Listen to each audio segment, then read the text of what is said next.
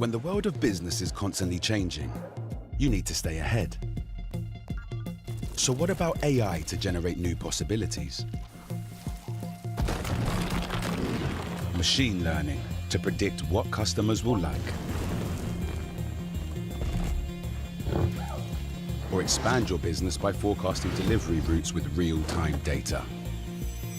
With the power of the cloud, imagine how AWS can transform your business.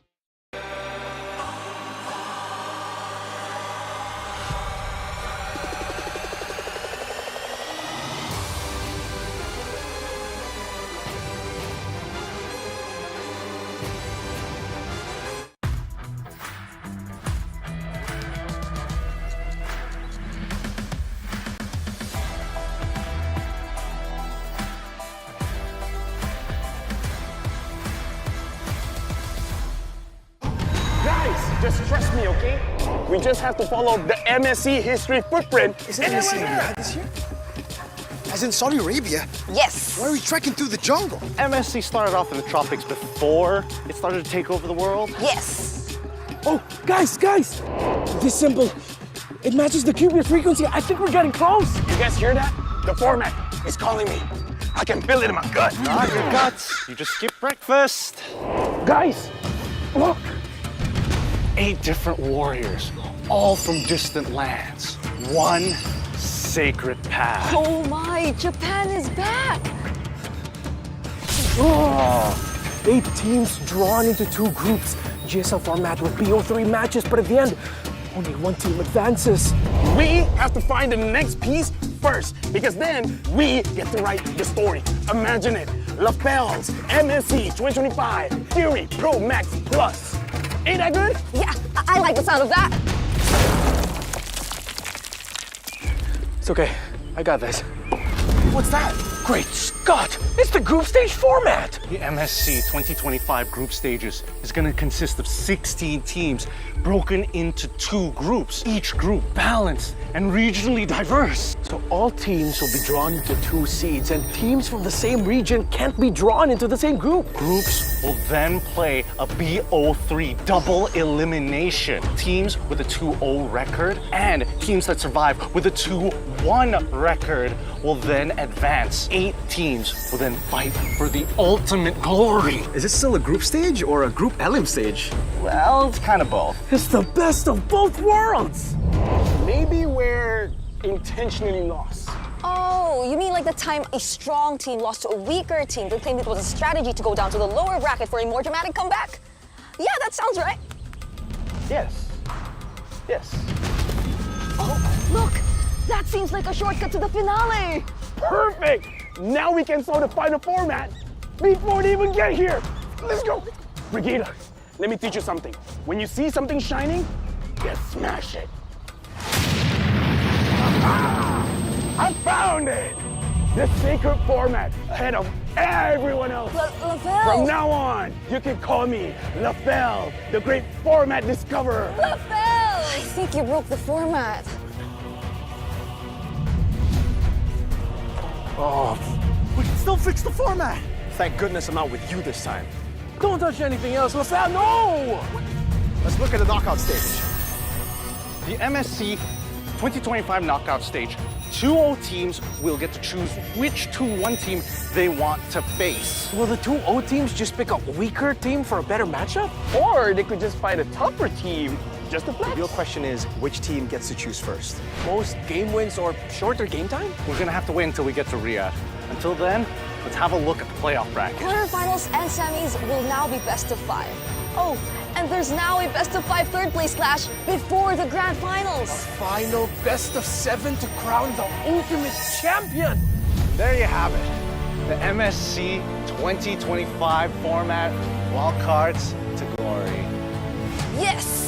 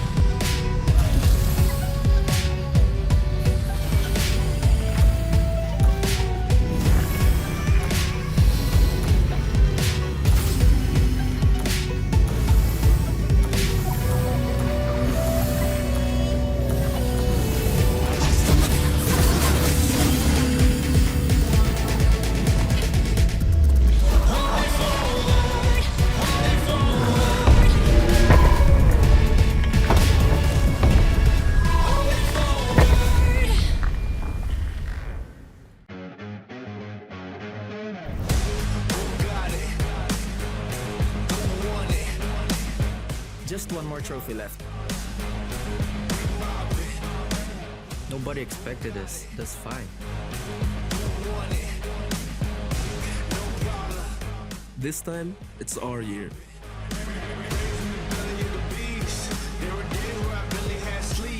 We're locked in. More than competition. I can't live like the opposition. Living everything I dreamed of. Doing everything you think of. The way I work, I'm on the brink of. Doing everything you dreamed of. Only aim for perfection. Ain't no half stepping. I'm gonna take you back. Spitting facts, you gotta live with that. Who got it? Who won it? No problem. We mobbing. In the city, plenty havoc causing. Do or die, it's either all or nothing. Best believe I'm leaving out with something. Anytime I got the crowd jumping. Throwing raves, you know they fist pumping. I'm the king of this function. It's comeback time! What you do if you have my life? Work like Everyone knows who will win MSC 2025. just to have that ice. Let them dudes fuck, trying to have that price. In the yo, cooking about to add that spice. Nowadays, we never had that fight. When the push boom, let it burst your pipes. Pipes.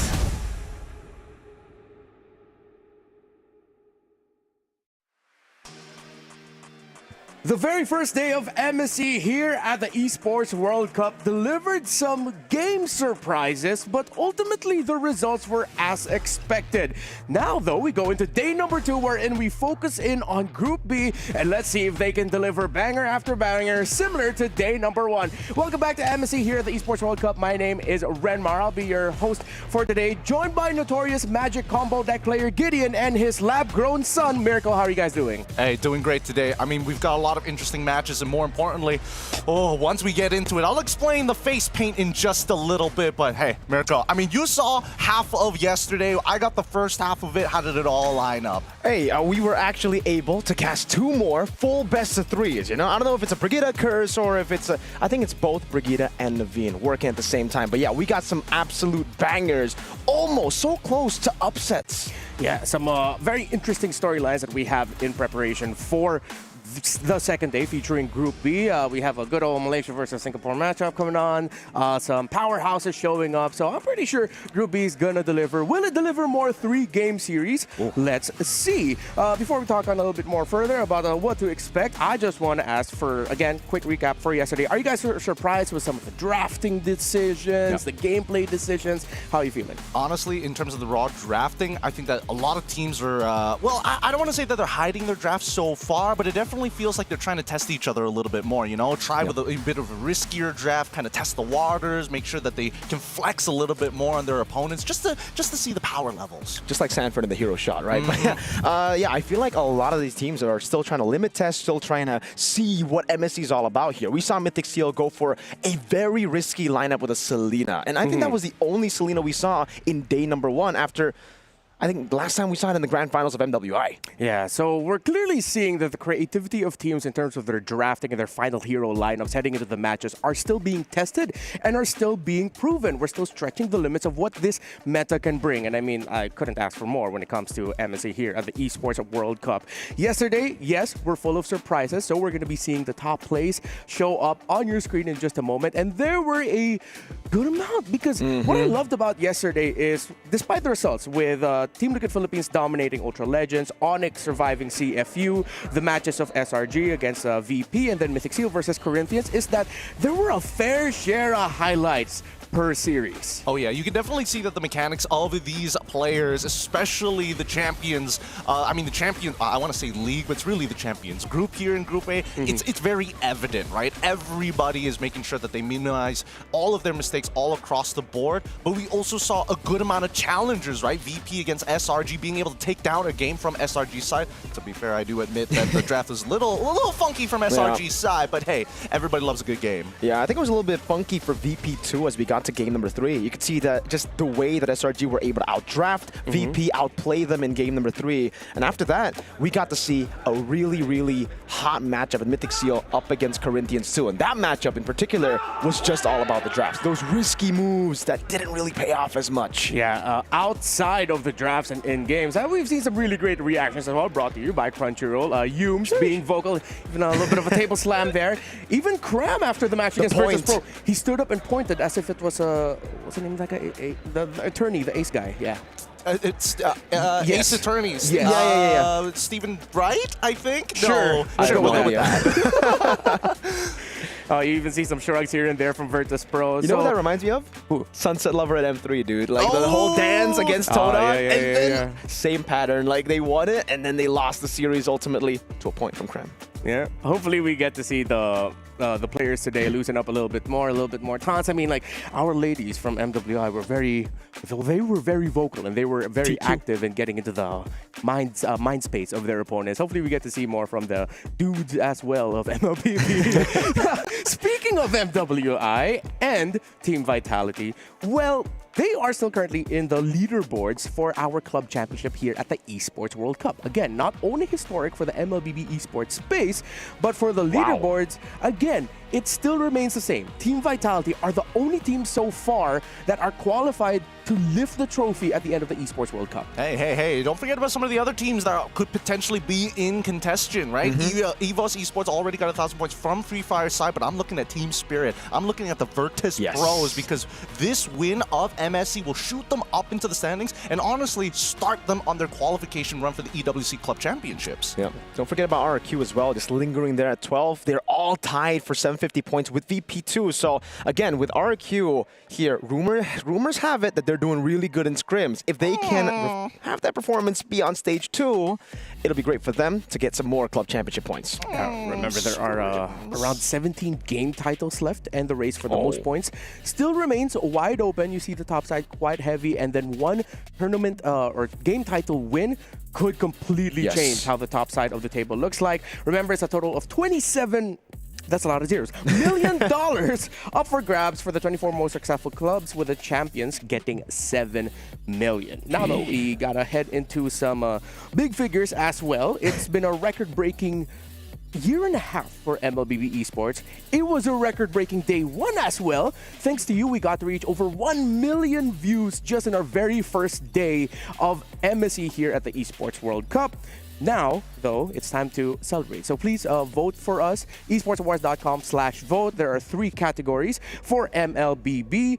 You got the Tournament of the Year, Game of the Decade, and Game Publisher of the Decade as well. So thank you so much for all of your support. We literally wouldn't be here without you. Yeah, I don't know where I'd be. Yeah, I don't know where any of us would be without you guys. Hey, if we're able to beat 1 million PCU yesterday, how about today? Support your favorite teams, and even if they're not from your own local region, definitely make it a little spicy in the comments. We want to hear you guys. For sure. Yeah. I think it's time to remind our viewers, though, of the bracket that we find ourselves in, because interestingly enough, for some reason, we still are getting a lot of questions in the comment section. So let's take this time to remind you of what to expect for our group stages, how the format works, so that everything is clear. We have 2 groups. We're going to focus on group stage. Wildcard is already finished. So we have 2 groups of 8 teams with 16 teams, double elimination, and the top 4 per group advance to playoffs.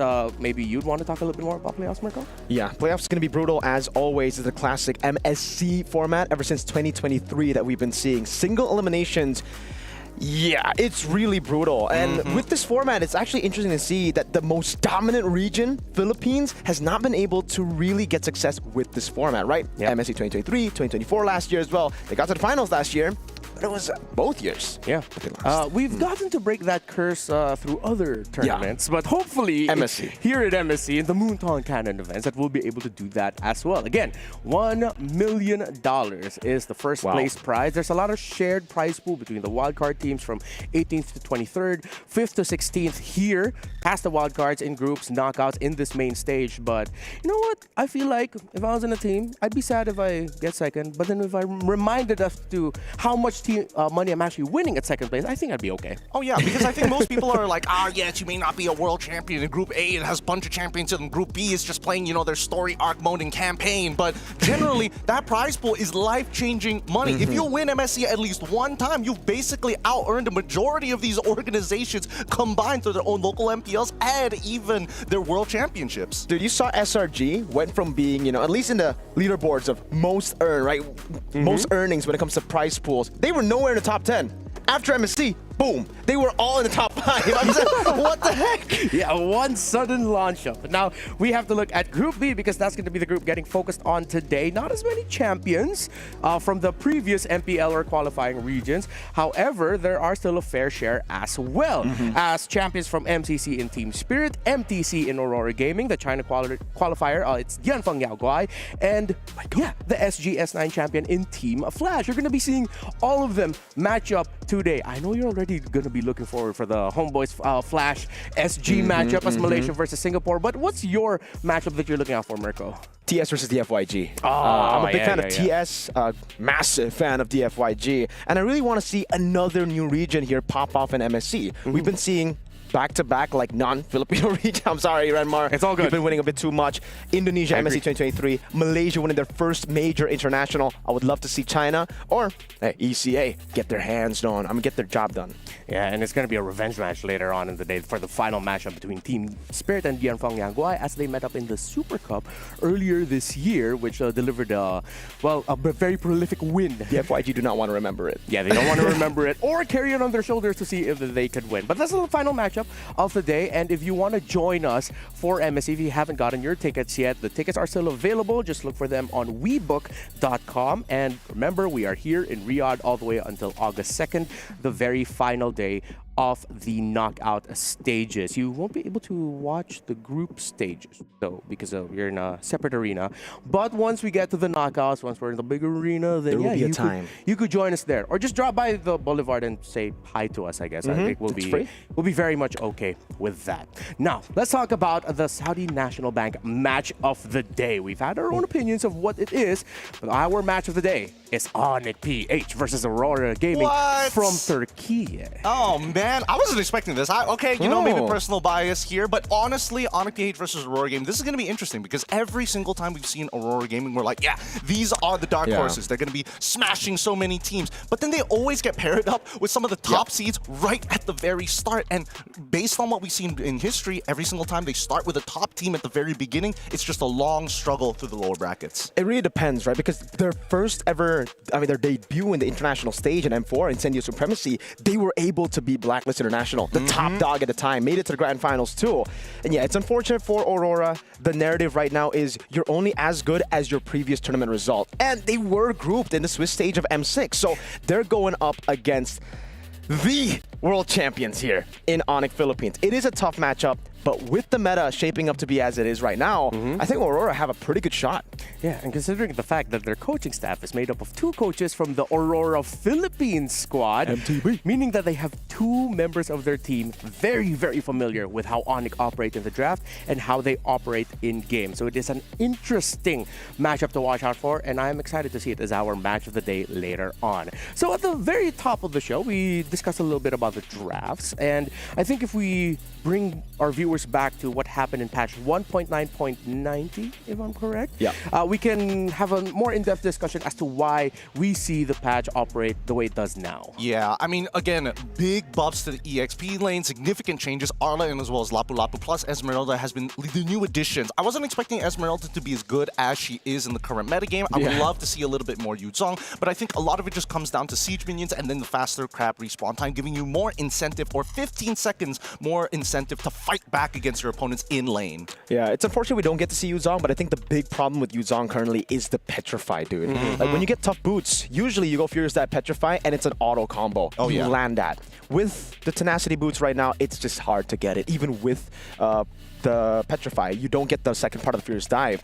But I think the biggest change in this patch is actually what was not highlighted there. I think the movement around the river has changed a lot in terms of the team dynamics and how many more team fights we're getting early on, plus the delayed jungle spawn, jungle creep spawn. As much as I love to talk about the patch and keep going for another few minutes, we have more chance later on, especially in the drafts and especially in game, to discuss what's happening in the meta and how it has affected the play. Now it's time to look at it from the tournament perspective, and let's look at our Aramco power ranking. So heading into day number 1, we got to rank our teams personally, and I think it still remains the same. We are now looking at, oh no, this is the same graphic from yesterday. So we're seeing a good amount of Group B teams actually in the Dark Horse and Fighters column. Yes, I think this is where it gets a little hard to kind of predict how Group E is going to go. I think everybody has like a rough idea of how Group A should quote unquote, should shape up, unless, you know, some of the bigger teams drop a couple of games here and there and dip down. But Group B is where a lot of the storylines are going to be built off from the MSC. It's a strong foundation, especially for regions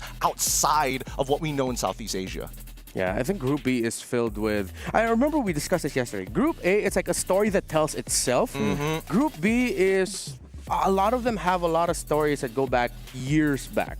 Tournament results. We see good amounts of that in Group A as well. But there's something about Group B that I look at. It's like, if there is going to be a team that you don't expect to make it into the finals, they might be coming from Group B, like with the roster that they have there, the stories that they have. So let's see if Group B will be the group that delivers surprises. And no, I did not get shocked just now. With hopefully you got to hear the battle cries, because if you didn't, then I'm just the dude who got surprised out of nowhere.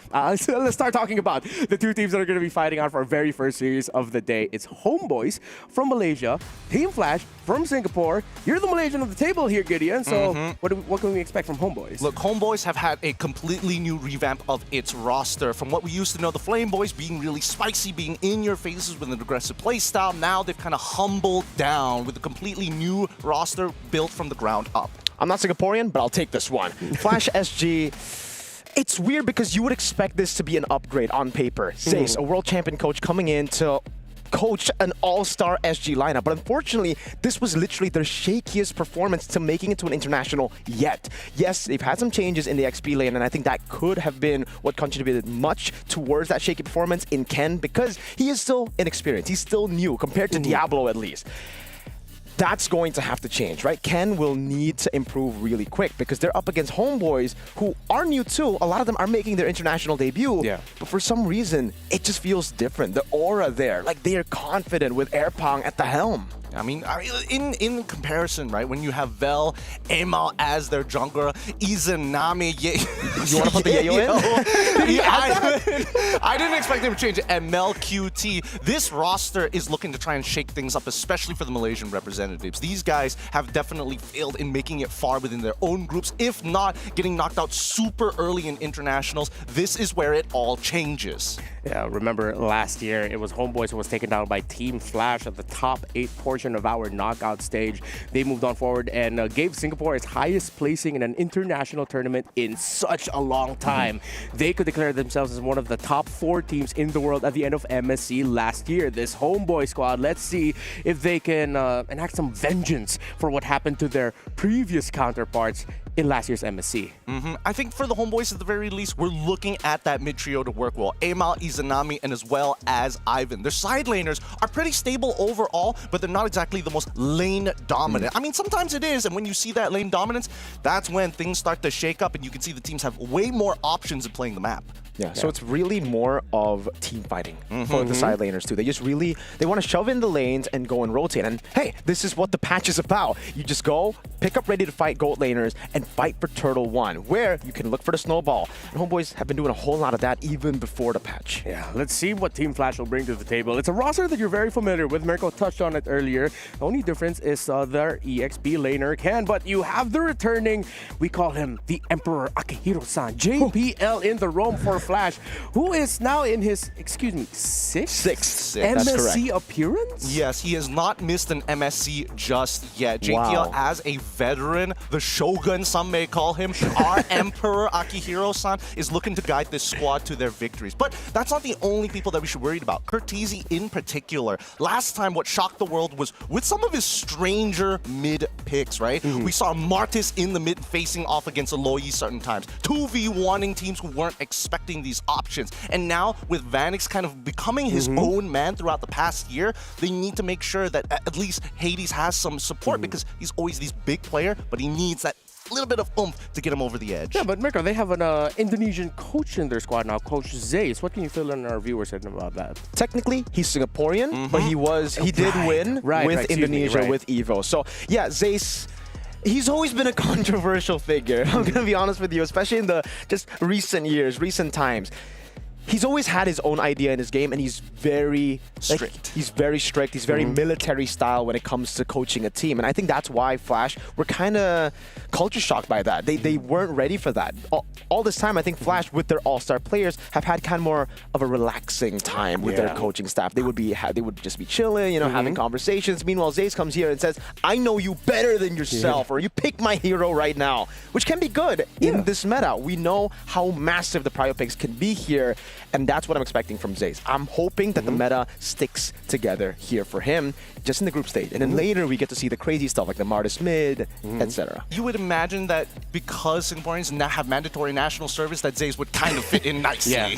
Well, they were able to win a championship in Singapore, a 4-peat for Team Flash. But of course, as we all know, esports players go through a lot. They sacrifice a lot. Well, I think this one is a story worth hearing, so listen in on this.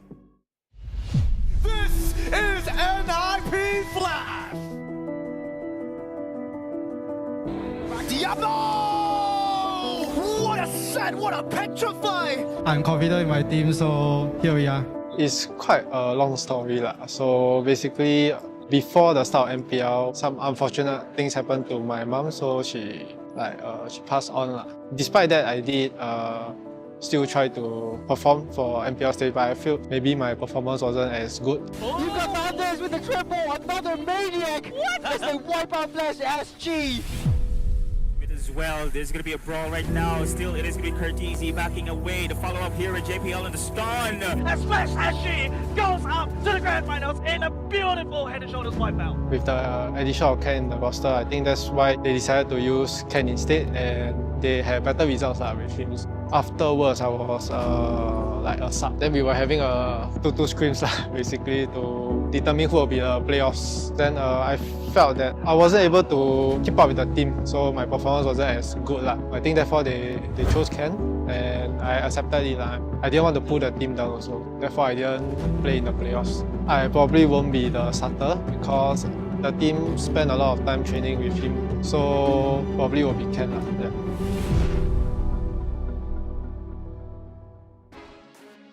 Well, we got a chance to talk to Diablo earlier today. It seems like he's in good spirits to help support the team in what way he can, and no pun intended there, in what way he can. But it seems like he's very happy to be here as well. The team brought him out, and we might not see Diablo play, but know that he'll be backstage really supporting Team Flash. In just a moment, we are now going to be seeing the draft, and it's time to talk about the juicy picks that we can expect. Can we actually expect, with what you mentioned about Coach Zace and his style of coaching, for Team Flash to bring out one of their signature, what the heck is going on, how is this working picks? I'm expecting more orthodox picks here, especially in the group stages for Zace. Knowing him and his patterns before as well in the regular season, he likes to play it a bit safer up against the bigger teams when there's a lot more risk. But yes, later on, when we get to see a more lopsided matchup, if you think so, we will see more of those crazy cheese picks from Flash. I don't know. Is it hoping too much for me? I kind of want it right now. I mean, that makes so much sense. Like, you can literally yell it out to him right now. Zace. Guys, come on. Guys, come on, please. No, I totally agree with Mirko here. I think that if there is any time that Zace would be a little softer on the team in terms of what options that they're going to go for, probably it will come if they win this matchup and still are in the upper bracket. That very first game is where they're going to do it. Because right now, being able to keep those two lives for as long as possible is always going to be a high priority for a majority of these teams. Going down to the lower bracket is actually kind of dangerous, knowing the potential teams that could fall down. But let's jump into the draft, right? Team Flash SG on the blue side, facing off against the Homeboys on red side. The priorities are looking a little similar from what we saw yesterday. Yeah, but it's a bit odd knowing Hades and, you know, how he really likes to get his hands on assassins. You wouldn't really expect these kind of bans. Harith gets taken out, so that means that maybe Flash SG are still trying to plan out for an assassin like a Joy. But I think the big picture should just be a Baksha that we have been seeing a whole lot of prio from the first two matches that they won, but then completely forgot about it in the last two matches that they won. Look, I don't want want to get into that, man. Like that's where it got really. I'm not gonna lie, I got really salty about it because the diversity of damage was like such a problem sometimes that you're forced to put Kimmy into an awkward spot, and then Boxia could have just completely countered it, but nobody wanted it. Yeah. Oh, there we see Boxia, but it got taken out, and I think this opens. Oh, wait, weirdly enough, this opens up a Uranus rush for Flash SG. Boxia is one of the main answers to that, and they could go ahead and prioritize it. By the way, yes, JPL, it's his 5 prior MSC appearances. He has scored 337 assists, the highest among all players in the tournament series history. It's not a Uranus first pick, it's a 1-1 rush. Yeah, and this is a very, very risky pick. Again, yes, 1-1 is very prio, ladies and gentlemen, but it is very easily countered. This was the first pick for CFU against Onyx ID, and it worked out for them mainly because I think Onyx ID just completely disrespected it, did not pick any of the counters, which are open, up for grabs for Homeboys. They could just pick up a Farsa and then build off of that. Yeah, we'll see how this is going to go, right? Because again, Flash SG wants to kind of skewer and kind of influence the draft with this first pick. They could have gone for Kimmy, they could have gone with Farsa, they could have gone for the Uranus, but now the Homeboys going for the Irithel into the Arlet. I'm down for it, right? Because it still tells Flash SG, we know that you don't scale as well, so you're forced to be looking for the scaling style of heroes, especially in the mid lane. Yeah, first 2 picks really good. You already have the lane response to the 1-1, and then in the overall team fighting picture, the Arlot should provide enough disruption to what is expected to be a very condensed play around the tanky fighter jungler lineup for Flash SG. Yeah. What's scary to me right now is the fact that Homeboys are kind of setting up for a Fredrin in the jungle with the Arlet pick, right? Yeah. If not Fredrin, maybe we'll see something like an Akai. And both those picks are pretty good for the 1-1 pickup. So Flash SG could try to build more for the mid-prio now. They go for the Juicin and the Kalea. That should guarantee mid-prio. And in a way, it is not really the best combo. You don't usually want to pair up Kalea with Juicin, but I understand it here. Kalea, you lock people down so that the 1-1 gets a free crossbow attack, and now it puts even more pressure from Homeboys, as they will have to decide whether to go for the utility jungle in Fredrin that is very unsafe, or keep it steady and just go for a flex pick again to get into second phase. I mean, they can also lock in the Kimmy almost straight away as well, knowing what their R4 could potentially be in, but then that opens up a lot of options for Flash SG to look for these big punishes in that second phase. So far, I think that Flash SG has a really good option. Homeboys now leading into their frontline tank. This is perfect, right? This is planned from the get-go with the 1-1 opener. Homeboys, they're going to need a little bit more burst damage at the center of the map. I think their control's already solved pretty much. A little bit more reach is needed. They respect ban the Tigreal of JPL, who actually played 5 games in the grand finals of MPL Singapore, all as Tigreal. Tigreal taken out here. Interesting. So they're expecting the Kalea to go XP.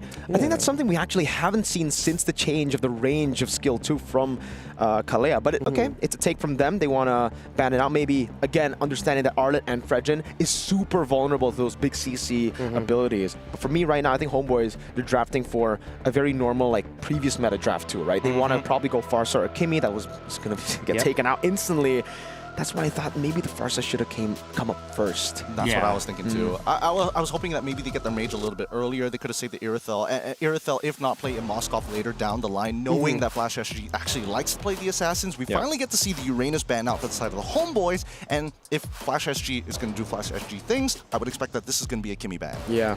Okay, with the Kimmy taken out for Homeboys, that leaves Zetian, but then Zetian and Fredrin together in the entirety of MLBB here at the Esports World Cup has been so missed, not even hit or miss, it's usually missed because it's overload on utility and not enough damage from the early to mid to cross you on over to the mid to the late game. Well, here's the thing, there is actually an idea when you have the Arlet in play, right? That's the main reason why people take the Arlet when you have these types of utility junglers on top of a utility mid laner. So again, we don't know whether this Arlet is going to be playing as the mid trio or the EXP lane. There's no way to kind of predetermine that matchup. So let's see what R4 has to offer for us, right? This should technically be the mid pick. If not, we probably will get a predetermination of who's going EXP and who is going support. I really don't. I'm not a big fan of the Arlet in Rome, so I would say Arlet should be XP here. I'm thinking of Flash right now. I think the Lapu Lapu works really well, and I think Flash have already banned out the proper components that would strengthen Homeboy's lineup. This is just about how you finish the draft. Homeboys, they go for the Mathilda. There you go. So that's the guarantee. Arlet will be going XP, Mathilda, and Fredrin. Flash, do they now try to go for...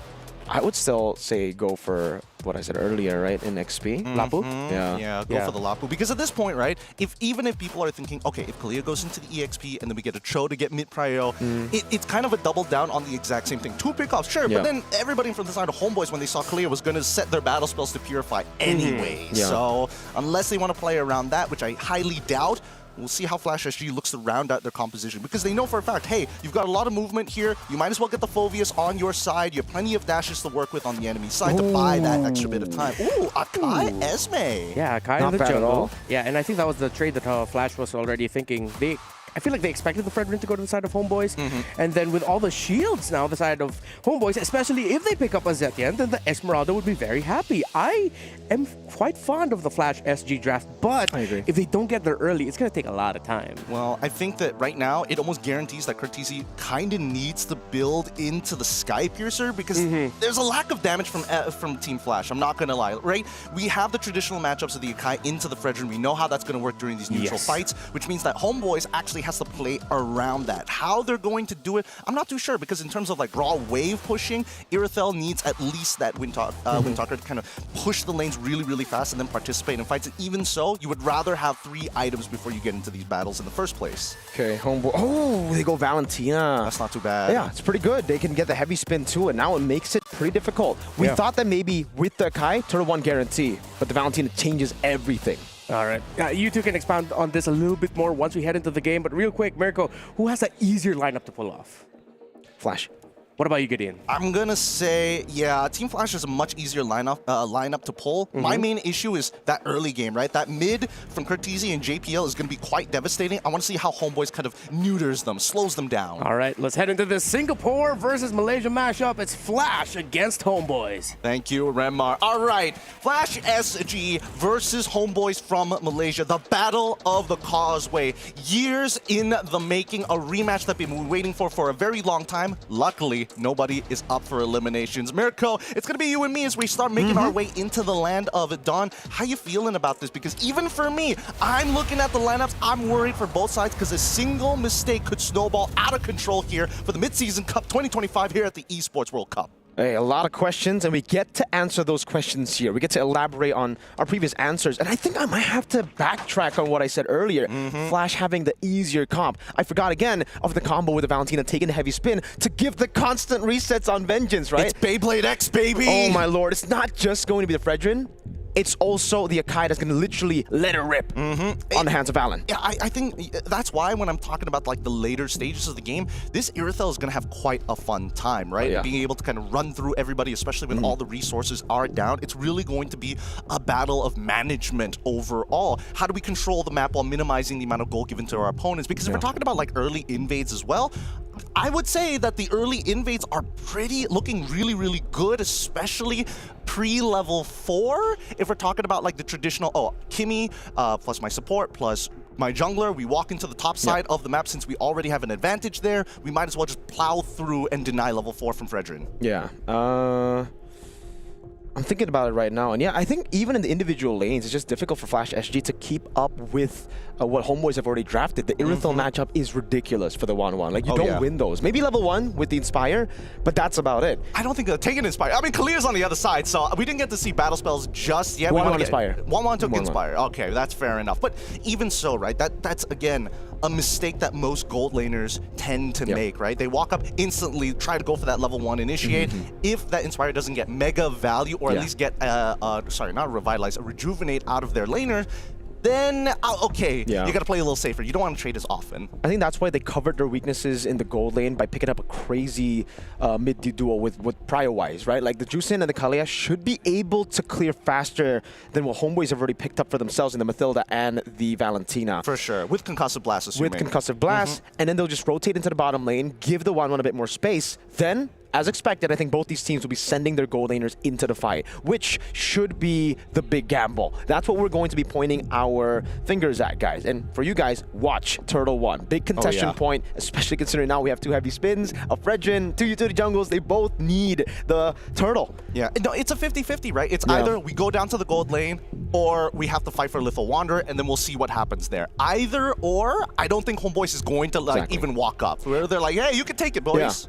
And there's more pressure on Flash because they can't really play the weak side of the map. The Irithel is just too safe and is a winning matchup already up against the 1-1. So you either win Turtle 1 or you wait and scale. And I don't think you want to do that with a 1-1 in your composition. This is a pick that wants to snowball, wants to get those mid-game team fights rolling, and you want to end the game before people get Winter Crown. For sure.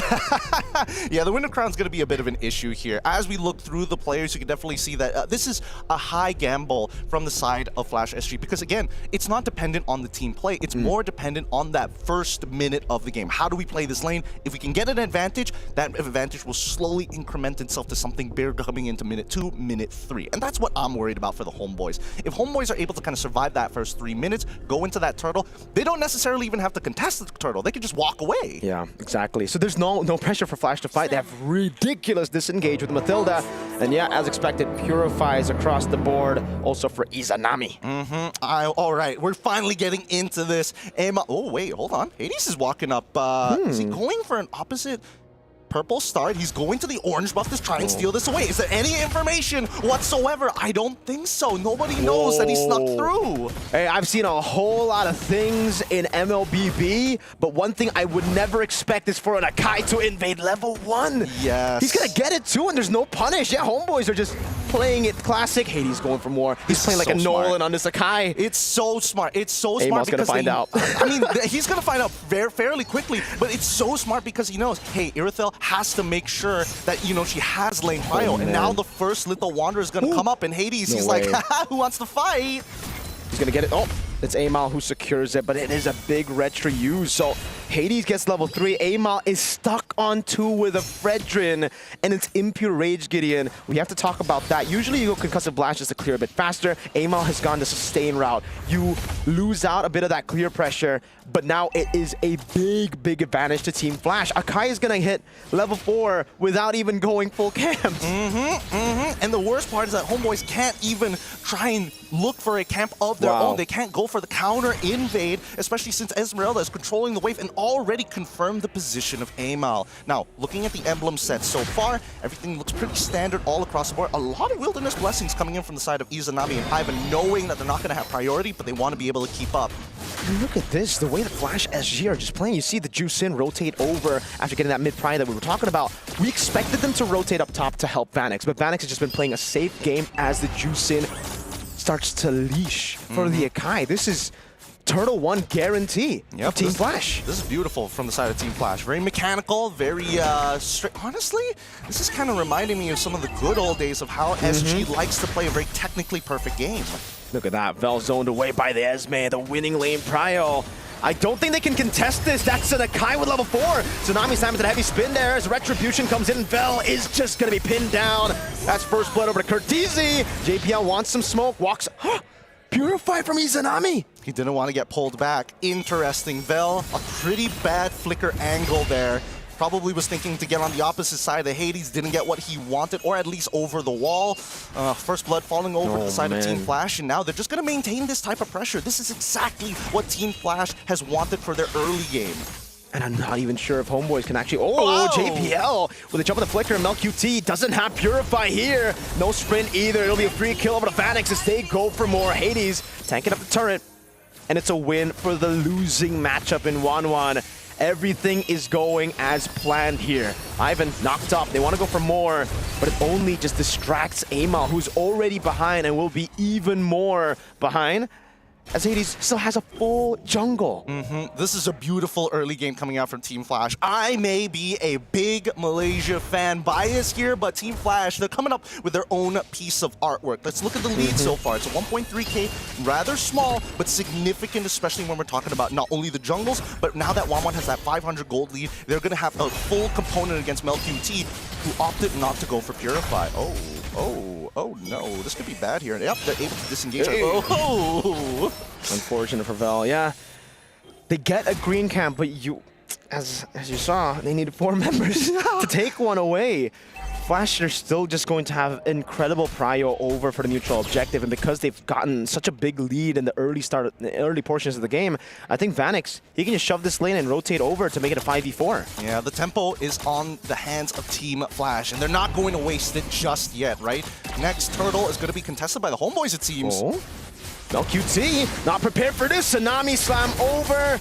That is a crossbow attack and Inspire. A bit unnecessary, I feel, but it's all right because they get a trade over up top. And now it's up to Homeboys to look for a big fight. Let's give it the heavy spin to zone Hades away. And it does seem like Amal is struggling to take this. Hades walks up, gets in place, and wins out the red tree. The JPL rotates over. Two-man Thomas. Hades is trying to escape now. Fell looking for the vengeance stacks, but it will be Kurt who peels off of Hades. And it becomes a bad fight. A 4-0 start to the game for Team Flash. They go for more. A super long team fight. And Homeboys have no damage. Another pullback just to let Ken dance on Bell.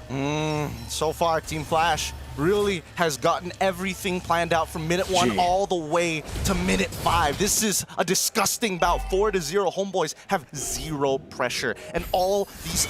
Honestly, it all started with the fact that Team Flash, they're exploiting every little thing from the side of Homeboys. You don't have a priority over mid. MLQT decided not to take Purify. All right, they can divide and conquer, and now Hades has extra confidence. Look, even Vel can't really deal with the pressure coming in from this Esmeralda. Ken is playing a strong game too. It's so good for Team Flash at this point of the game, man. Gold distribution. Oh, man, 30 minions already taken. Well, I mean, that's not 30 minions. 30 gold over from the minions. Now they're going to go for the mid lane. Ken rotating over. JPL, leave it back, able to get the knockup, but it's a double Beyblade battle. He's Tsunami Kana following Starmoon Ken in the midst of it all, just dancing around. His stats a big Appraiser's Wrath that lands, but Phoenix gets taken out by the crossbow. Now another knockup from Curtizi.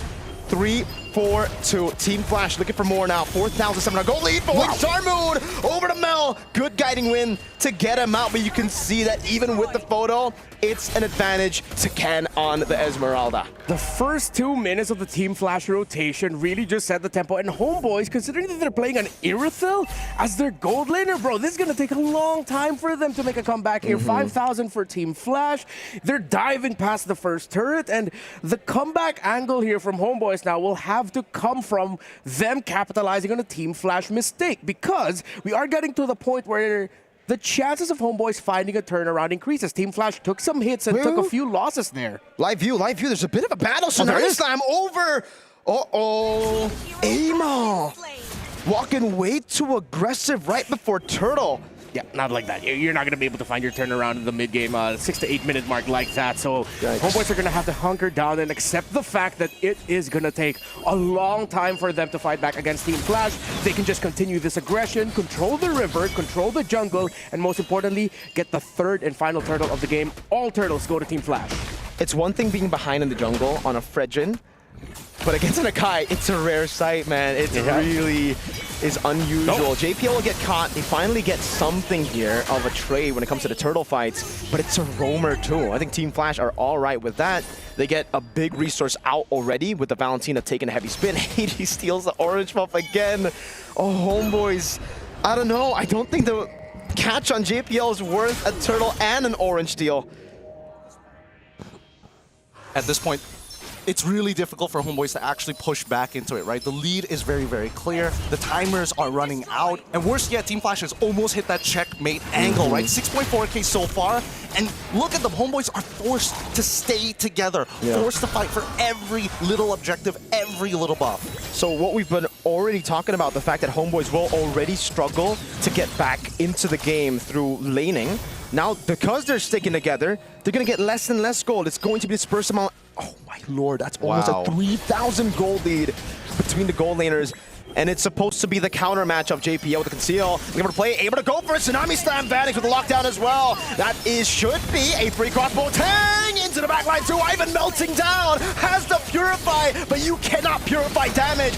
Amal, massive Appraiser's Wrath, but he's a bit too behind to deal any damage. Holy shield. I mean, Team Flash right now is playing a strong fundamental game. Exploit the weaknesses, maintain that tempo, and utilize your lead against your opponent. Because you're not only so far ahead, but because your all-timers are just so much better. Homeboys have to use everything defensively. Every single time they react, it's a winning scenario for Team Flash. Man, Mel walked up and JPL felt no threat. He was just like, all right, I got you, fam. I'll walk back as well. This is Team Flash's, I would say, maybe this could be the explanation to why they were super shaky in SG. It was Zace implementing his style of MLBB into the team, and it took a while.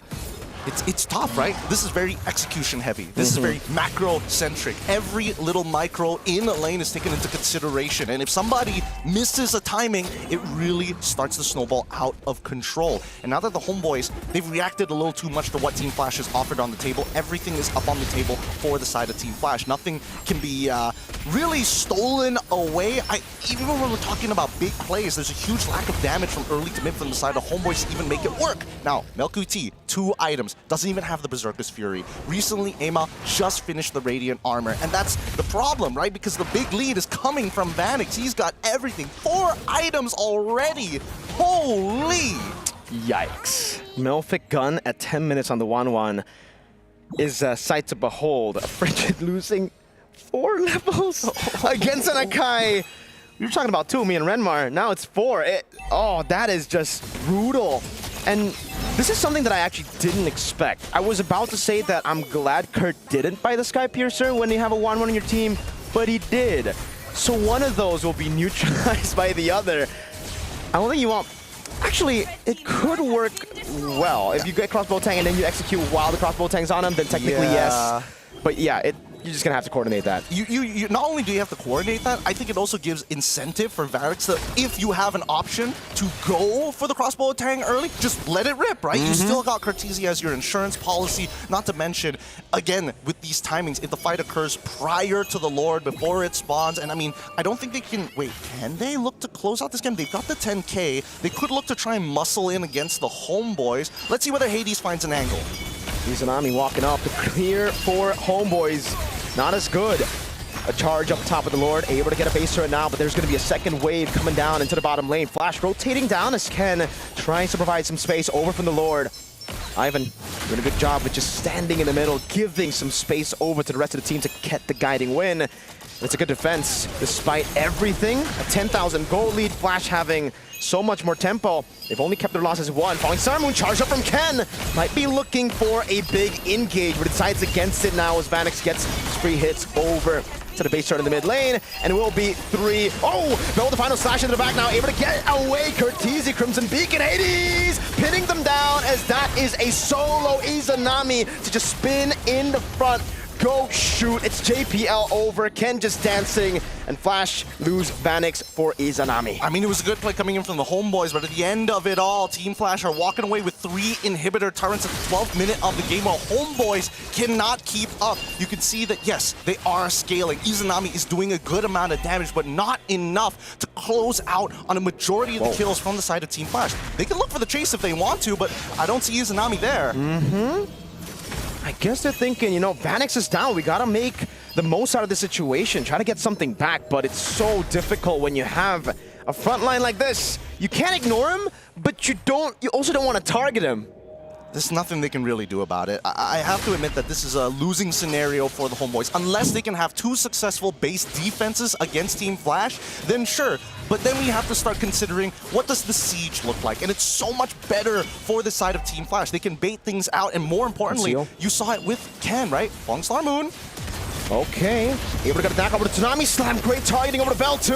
Crossbow Tang ready, and it will be cancelled just for a bit until it gets unleashed onto Amal. Praiser Strat landing. Good read. Falling Star Moon from Ken on 3 as they collapse on him. One more shot. Vanix gets another. It's a double for Vanix as Ivan gets swooped back into the base. Curtizi with 3 of the Sky Piercer stacks, executing the members of Homeboys with a wipeout and a stomp in game 1. And this is what I'm worried about every single time we see Singapore versus Malaysia, and especially with this lineup from Team Flash. The higher the prize pool, the probability of them winning just skyrockets. My goodness, Team Flash look incredibly sharp. I think both of you said it, they are so systematic. There is a scary formula to how they operate in the early game that within just like what, the first 2 to 3 minutes, it looked like next game, Team Flash already has this. I think it's it is bringing back the SG of old. Last year when we saw Team Flash, they were like, oh, it's a meta where we need big playmakers, and that's why Diablo was such a huge integral part. And also, let's not forget about Curtizi with his crazy picks. But now they're going back to the good old, we take small exploits and see if we can chain them together to make a huge lead come through in the mid game. And I love this version of Flash better than the previous one. They've literally just traded out those crazy picks in the draft to crazy plays in the game. There's just those little movements like invading early on the Akai, a subversion of Homeboys' expectations, took them out. Yeah, that subversion, I feel like, shocked not only Homeboys, but all of us here. There's always an asterisk when you talk about Singaporean teams and international tournaments, when you talk about Team Flash in international tournaments. Here this time, it feels like in their first appearance, it's a very loud statement right away. It's like, this isn't the SG or Team Flash of old anymore.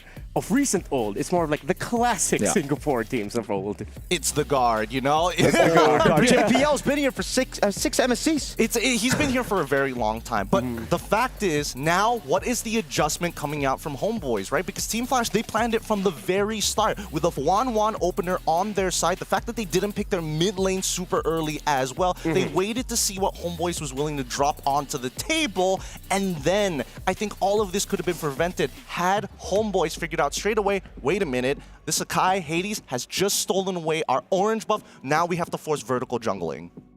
And they can't really do it. That vertical jungle was non-existent, right? Because he rotated over the top and they decided to fight for a few camps instead of trying to look for other trades.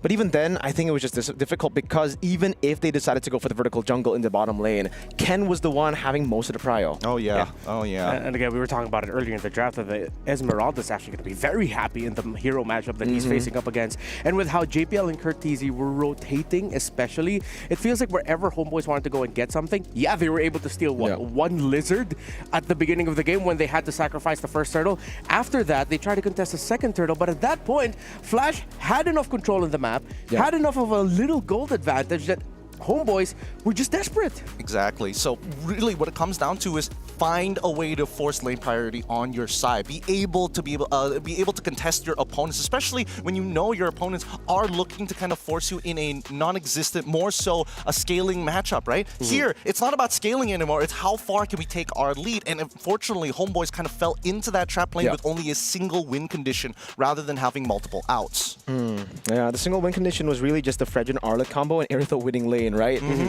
It's, wow, I was just, honestly, I don't really think this draft is horrible in any way. It's a very safe draft. It was just that Flash SG played it so well. Again, that little invade, that subversion of your expectation. You would never think that Akai, level 1, would invade your orange buff. Yeah. I mean, I do that all the time, but I die.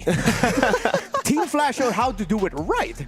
And from there, it just seems like they were operating, I was observing their comms. You could hear very specific shot calls. One guy wanted to go here, they'd be going, no, at this moment, you have to be here. So they're at that level now. Oh yeah, they're playing not only systematic, but they're trying to work like an absolute machine. This, again, is probably what Zace is implementing for this squad, right? He comes from a very traditional MOBA background, so he understands each step of the game has a timing that they want to hit. And if you don't have priority on one side, that kind of alters the plan just a little bit. So again, it also forces the team to play at a high execution rate. Because let's say Vanix ended up dying in lane. Oh boy, now we have to adjust. Yeah, this is what it feels like to... I feel like we are just witnessing generations worth of STEM-focused education. That's what we're getting right now from Team Flash SG. Yeah, I really want to go even deeper here to understand why they did it. Akai, level 1.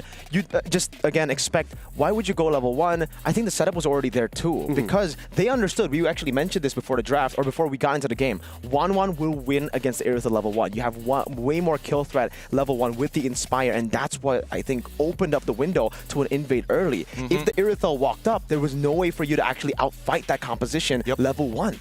Yeah, I feel like now, though, what the Homeboys are going to be looking at, yes, it wasn't a bad draft, but at the end, that's why I posed that question of which draft is actually easier to pull off. So maybe that's where Homeboys are going to look towards that, and maybe even more multiple win conditions. But it feels like, because of the ordering also, I remember both of you mentioned this, some picks could have come a little bit later, they could have had more room to adjust, but then with the first 3 picks already, it feels like they were just shoehorned into playing this way that Team Flash had enough room to adjust it in the second half of the draft. Yes. I mean, let's also consider that this may prove to be a potential exploit for the side of Team Flash, right? Because again, if they are going to be saying, hey, we want to be able to get Vanix on these particular picks, can he play every single gold lane pick? And because Hades, he's flexible. We know he can do it. And as long as they have a mid duo that's actually winning, things become a lot easier for them. I think now that Homeboys have kind of identified, all right, not only are they playing for mid, Hades is kind of a non-factor in a lot of these matchups because he can play the Sakai in that 3-tank trio in the jungle. We need to make sure that Vanix has a bad matchup now. Yeah. I think you just have to lie. Homeboys have just been too brutally honest in their drafts. Yeah. Oh, wait, no, I feel like that's been a theme that we've had so far here at the From EWC. MWI? Yeah, sometimes you just gotta lie. Just lie. Sometimes you just got to be dishonest. Okay. Yeah, we're talking about drafts here, Yeah. folks. We're not saying anything else. Don't cheat on your wives. Yes, that's a Especially at a concert. good. Hey, That's cold. that's cold. All right. So now for the second game, I think we're all in agreement here. Drafts-wise, Homeboys, be a little bit more dishonest. Don't show your cards too early.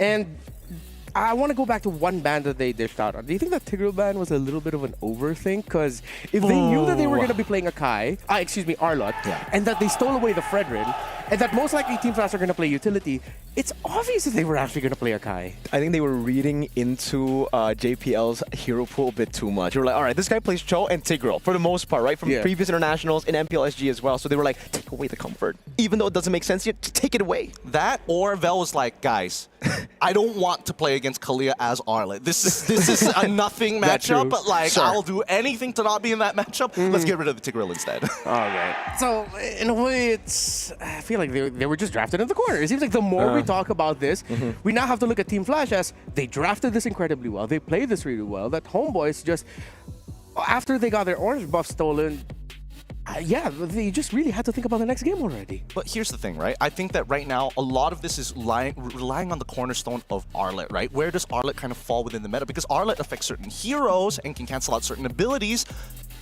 but Team Flash went around it, very clearly going around it. They could have gotten Farsa if they wanted to, but they instead went for the Zushin. Yeah, all right. So those are our notes of what could happen or what the Homeboys could look to fix heading into their draft for game number 2. But before that, let's learn more about Team Flash's journey heading into EWC.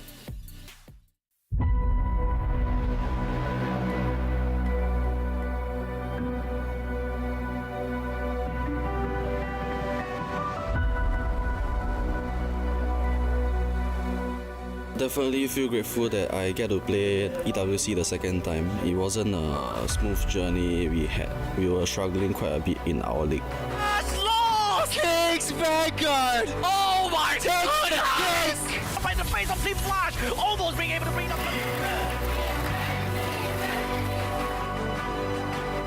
Honestly, I feel that the most important thing for this current EWC is who can adjust to the current meta the quickest.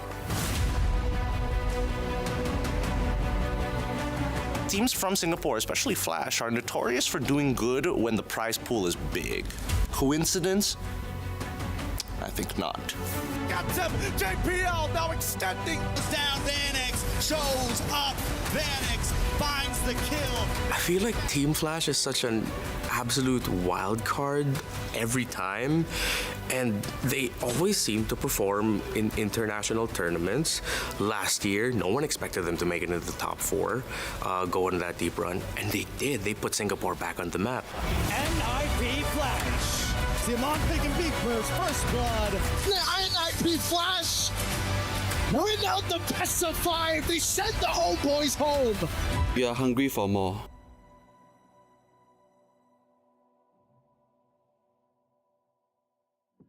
Well, very clearly that Team Flash are very hungry for more with how they played in that game number 1. There's no doubt.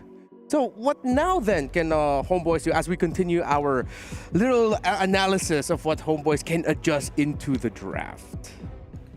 I'm saying, I'm throwing it out there. Okay. Take blue side. First, take blue side, see how they respond on red side. And I think the order of bans need to change just a little bit more. Because again, Uranus could have been taken there. They could have a non-off lane. They prioritized that combo a little too much. And I think teams need to kind of need to flex it a little differently. If they show Fredrin early, okay, sure. But then at least then the signals aren't as clear. Yeah, I think I'm pretty okay with staying on red side. I understand why you want to go for blue side, but even staying on red side here, I would just say get more, just lie a bit more, be dishonest in the draft. Because again, when they picked up the Irithyll, we knew what was coming, and Flash knew what was coming a few moments away. Like, they knew the Fredrin was coming and it was already countered by the 1-1. So they picked up the Irithyll, which was going to be a counter to the 1-1, but then they gave more value to the 1-1 in the end. Like, if you want to go for the counter, I would just say go for the Farsa then. If you want to play that kind of composition where you can at least outrange and burst the 1-1 before the Fredrin gives a free crossbow tank over. This could be a double-edged sword though for Homeboys, considering that they are going to be going on the blue side, which means that the whole dynamics of the draft changes from how they were drafting onto the red. It seems like on the red side, they were putting a lot of power priority into their side lanes with the Arlott and the Irithyll. Should they change their focus and look at the center of the map instead? I think they need to start to disrupt some of the other combos that are currently within the meta. I think that the Kalia, the fact that it got so far, is already pretty interesting. We see a Fanny ban being pretty consistent on Flash SG, which is kind of strange to see it on red side. Usually it's more of a, hey, blue side I would rather get rid of it most of the time, but I think that's totally fine. Yeah, it's a bit odd, I would say. Like, considering, again, I think Flash SG, they usually want to get Hades on a pick like a Fanny. That's what I thought, too. Again, Lancelot was the previous ban on blue side. I wonder if they want to just replicate what they did on blue, saying, hey, this strat works both sides. I wouldn't mind. Again, it's all relying on that 1-1 opener, whether even Homeboys want to consider it, right? I mean, we'll see. Harith, another interesting ban here. I feel like Melq, it's interesting because Harith is one of those heroes where it's like, if you have the mechanical ability, the laning phase becomes a non-factor until you get to the very end. But then, now that you've taken away a gold laner that actually utilizes magic damage, you're forced back onto things like, the Brunos, you're forced back on the Irithylls, all attack damage-oriented heroes. I feel like also Flash SG may know some things from scrims, but the results of yesterday as well, where we saw some significant Harith performances, maybe that one's getting taken out. Heb, of course. For Homeboys, Eason Shin might be available for them to pick up, or the Uranus. I think to keep it simple for them, to keep it standard, nothing too crazy with their ideas, I'd like them to consider just prioritizing those two, Eason Shin or the Uranus, or maybe, just maybe, even the Kimmy. Yeah, I think the Eason Shin should be the choice here for Homeboys, and that's why Flash SG have already changed a bit of their draft. I mean, at least in the bans. They banned Lancelot second previously. I think now they're definitely thinking about whether they should take out the Eason Shin or to go for the Lance again, because the Lance technically enables the Akai pick. Usually, teams have always gone for Lance when they see an Akai on the other side, just to outfarm the Akai and to have a way to just be untargetable when he goes heavy spin to win out neutral objective battles. I think, they're going to leave everything up in the open. I think this is more for Hades than anything else, right? You say the Akai, okay, you get the Lancelot. Worst comes to worst, you're going to be able to get the Eason Shin. Either way, there's going to be value for red side, because let's see what Homeboys go for their first pick.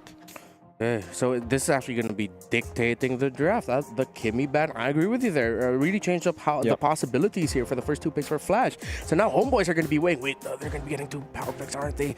We really just have to settle on one. I'd rather go Uranus. Well, excuse me, Juicen. Okay, center of the map, 100% win rate here in MSC. Not going to knock it. Not going to knock it. They're trying to do it again, aren't they? They're trying to get the Arlott, Fredrin, and Jushin. Again, I'm just ballparking it here. I'm not entirely sure whether that's going to be the end game composition, but Flash, as of right now, can immediately just go for natural combinations of Kalia Farsa almost straight away, force your entire composition to take Purifies. You could also just deny the Arlott, pick it up with the Farsa. That works too, because as a Farsa player, I don't think you want to go up against the Arlott. For sure. I think the worst part about that is that it does compromise.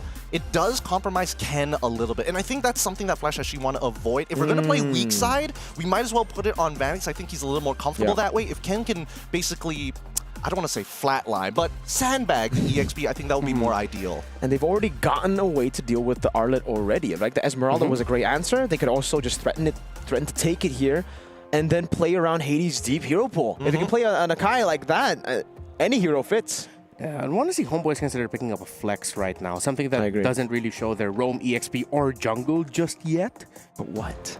I think at this point, Arlet is too volatile. I agree. Arlet is way too volatile. If anything, oh, okay, Lancelot, an early pick Lancelot for the side of the homeboys, knowing that they're going to have to play into the Kalia, but now the natural counter to Kalia, the God Thought as a means to, hey, it's a 2-for-1 here. Kalia goes for the pick, Feather Airstrike comes out. Oh, guess what? AOG coming through. Yeah, so, okay, they clearly show the roam. We don't see just the EXP and gold. All right, so homeboys being honest with this, unless somehow they put it in the EXP, but we rarely see Gacha EXP lane anymore. It's almost always in the roam. While Flash, did homeboys pick up the Lancelot because they were expecting Nakai to come out again? That could be a possibility. Could be. Flash. Okay, do you want to go gold at this point and just like try to take away the gold lane counters? Like, because if they go for Granger here, I think it'll be a bit too crazy with the Farsa already there, right? Like, it's so hard to land your abilities against Lance, so they go Joy. They go Joy, then they're probably going to take out something like the Moskov. They can leave open the Granger. Yes. You know, historically, Granger does not like Joy. Absolutely. I think it's actually more beneficial for Flash SG to actually pick up the Granger on their side. Because keep in mind, right, Joy at this point of time is looking to try to clean up a lot more fights rather than initiate on these fights, you know? Because with the temporal changes, temporal rain, and old Starlium sites, you can go in and out, chunk you out, get your ult back, come back in and kill you all over again. Now, they're probably going to be playing for their mid-trio. Make sure that Farsa is strong enough to be able to launch the Feather Airstrike early, hold on to Kalia's ult, chunk you out, and then let Granger and as well as Joy look to start cleaning up the messes. Esmeralda ban, I feel like that's a little bit of a signal that they might be considering Uranus in the EXP lane. Or maybe even the Arlet themselves, right? We've seen that Arlet is actually a good way to deal with the Lancelot. If she keeps dashing, you just keep on getting those resets too, and you already have 2 members on your team with CC to go for more resets. You can just pick up another one later on, depending on where. Well, you gold lane with CC.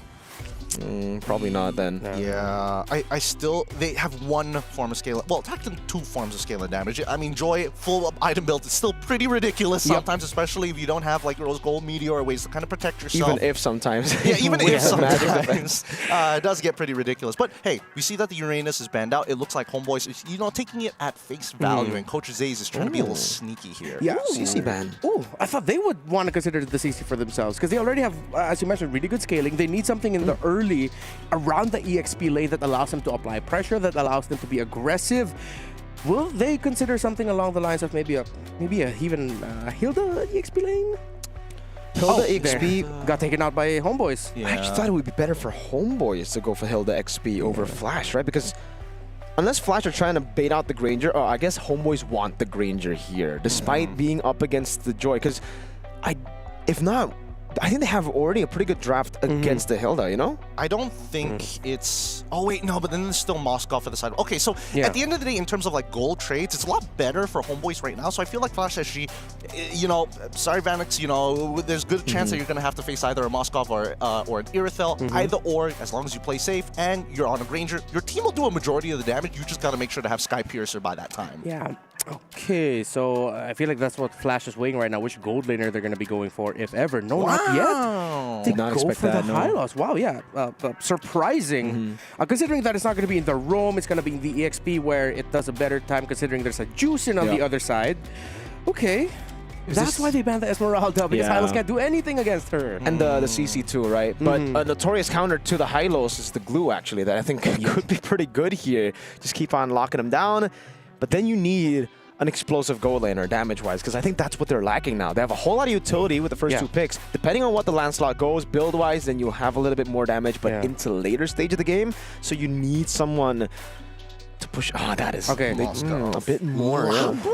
Lapu into this? Do they really want to dive that hard? Okay, it just means that right now Izanami is going to be the main anchor for the team. I thought that Mel QT plus Izanami were going to be that duo as the anchor like they usually do, but this time around, I think they want to get a little bit more explosive, right? The disrespect from game number 1 is not going to go unnoticed. So, if they want explosive, they could go carry, honestly.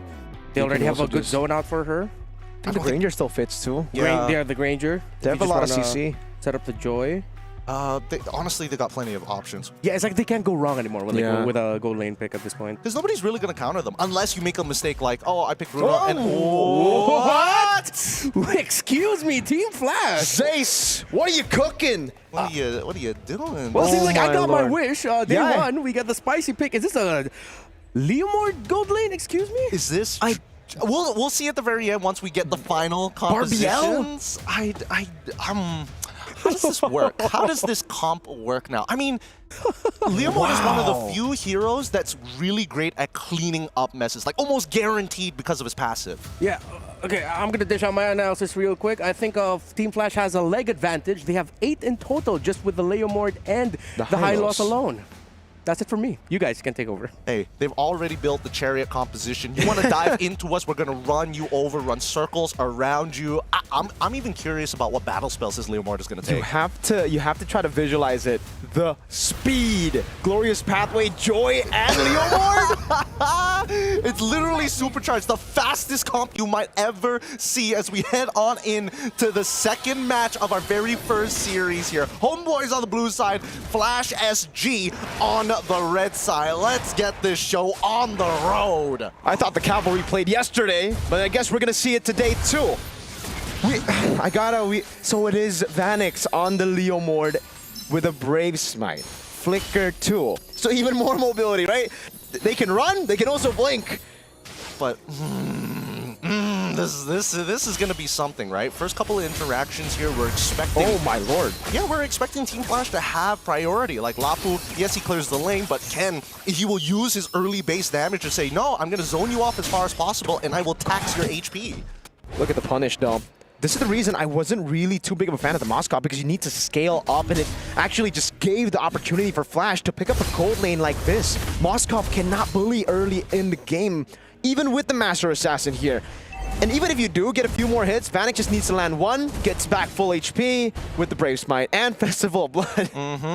He's going to sustain, right? But I want to see how Homeboys is going to look to punish this, because a lot of this comes down to mid-priority. We already saw that JPL got a... Oh, hold on. The damage over to JPL. That's a Lantern Flare 2. JPL to flick around. A-Mile, puncture, accurate, gets first blood for HP. And this is the thing, right? Team Flash, it's very clear that they are looking to push, not only push that lane, but tax Izanami. We saw it right at level 1 that they're looking to trade more than actually fight over priority for Little Wanderer. As long as they control that mid lane by taxing them, then at least the side lanes can breathe just a little bit more. But once mid priority falls into the side of Homeboys, they're moving over to the turtle. They're going to leave the gold lane on its own for now.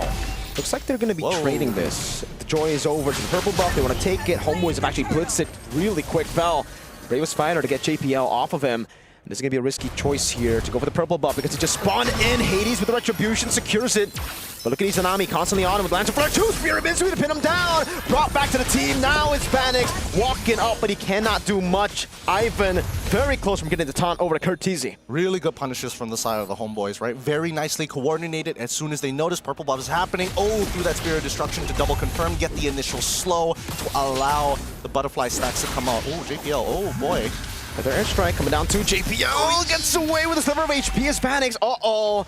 This time doesn't have the ultimate to go through. Unfortunate timing. Okay, let's see how Homeboys plays this now, right? Because now that they actually have priority, they're going toe-to-toe, and they also have a little bit of a lead of their own. Tempo will fall into the Malaysian squad's hands. Team Flash now has to play a little bit more reactive to how Homeboys are going to look to move across the map. They know that the purple buff is already down, so they can pretty much track the location of A-Mile at this point of time. So, with Hades pathing towards that top side and JPL now hitting level 4, MelQT, still so greedy, does not take Purify. Could also be a win for him, knowing how much mobility Team Flash has. You gotta remember, the Purify doesn't really get you out of the constant slows too, so you need a bit more, maybe a Blinks here. Try to outplay Flash SG, and so far, it's been working for them. That mobility on their side has been able to trump Flash's mobility. And Vanix hasn't really been able to join the team fights. I guess they're banking on Turtle 2 then, right? Because that's his side of the map. I think... Turtle 2, sure. We'll see whether Vanix is going to be strong enough. I think that he will still need a Fury Hammer completed. Not entirely sure what build he's going to go for, whether it's just pure sustain or like, hey, we're going to scale until the very late games and then you let me get involved. But so far, oh no. Flicker out, already using the ultimate defensively. Now pure stun, Lantern Flare locked down. Tsunami Slam bringing him back now. It's going to be Ivan falling to the turret. Ken with a cut with the Glorious Pathway. Kill over to Curtizi. Zanami running away. And I think he should be able to get it done. Yes. Just walks out as Ken rotates over to Turtle. Ivan for Vanix. Honestly, not too bad. And now Team Flash can look to actually play the fight without having to worry about the Homeboys looking to instantly have space with the AOG. Oh, tree battle gonna be close. Phantom execution. Oh, cancel now. Amal so able to get it in towards him with a thorn rose 2, but Hades wins out the red tree battle with an electrifying beat. SOD lands. Curtizi falls, and the bravest fighter of Vel as the Lancer Flare knocks Hades up. Vel gets away, and in this long team fight, Homeboys still can hold their own. Nicely done, nicely done. Honestly, well played coming in from Hades. He completely stops hitting the neutral objective, forcing the Homeboys to say, hey, if you're gonna throw abilities, make sure it's towards that turtle side because there's a large chunk of health on this turtle that I can't get through alone, especially when Amal is at 1 HP. Another attempt, that's a taunt. Oh, but he still catches Barbiel. Walks up over to Ivan, slowly but surely. Now dragging him back to JPL. Not enough for Flash to commit, but it is a good way to avoid what could have been a bad pick. I mean, we gotta call it as we see it. That is counter synergy right there. Pushing him back away from the taunt that Ivan was about to set up anyways. Like, come on. He knew that he was gonna be in one straight line because of Barbiel. Let's keep it clean here, homeboys. Unlucky Reno. Trying to go for the clear in the bottom lane. They will be able to do it. So now the big question is for Team Flash, when are they online? When can we see the Chariot composition fight Homeboys? Because it almost feels like for Homeboys, they're all right with this. They continue to scale. JP with the flicker, but it's only onto Ivan. Vanix has the ultimate, picks it up, now to the back line. Curtizi demolished by the bravest fighter of Vel, who's still going at it. Izanami in the midst of it all, falling to the music of Hades. JPL now constantly giving the sustain over to the team. No one has lost HP. Flash are healthy, and Mel's getting ran down. He's gonna have to respect this. Hades walks up 1, 2, 3, and won't go for it, but they will cut Mel QT off to get a turret. The counter dive is gonna come out. Wait, does Vel have all? Yes, he does. He's gonna be able to clear this wave no problem. If he gets a kill on Varix, that's funny, but for now, he should be okay. 2-man stun, crazy sustain, Lapu Lapu. Lapu Lapu Tings, you know what they say, you know what they say. Again, that ult is so short, right? He goes into the middle of that fight, uses the bravest fighter, and then walks back down to try and stop the counter dive from Team Flash. And now we come to that third turtle. This is going to be pivotal for Team Flash. Their ults are about to come back up. They need to win a fight.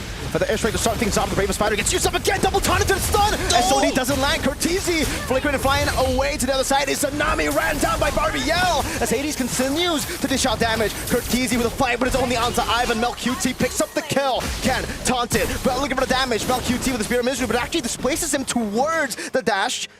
And in the long team fight, it's 2 for 1. Homeboys on the turtle. Mel on it. Ken looking for a Hades. Has an angle to go for the steal. Walks up, doesn't get it. It's a retribution over for Amal. And that's another stun over. And we'll be able to find Ken. Another taunt over to Hades. With the music, he tries to get away. A few spears to almost take him down. Hades walks away. Beautifully played by the Homeboys. They weren't expecting that Hades was going to get back into that fight. All of a sudden, they weren't 100% sure, but they used the process of elimination. And more importantly, they used Mel QT as a dangling piece of bait, hoping that somebody would eventually bite. Even so, Team Flash, they were very focused on what they wanted to do. They tried to steal away that turtle, got very close to doing so, but Homeboys, just the better execution so far.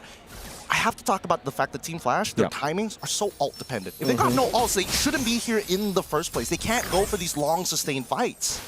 Team Flash are kind of like, they're kind of a mix where they want to go for some, yeah, they really want to win out instantly, but it's just tough because like you want Hades to come in last, but you need the damage from Hades too, because the Feather Airstrike and just Vanix won't be enough. I think it really boils down to the HP difference. If somebody's put down to 50%, that's when Vanix is more confident to walk in. So they're allowing Hades and Curtizi to just rip their ult as soon as possible to see how much they can get from it. But even so, I mean, that's when the value from Ivan's Revitalize comes into play as well. It's like, when is he gonna release it? It's a battle of mind game, and hey, Mel QT wins this one. He's been losing a whole lot of the crab battles, but he's gotten the green raptor over there, and Mel is very close to his item power spike, so the clock is actually ticking away for Team Flash. Once that DHS is available, Vanix is going to struggle, even when you're on top of Barbiel. I am curious what he's eventually building up to, but here we go. AOG, Crimson Beacon to Hades! Oh, gets away just barely. Amal with a Thorn Rose, 1 HP, and Hades gets away. Now the re-engage for Glorious Pathway.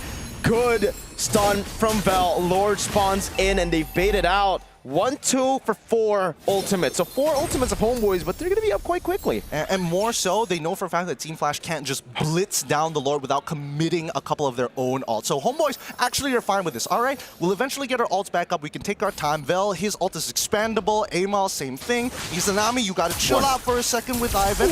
Okay. Amal, he's out of there, no problem. But you can see both Team Flash and as well as Homeboys, nobody wants to take first position on this Lord. Homeboys know that they need to bait out some big resources. Great CC immunity from Vel. Now a stun over. Bit of poke back and forth. They know Vel doesn't have the Bravest Spider and they want to go for it. A cut down, but they are struggling to find a target. And now it's even. Both XPs lose out on their ultimates. Tsunami Slam over. Oh, what is that burst? Vel able to get away now. That's going to be Vanix. Walk it up. Getting the shutdown over. A full dive to the back with a chariot, but look at the bottom lane. MelQT still going for an SOD landing to the back now. Will he take it?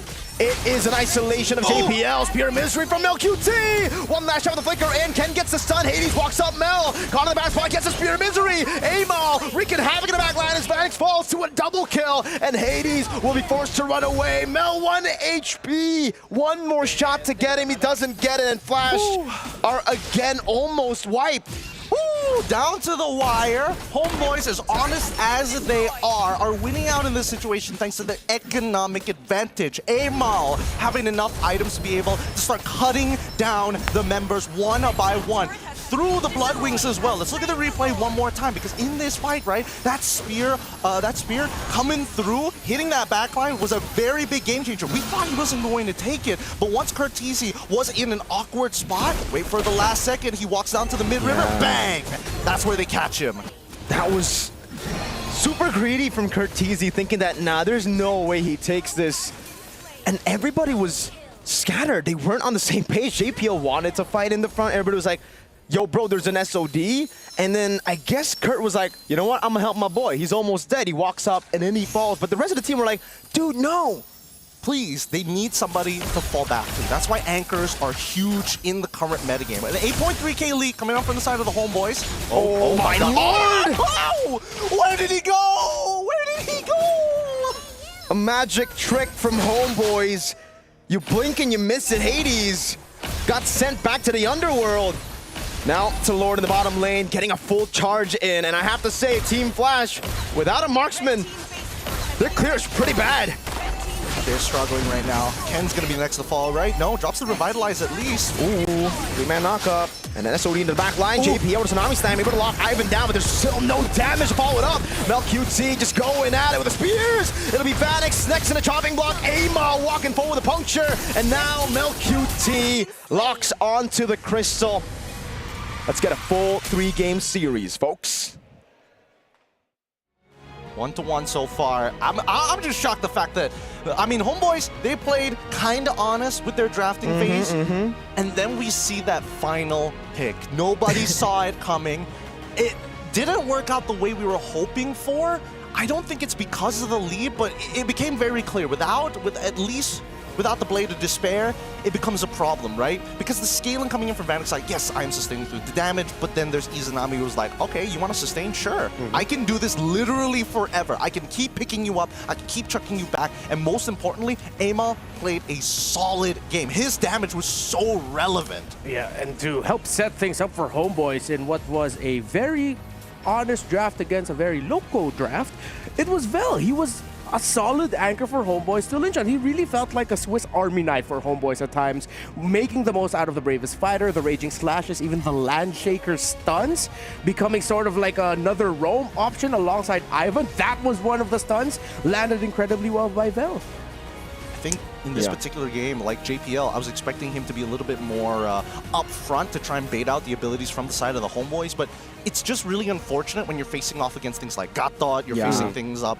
like Revitalize, and not to mention Vel, who has just CC immunity, multiple ways to disengage. The Tsunami Slam loses so much value, and MelQT is like, no Purify, win games. Yeah, he doesn't, no Purify, by the way. He went Flicker, and he's just like, all right, no, I'm good in the bag. And so, right now, I think for Team Flash, there's just no one to target there. Literally, you go for the Lapu Lapu, there's CC immunity.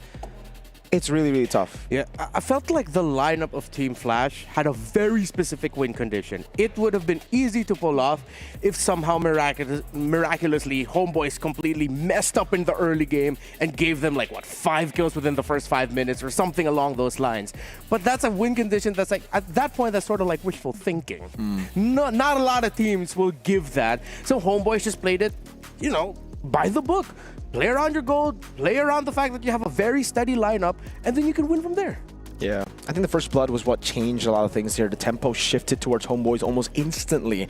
And I really feel like for Flash SG, they needed to get Vanix online quick. Like I thought Turtle 1 was an angle for Vanix to join, but because they gave Amal such an early lead with first blood, it was difficult for them to rotate over. I think the plan was Farsa clear out mid with the Kalea, rotate up top, get the Prio, help Vanix clear to get level 4, and then rotate together into Turtle. Here's the thing. I think that Vanix, most people are going to imagine that like, oh, you know, leaderboard is absolutely non-existent for like at least the first 8 minutes of the game. But the truth is, I think really it boils down to, could JPL as well as Curtisi find the big chunks first? And even if Vanix decided to quick clear, you know, he's never going to be able to clear as fast as MelQT, but especially in the early game, get him out of that lane quick. Go for that 5-man rotation. Go for those big assists. Get as much gold as possible and put Curtisi in a better spot, because by the end of this game, he was the one taking the most amount of punishment. Yeah, I think one way to help contextualize a lot of this is to also look at the matchup between the Lapu-Lapu and the High Loss. The High Loss, of course, very utility,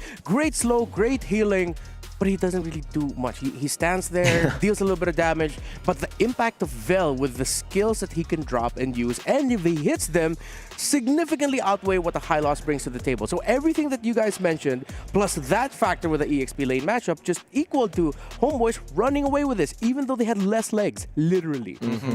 Let's visualize it again. I would say for Flash, right? They decided to take on a lot of weird 4v4s without Vanix, because Vanix was like holding on in the gold lane or even in the XP lane when they traded. But it's just bad for Flash SG to take those 4v4s because Hades wants to come in last. He doesn't want to be in first. And so you're just left with a Farsa like getting feather airstrikes that is very easily dodged by this composition. That's a Juicin and Lancelot. Like, none of them are going to take those shots. And then Vel is just going to jump on you every time he gets the chance to. So there was literally just no damage. A lot of sustain with the Revitalize and the Kalea constantly getting the procs of the passive, but no damage. Yeah, not only no damage, right? I think the big, as you mentioned, Renmar, this Lapu-Lapu coming in from Vel definitely was the glue that kind of makes his composition sort of sustain, even if things go bad. We saw the Brave Fire used as a disengage tool sometimes. You saw that even Hades, he jumps in and it's like, oh boy, one more dash into Electrify and beats. Whoa, that's a big stun. I'm gonna step back from that one. Let's calm down for a second. It's funny because we were looking for a glue in the draft. We got a glue, but not the glue. If you know, you know. I'm not going to spell it out for you. But yeah, Vel did a fantastic job, helped Anchored. But yeah, looking at the center of the map, the fact that Homeboys were able to read the very early counter jungle rotation of Hades after they gave up the first turtle, catching him out there just meant that Homeboys ran away with it. They didn't slip on their footing. I mean, at least they didn't slip over a banana peel at this point, right? I think that in terms of mechanics, we definitely saw a couple of like counter synergy moments of like, hey, Barbiel, we know he's going to come in a straight line. The taunt, you just have to taunt him away from Barbiel. Gets pushed into the awkward direction. But besides that, I think for the most part, at least Homeboys are kind of like now, all right, get a bit of confidence back. It's really just boiling down to the draft more than anything else. Yeah. And it seems like the early rotations as well of how they're going to be handling what their opponents want to do in the jungle. More highlights all throughout there for you. So do you feel like this draft by Team Flash, similar to what I mentioned earlier, was it a little bit too local? Was it a little bit too specific in their conditions? Or was there something that they could have done to make this easier, easier for themselves? Excuse me. I think it is. I think it just is a bit too one-dimensional. You're just banking on the fact that you win turtle fights, right? Like, you're utilizing the river changes to get mobility from your gold lane over to the turtle, and then you fight. It is straightforward in a sense. But yeah, things could have changed had the first blood not happened. I think they could have recovered from the first blood, right? I think that the second turtle was the interesting decision coming in from Team Flash. They knew they could potentially contest, but then Barbiel comes up super early and Homeboys forces it out of them. I think that's where you needed to make the call of like, this is not happening at this point, right? Turtle 1, we see the initial invade. It was pretty close. Like, if assuming that Hades made it out alive, it would have been worth his time. But coming into it, I think they need to adjust their decisions, especially if the plan isn't going exactly the way they want it. All right. Maybe for Team Flash, go a little bit more textbook yet again. I appreciate and I love that we got to see a crazy attempt of a new hero, new strategy for the group stages. But now, considering that you really do not want to head down to the lower bracket, based off of what we saw in Game 1, Team Flash, when they're going for the textbook, it goes very well. It seems like the rotations are good. Meanwhile, for maybe that is what they can decide to continue to push Homeboy towards and try to put them backs against the wall. Again, if you're just joining us here now, it is heading into a game number 3 for our very first series of the day between Homeboys and Team Flash. Flash got to take game number 1. Homeboys taking game number 2 confidently after Team Flash was able to, pick up the Leomord. Hopefully you did get to see that. Yeah. If not, watch it again. Yeah, if not, you can go back real quickly and watch it again. So, seems like our teams are just about ready. We are going to be heading into the draft in just a little bit. What can we expect? That can be the question left up in the air. For now, let's look at the journey of Homeboys heading into MSC at the Esports World Cup.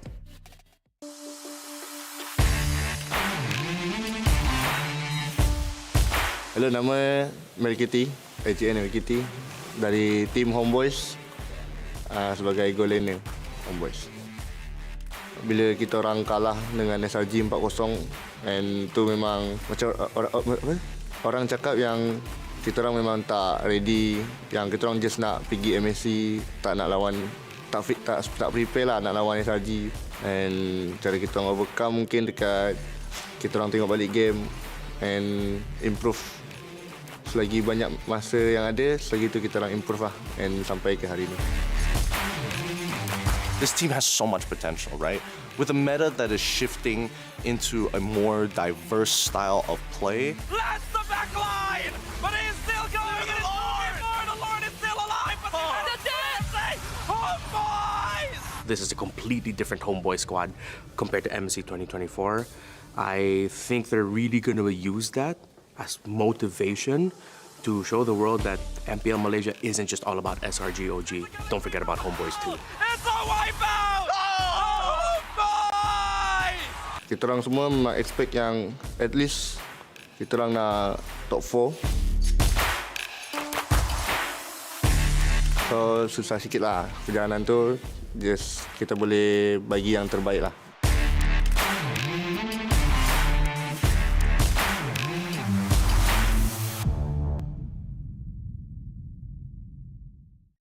A little bit of an understatement there by Homeboys that it was a bit difficult, their journey here. Their journey was incredibly difficult. And if you haven't seen what they had to go through in the MPL Malaysia playoffs, multiple 5-game series against DXOL, against Selangor Red Giants, even almost being the first team to qualify here for MSC is a fantastic story indeed. So let's see if this series is enough. Everything that they've experienced is enough for them to take the win over Team Flash. Because we're working for... This is like the difficult part about analyzing a game number 3, wherein you're working from two very opposite sides of the drafting and execution spectrum, that you're just trying to find that in-between for both teams. So what is that in-between that we can focus on? Let's start on first with Homeboys. Okay, I think all of it boils down to, put on your tinfoil hats here, the fact that I have taken off my face makeup here. Without the mask, think about it, Homeboys were losing the game. As soon as the face paint came off, they started winning. Coincidence? I think not. All right. I heard that phrase before. I think it's from a guy who looks like you. I think my tinfoil hat. Esports Reptar? Yeah, that guy. Yes, getting you at Esports Reptar Fatal 5-way. Full name, government name over there. Government name. Well, now, for Flash. Yeah, for Flash. Back to blue. That's the way to go. I think stick to the orthodox draft. Maybe save those little cheese strats for a bit later. Yeah. I like that they tried in game 2. They had a lead, so they were like, all right, if we get this done, we're going to shatter the expectations of everyone in the tournament. And then they're going to be looking at Flash and being like, what do we need to prepare? Like, what is that? Do we counter Leomord? See, it makes it very difficult for the later matches. But now, I think stay chill. It's about impact, and I think now we need to talk about adjustments, right? Because Homeboy saw what that first game draft looked like, and now we're seeing a couple of similarities, except this time, or maybe, possibly, 1-1 ban. Reyna's going to get let through. Kalia might not going to get let through. The power picks are substantial for blue side if we follow the exact same pattern from game 1. So far, it is the exact same pattern with the Family Lancelot bans, the Yushin Phovius ban. So maybe Team Flash, if they change things up and it's not a Harith ban this time around, okay, it is a Harith ban. So it's up to Homeboys to decide whether or not we're going to be playing with a similar drafting field as game number 1, and we are not, as they take out the 1-1 right away. There we go. That's what we wanted to see. Does mean that Team Flash, again, still plenty of power picks on the table. I want to see what the different style of opener is, right? Look at Zaze. He's looking at a notebook. It's like, okay, different opener, new hand. Let's figure this out. So, Baksha. Finally. That was the final ban from Homeboys, I believe, in game number 1, right? So they take it away. First time we're going to be seeing the Baksha today. Thank God it's been so long. Because this now, again, takes away a little bit of value from Izanami. He can't just go, oh yeah, I'm going to take my Kimmy, my best performing hero during the regular season of MPLMY. So, Homeboys, what are you guys going to do? Play around the mid lane prio, maybe? Rush Juice in if you want to, because it seems like they're very comfortable playing around the Juice in with heroes that can just bully the center of the map, dictate the tempo of the center of the map. I mean, still 100% win rate. There you go. Yeah, it's still 100% win rate, but now it also kind of forces Homeboys into these awkward spots. I can't pick Kimmy. I can't pick Kalia as well. Gatot on top of it doesn't do very well into the Baxia. So as long as we don't know the position of whether the Baxia is going to go into the jungle or into the support side, I think Homeboys need to kind of narrow down on what their mid lane duo is going to be. Ideally, it's something that clears really, really quick and interacts with the opposing side a little less. Okay.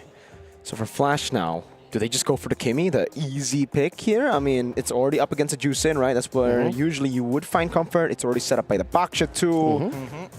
Yeah, I feel like it's the safest pick right now that they can just go for. There you go. And the Angela, whoa! So they really want to bang on the Baksha-Angela combination. Yeah. Okay. But then at the same time, they have enough room for flexibility in their draft that if they ever put up a different, like for example, the Baksha goes roam, you get a CC in the EXP. That's also another classic combo with the Angela. So there's a lot of options and flexibility for Flash SG heading into the second phase of the draft. This does mean that Homeboys could potentially look to kind of pivot their composition to a more pick-off style if necessary, right? But it really boils down to who's going to be the big burst hero. And right now, the fact that they've already lost the jungle and mid role, it only leaves what, just the marksman role at this point, the gold lane.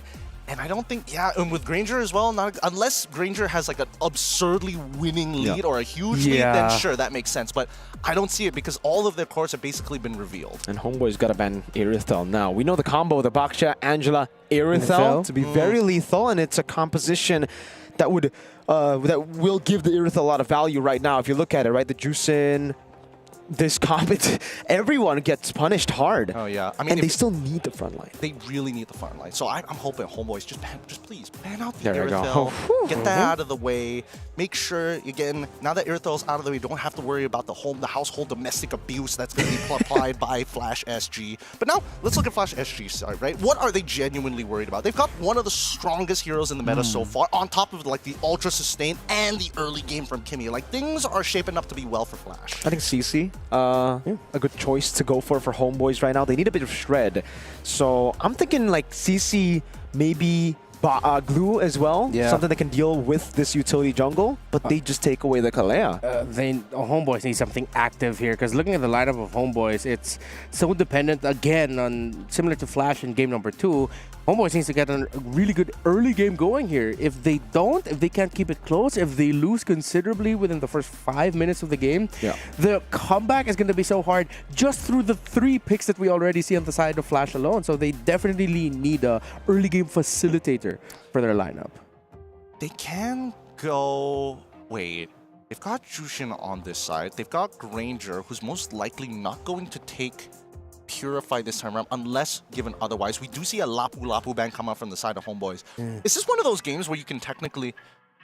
Oh, but then, okay, so Red Side's going to get that first pick. There could be an opportunity for Ken to kind of flex a little bit more. If he wants Benedetta, if he wants to go into like the big chunkers in the EXP lane, like Yuzong, this might be a game they can actually do it. Again, Kimmy is a pretty solid anchor, but at the same time, if Joy gets too far ahead, it's not going to matter. With the Baksha in the jungle, do you just want to go for some setters in the XP to just help for Turtle 1 guarantee? Yeah, that's what I was thinking. Do you want to go for something a bit crazy like the Masha in the XP. Some more damage. Just the sheer burst alone? Because usually, at least in Indo, we see the Masha a lot against these three, the Juicin, Joys, and the Granger. It seems like a pretty okay time to go for it, but obviously it depends on what Homeboys go for now. CC does get banned. They want a tank. I mean, Uranus is still technically open. Homeboys could pick up Uranus for themselves. It's like a nice little, ooh, I have MR Shred, and I've got a core, 2 cores that can actually benefit from that MR Shred in the first place. And with that, you deny the Masha, because the Uranus, you're not picking Masha into Uranus. Oh, yeah. God, this is going to be such a boring matchup. But let's see whether Vel wants it or not. But then the Masha can... Okay. They go Badang. Good flex. Yeah. They needed something to help facilitate tempo. Okay, they can just add that with another piece in their EXP lane with the Badang most likely going roam. If Flash goes something crazy again, I'm going to lose my mind. But, I mean, this 3 alone is like, it's good. It's like, you don't need to add any more options for the Angela. That's more than enough options already for her. They won't expect us to go Leomord one more time. But this time with an Angela. Or if you want to go really crazy, they go Alice. They put the boxer in the EXP lane. They flex it and play jungle assassin still, jungle damage. Yeah. I think the safe choice would just... Oh, there you go. That's the Masha. Oh, my God. No one will expect it twice. Nobody sees it again. Oh, my Lord. Whoa. Called the Masha, but the Leomord. Corvio's just like, hey, man, I'm back. I'm back one more time. Try and play that Moskov. Try and play Moskov one more time. Oh, no, it's Granger. It's different. This is a more difficult matchup for the Leomord, no? The Granger? I do feel that, like, JPL has a lot of, like, deliveries to make. He's going to be like, oh, is somebody a little low? I'm going to run over to your lane, top you up, and then go back into the mid lane, fight for the next wave. Oh, no, we got to split our resources again. That's a new skin, Moonton. Marathon runner Angela. Marathon runner Angela.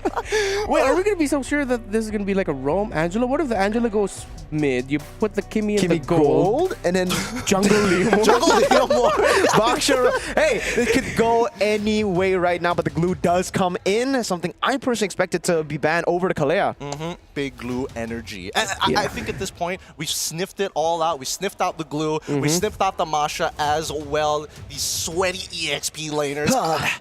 At least the displacement and the fact that they can look for these big lockdowns for the side of the Homeboys. Whoever gets hard guarded can be displaced and pulled away from the fight. And that's the most important factor. You get a free 2-for-1.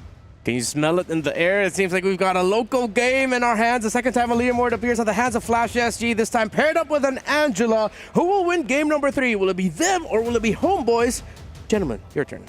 Thank you once again, Renmar. Our desk host giving it up to us to go into the Land of Dawn for one last time between these two teams currently at match point. Homeboys at 1 point, Flash SG at 1 point. And they've changed it up a good amount of times. This time round for our matchup, we're going to see that Leomord one more time. Is this experiment going to work with a lineup with the Angela or not? Flash SG on the blue side, Homeboys on the red.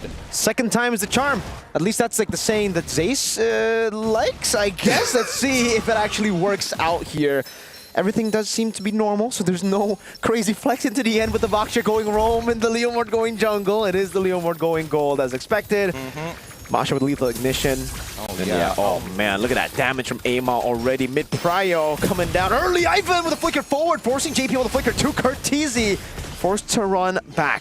I'm all for it right now because at this rate, Homeboys have even adjusted their starting buffs, expecting Team Flash to go for that initial push and invade. Wow, okay, this is actually working out really, really well for the Homeboys because you would imagine that with JPL on this Angela and Curtizi on a Kimmy, they shouldn't be losing this much health. Yeah. At least you can heal back, so that's a good thing. Bargain Hunter and the Inspire here, the choice for JP on the Angela. And it's the Weapon Mastery, so don't expect Ken to be participating in a lot of fights early. He's just going to be farming up to be a monster. So Team Flash now, I think they might be playing more to mid to late with the emblems alone. Yeah, I'm more worried about Vanix right now because, like, in comparison to the Moskov matchup, like, this is a lot easier for MelQT to just go pew, pew, pew. I'm just going to chunk your HP. What are you going to do about it, sucker?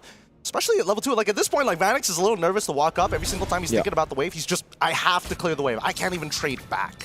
And it's so annoying because on the Leomord, you can't really last hit without shoving the wave. You throw out that big skill AoE, and it pushes the wave to Granger. Mel can just freeze it up. Hades with the shield unity. He's gonna lock Izanami down. That's immobilization as well. Big damage coming down. Amal is able to dash into the back now, losing a bit of HP. Pops in electrifying beats.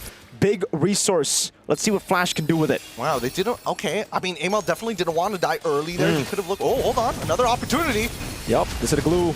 Over to the back, actually able to find Curtisi. Knows he has Purify, goes to the back. Now Vanix rotating over! Something we expected from game 1, or sorry, game 2, shows up here to Purify out from Curtisi over the mountain. Now Vanek still able to push him back into the mobilization, and now it's Ken who rotates forward, gets the Thunderclap, enables the kill. Hades gets away barely, and Ken Thunderclaps Amal. And that's why Baxia is so nasty in the meta so far. Rapid Boots being purchased by Ken, going to be useful, especially after he loses a bit of HP off of the wave and can rotate and still maintain a healthy amount going into these neutral fights. Either way, this is, whew, what a game. It's so crazy, Gideon, because we were talking about the lane matchup for the Granger that should have been better. I think we're going to have to hold on that thought because both teams... Okay, we can talk about it. So, Granger should be the better matchup, but because it's so much of a better matchup, Mel decided to shove the wave and rotate mid for the double lane, I think, right? So that's what enabled Vanix to rotate? Actually, it's Mel looking to trade against Vanix a little too heavily. Because keep in mind, right, when you are using that Rhapsody, the waves are a big proponent to it. So you gotta move away from the wave to find these angles, and Vanix allows Vanix to kind of walk up and clear quickly, which is why we saw him move first. So that's kind of on Mel, I'm not gonna lie, but the communication should have been there. Like the flicker coming in from Vel in the mid lane, that should have been a completely different direction. Because the idea right now, I think, is for Homeboys to have Vel, or to have Mel constantly hold Vanix down in the lane. You don't want Vanix to rotate. You saw what he did with one rotation, but Flash SG are making it hard. They're already on the turtle. Oh, he's not going to be able to do this again. Let's see. I will lock down to the pin down already, but Ken is dealing a lot of damage with Thunderclap over to Amo! Oh! And he gets the last one! The electrifying beats enabled the reset. Curtisi mounted, this time they'll Purify, but look at the boys. Shield Unity. Hades is rolling over. Bell gonna be stunned up. Ken has 3 more health bars to go for 3 more big Thunderclaps, but he doesn't even need it. Curtisi gets a Sky Piercer stack off of that kill. Wait, look at the response. Izanami getting right on top of Vanix. Bang. Into the Shooty McShooties. Vanix, oh my lord! Just flickers out to safety now under the turret. Mel QT doesn't have the bullets. Not enough to take Vanix down. Hey, Ma, whoa, Vanix. Hey, JPL's here. Does he have the hard gun? He doesn't have the hard gun, but he will top up Vanix. Oh, he's playing with fire here, but at least he's able to heal back up. I'm pretty sure that the items... The War Axe? I think he's got the War Axe. He's healed up a little too much there. Let's look at the items. Yeah, War Axe first item. That's crazy, dude. He got like half HP worth of health. Just boom into the minions. It's a fat wave. It's a fat wave. But can we talk about Curtisi and the fact that he's a little greedy boy? He's like, ooh, I'm gonna go for the Sky Piercer. I'm a little dirty here. He saw the early game. He knows that he and his team are very much in the lead. So, and he actually isn't the main damage dealer. It's actually the 2 side lanes. So he's like, you know what?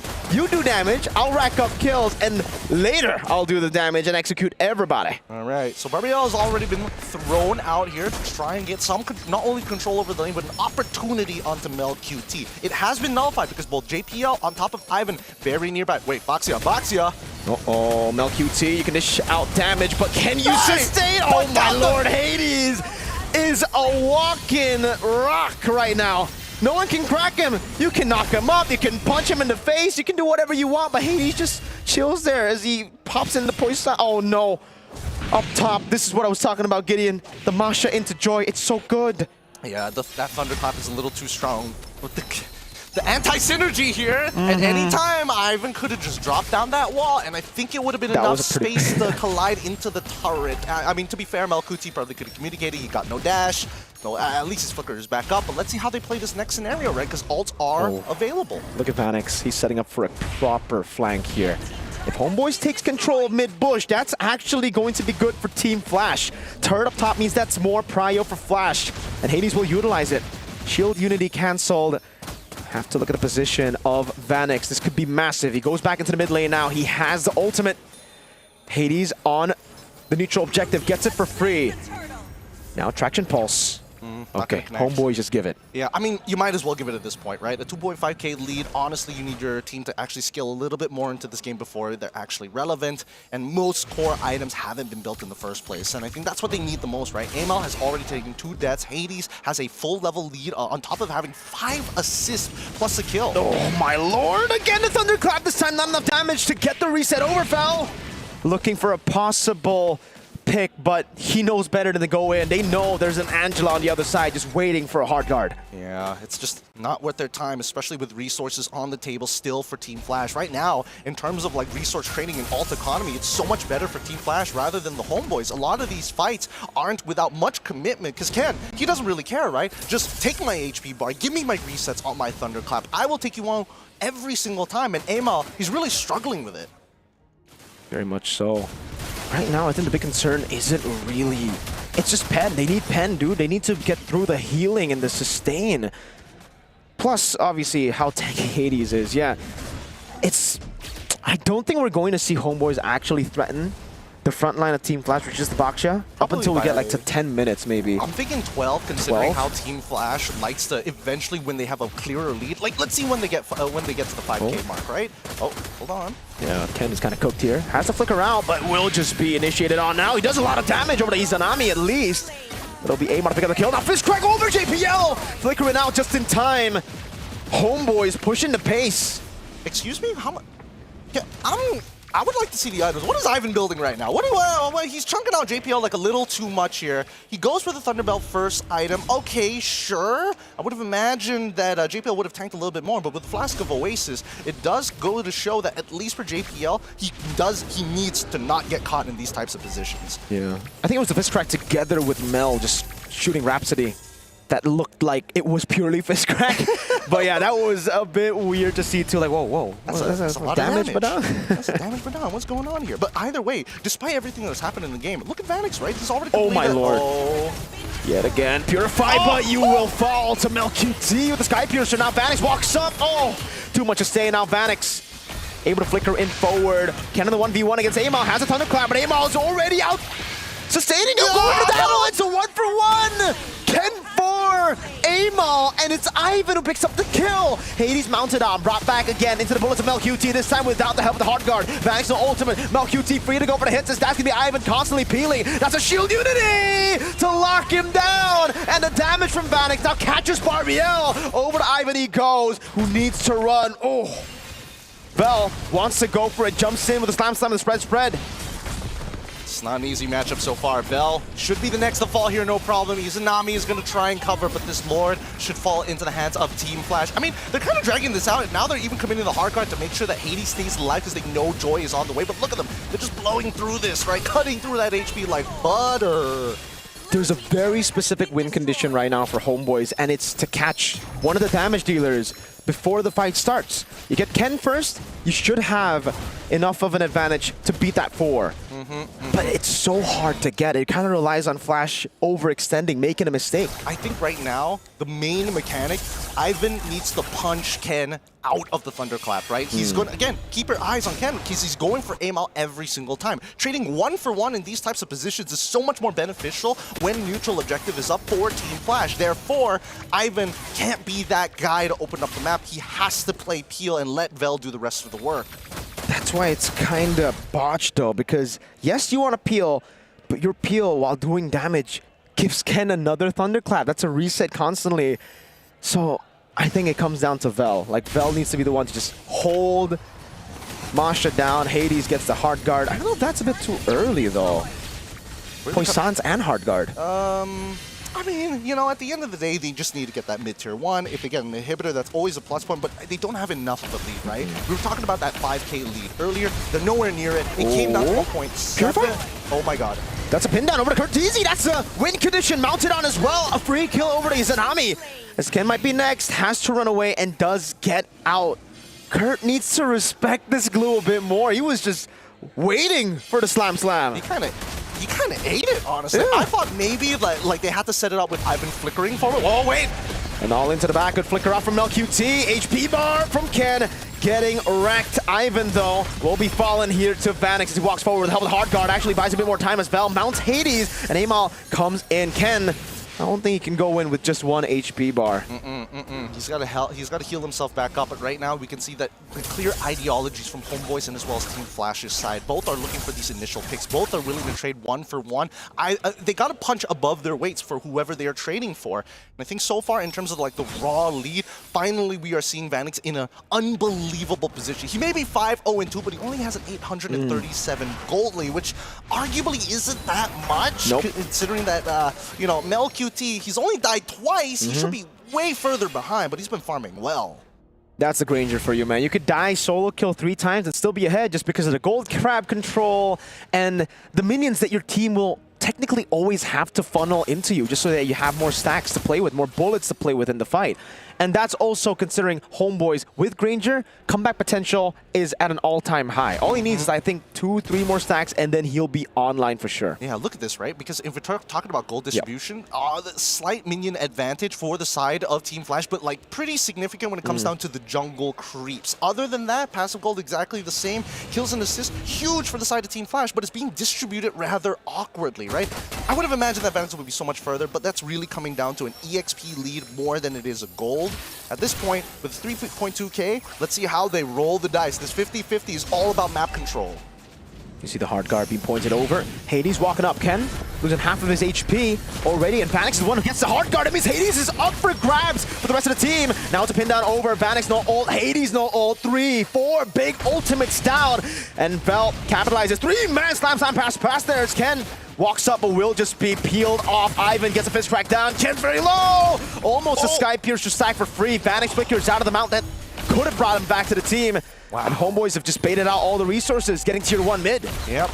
Very powerful position that Homeboys is currently in. And more importantly, so they played that so patiently. Even Vel, he could have quickly just hopped onto any of the 3 targets that he pushed back into Team Flash's own jungle, but waited until the very end and got battle spells for it. So the value that we see from Homeboys right now currently is within this next minute and a half.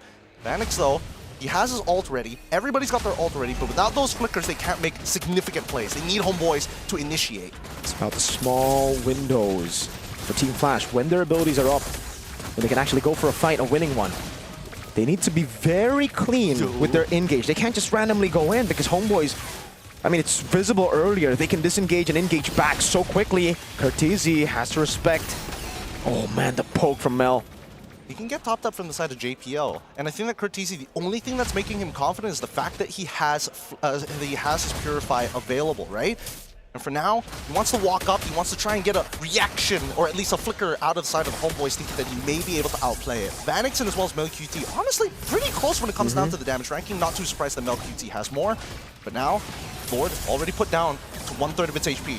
It's going to be a retry battle. Hades forced to go in with a shield unity. That's going to be the hard guard as well, but that means Vanix is actually pretty free. Ivan, 3-man pin down now as Amon was forced back there in the back line. McCann fell and Amon out of the fight as now is giving the fist crack desperately. Vanix picks up a monster kill. 2 members have to recall. This is a green light for Flash to take the Lord. And they can't slow it down either. Team Flash really, literally bulldoze their way to break the battle formations from the side of the Homeboys. They need to kite together. They cannot allow to get split in half. Flash are not going to go for the Lord. What? Amon goes in, finds the kill. Izanami gets wiped down as well. Mel QT kiting, able to flicker around. The traction pulse not landing. Now Vanix will flicker forward. Mel pops into nature. Vel, can he peel for the marksman? No, he cannot. Curtizi with a Sky Piercer kiting away. Vel with the flicker forward. That's a Purify to get rid of the stacks and to put Vel in a tough spot now. It's a mount over to Hades, but Hades just bringing him over towards the base. Another way to roll in. Vel, good night, buddy. Wow. I did not expect Vanix to have so much value, but once again, break through those battle lines, have an Angela on top of you, win some nature, trade your flickers, doesn't matter. Vanix, full item build, and unfortunately for Mel QT, no matter how many shots he's landing, the heart guard just tanks so much. The sustain, too good. But now the big question for Flash is, can they siege? I think they put, well, I think they can, assuming that Cortese hits a mega ult. He needs to hit a traction pulse of a lifetime. We'll see, right? Because now this Lord almost guarantees them at least one inhibitor turret. I don't know how much more they can get after that. 1 is guaranteed, 2 is really, really good. 3 is how did they do it? But let's look at this fight one more time, right? Because as you can see, right, the anchors from the side of the homeboys get kicked in the chest, and once the wind is knocked out of them, the whole team disperses into multiple different directions. Amal is the only one who's flexible enough to weave in and out, but the peel is just not good enough, right? Ivan ends up dying. Vel, yes, he can displace one person at a time, and that's the big problem. He can't control multiple people. You can see, I mean, at this point, Vel was like, all right, take me. Just take me. You've already won that fight. Homeboys, just have to defend. They just have to try to bait out some of these big resources over, because really for Team Flash, it's all about those big ultimates. It's all about utilizing one cycle of skills to win out the battle and then to capitalize with objectives. In terms of the raw item power builds here, oh, no Wishing Lantern actually purchased from Izanami. Looks for raw sustainability, right? Even a brute force breastplate to try and keep him alive. No force to flicker out already. Lord charging down, able to get the damage onto the base turret as Cortese constantly goes in. Can't really go on Ivan. Base turret number 1 falling down to the bottom lane as Hades pops into Poissons, and the hard guard comes through as well. Crimson Beacon now the pin down over to Hades with MelQT just shooting him down, but Hades is healing off of those shots, my lord! What is that sustain? God, just, my goodness.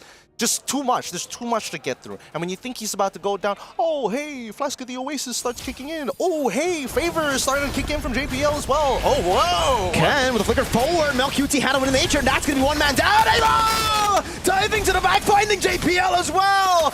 Amal with a big play. That should be a free triple. No flicker for JPL. He jumps back in just to give another to homeboys. And now it's Team Flash on the back foot. One man. And it's the Leo Mord. Hey, somebody's got to go back. They got to clear those waves. 2 huge waves are starting to collapse from top and bottom into homeboys' space. While Team Flash, if they can just get rid of that wave, that'd be great. Barbiel coming through.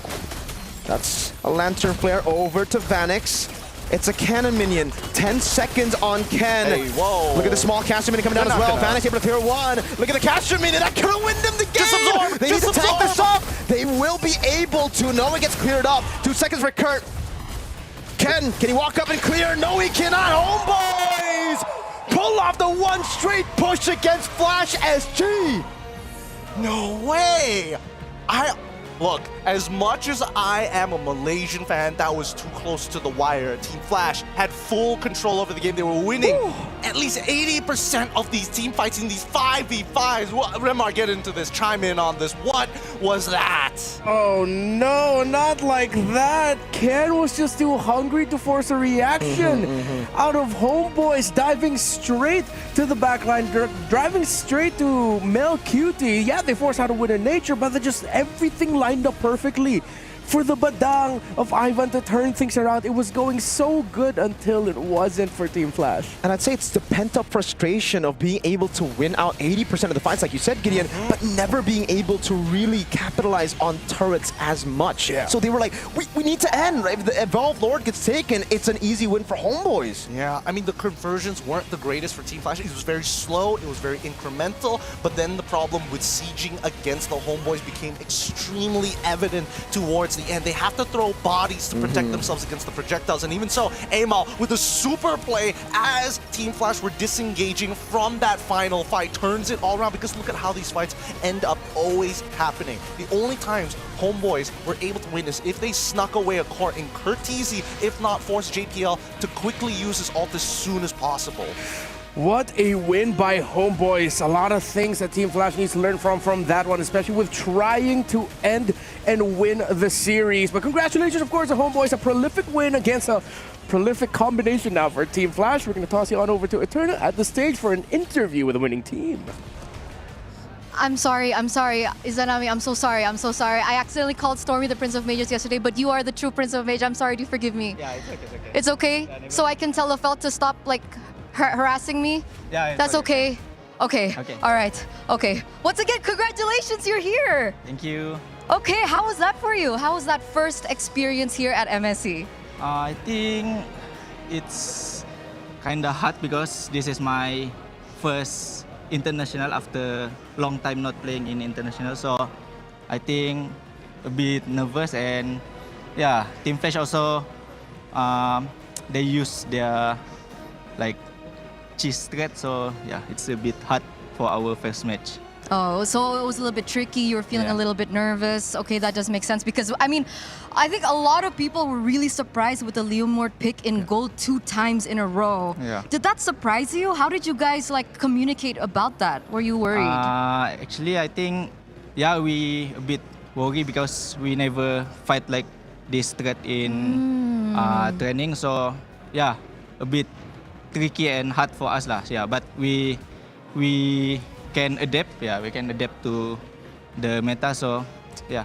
That's perfect. That's perfect. You guys handled it really well, especially in the final bouts of that previous game. Now, Izanami, why do you have Yayo at the back of your name? Where did that come from? Actually, because I use Yayo in my main account, so why not I used in MSC? Yeah, because before we qualify to MSC, I already thinking about I want to use this name. Oh, yeah, so it wasn't Erpang who was like, you have to use Yayo at the back of your name? No. Okay, so it was a personal choice. Yeah, he's the one copying me. Oh, he copied you? Yeah. Coach Erpang, be more original. Okay, so flashbacks to last year at MSC, Homeboys was able to, no, actually Homeboys lost to Flash SG. So coming into this, being able to even the score, how does that make you feel? I think we feel happy because we managed to beat Team Flash, but I think it's still early because after this we will fight either Team Spirit or DFYG. Yeah, so I think both of them is a strong opponent for us. Yeah. Both are very strong contenders. Because that also brings me to my final question. Izanami, who do you think you're going to be fighting up against in the upper brackets? Actually, I think both of them is strong, but I think we will fight Team Spirit. Team Spirit. Because they got like so many experience in international, and they also have a very good player lah. So yeah, I think maybe we will fight them. Okay. Izanami thinks that they will be meeting up against Team Spirit in their next match. So maybe a final message to Team Spirit. Team Spirit, good luck for your match, and I hope we can fight later. Hope we can fight. Do you think you'll win? I don't know. I don't know. Okay, that's fine. It's okay. Confidence boosts later backstage. So thank you so much, Prince of Mages, Izanami Yayo. There you go. We're going to throw it over back to our casters. Great to hear from Izanami Yayo. Yayo! That is his actual name, and that is how it's going to be pronounced moving forward here in MSC. Yayo. Team Flash, again, it was just one moment. It was one moment where they slipped, and I think this is a strategy that I hope they continue to carry moving forward. Just refine it a little bit more. I like it. I mean, refinement is something because I feel like right now it's uniquely positioned in the meta game, right? And I think as you heard it from Izanami, the Prince of Mages himself, it was a little awkward to play against, right? You can even tell from LQT is like, oh my god, this guy on a horse doesn't stop. That hard guard makes me do negative damage to him on top of it all. And when he does, there's a woman coming in, thunderclapping, boom, constantly as well. Luckily for him, well, not luckily, he was just really locked in because look at the reaction. Mel QT with Wind of Nature instantly, right as he saw the thunderclap, because that could have been really bad. Had he panicked just a bit, with him dying, could actually have turned into a big win for Team Flash. Yeah. To be fair, we got to give that to Ken, that if Mel QT died in that engagement, that would have been a big win. A really good trade. XP for gold laner. Hell yeah. You'll take that any day if you're Team Flash. But they didn't get that. No. And eventually, Homeboys just wrote it out. Again, when you're going up against a Badang, I feel like this is always the thing you really have to think about, especially if the Badang is in a team that that defends siege scenarios very well.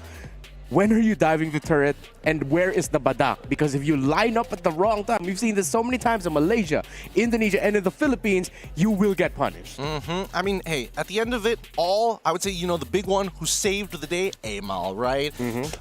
Sick mechanics, right? Go in, get those 4 stacks, press 1 button, run at your opponent, and just take him out. I mean, Curtizi, once again, he got disrespectful. One with the glue. He's like, that was kind of funny. Gets pulled, dies. He's like, all right, I learned my lesson. Then finally, the one time that Ken doesn't actually eliminate the Joy, that's when he goes down. And honestly, he could have gotten a double kill on top of JPL. So again, the plan started to crumble once the pieces started to be rearranged. Yeah, I think it was just tough because, again, that was the big question for us too. You can win the team fights, you can get the Lords, but how do you siege in? It was, especially because here, we're talking about Curtizi, how he disrespected the range and the engage potential of the other side, but it's also just like, you have to walk forward to get the shots on the turret. In the end, it's a lose-lose because you also needed Purify. You can't go Flicker. Maybe he was just waiting. At this point, we need 2 battle spells. We do need 2 battle spells. That would be an incredible change. And I think the only way that Flash SG is able to kind of overcome that sieging potential is if they have a whopping lead, which Homeboys did a very good job at kind of mitigating for throughout the game. Yeah, that's what surprised me. Were moments where I would be thinking, hey, Flash should have like around 5,000, 6,000 gold lead. Yeah, it's only like 2,000. It's like, where's Homeboys getting this farm? How are they still somehow supplementing their gold laner and their jungler? So gotta give credit to Homeboys for that. For Flash SG though, with the lineup that they brought up and what Homeboys brought up, like, was the early game expected? Was it expected that Flash would run away with it and take control, and Homeboys would just try to be mitigating the losses? I mean, Mimir already called it during the game, right? We were expecting them for first early rotation on that first turtle, especially when you have Vanix on Barbiel. He really needs to be kind of participate and clear up because he's pretty strong at his first level 4 power spike. And then from that point onwards, it went as expected. They tried to snowball, but I think the thing that we didn't see was the big conversions after the team fights, right? I think Homeboys did a very good job of, if we are going to fight, we want to mitigate the amount of economic damage that we ended up losing. I mean, look at this, right? When we're looking at Izanami, he's playing extremely defensive. He's not looking for anything crazy, but he does go for the brute force breastplate. He does go for winter crowns. He doesn't even complete finishing up that gleaming gem. He's letting everybody else do the work. He's just an extension to his team. Yeah, I like it when I see Juices, especially against with the lineup that Flash brought up to the table, building Brute Force Breastplate. It is an understated item pickup that is an option. Not always the one you want to go for, but with all the crowd control of the opposing side and you want to be able to pump out just a little bit more damage, it's good. I just like seeing Juice in. Same. Not like the hero to splash art especially. But, yeah, I mean, in the game, dude, for Flash, it was just all fights, really. And, like... I think it comes down to just that, you know. Yes, it was really good from the other side, from Homeboys, that they were able to always set up the waves in a way where there's never going to be full capitalization from the other side. But even if they did have full like great waves, it would have still been hard because they needed to throw bodies. Like, that was the gamble that they were playing with. Win team fights, maybe be kind of less active around the sieges.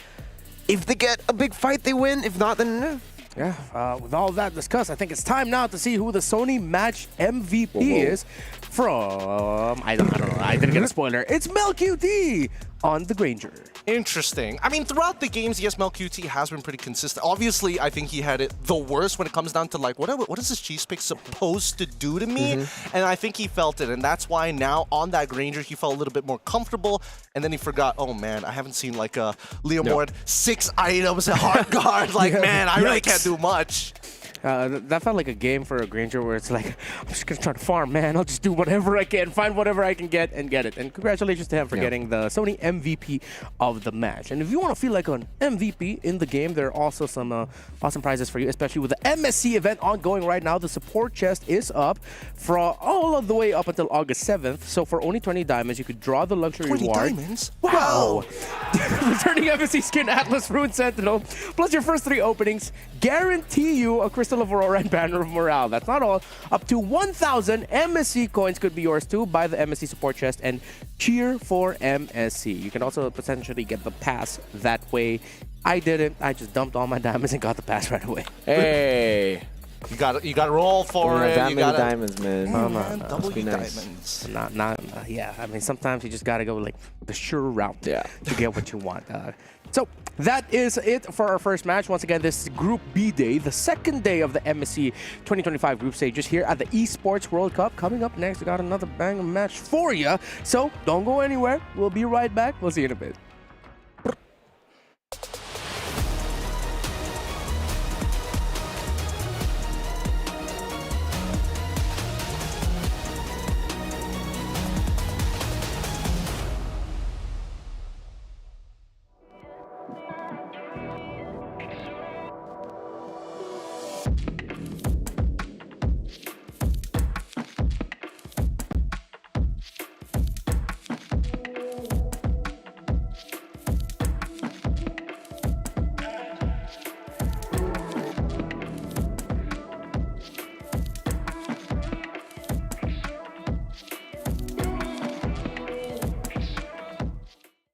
When the world of business is constantly changing, you need to stay ahead. So what about AI to generate new possibilities? Machine learning to predict what customers will like. Or expand your business by forecasting delivery routes with real-time data. With the power of the cloud, imagine how AWS can transform your business.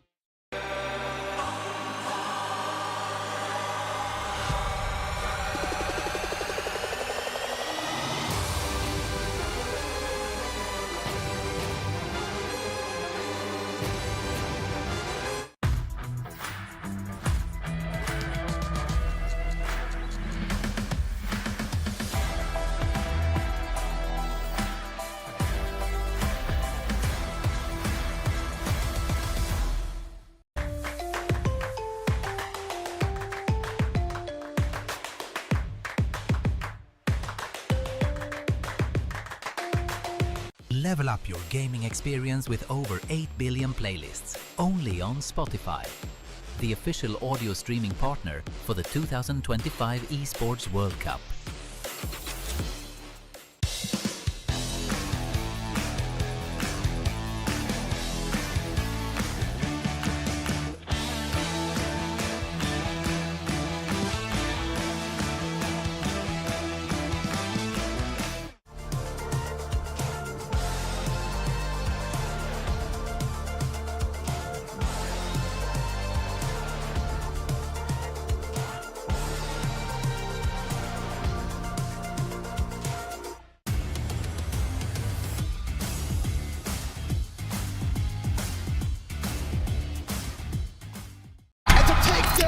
For years, MLBB has crowned many champions. But this year, what if we start the story into the unknown? The unknown call, the brave answer. This will be one wild ride to Riyadh. For these warriors, the battleground starts long before the draft. 4-time MPL PH champions, 2 world titles, multiple MVPs, the GOAT. And never forget, the underdog who rose from the shadows, now holding the first ever MWI gold. 2 champions, 2 paths, 1 game, 1 pride. Drums and chants echo through the sky. The new Sky King stands ready to carry the hope of a nation once again. From the same nation where the new queen of MLBB rose, a new journey begins. 2 tournaments, but 1 goal. From the land of the sleeping dragon, it awakens, and long leads the charge. The constant force meets the rising edge. Together, they carry the pride of the West.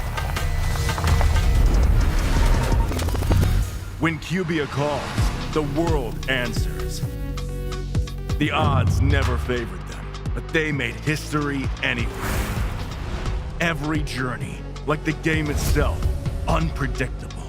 A leap into the unknown.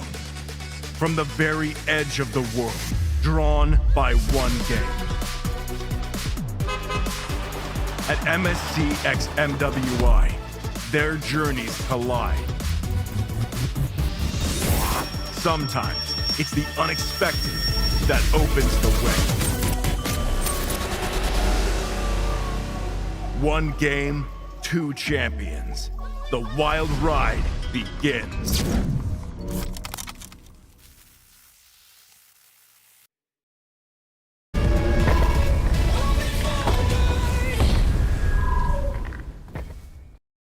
The first time since MSC 2022, RRQ returns to this stage to try and find the crown that they have been trying to really get for a very long time now, and they are going to be facing up against North America's Area 77, an unexpected competitor to our stage. Could be a very interesting one leading up to the match. My name is Renmar, here with Gideon and Mirko.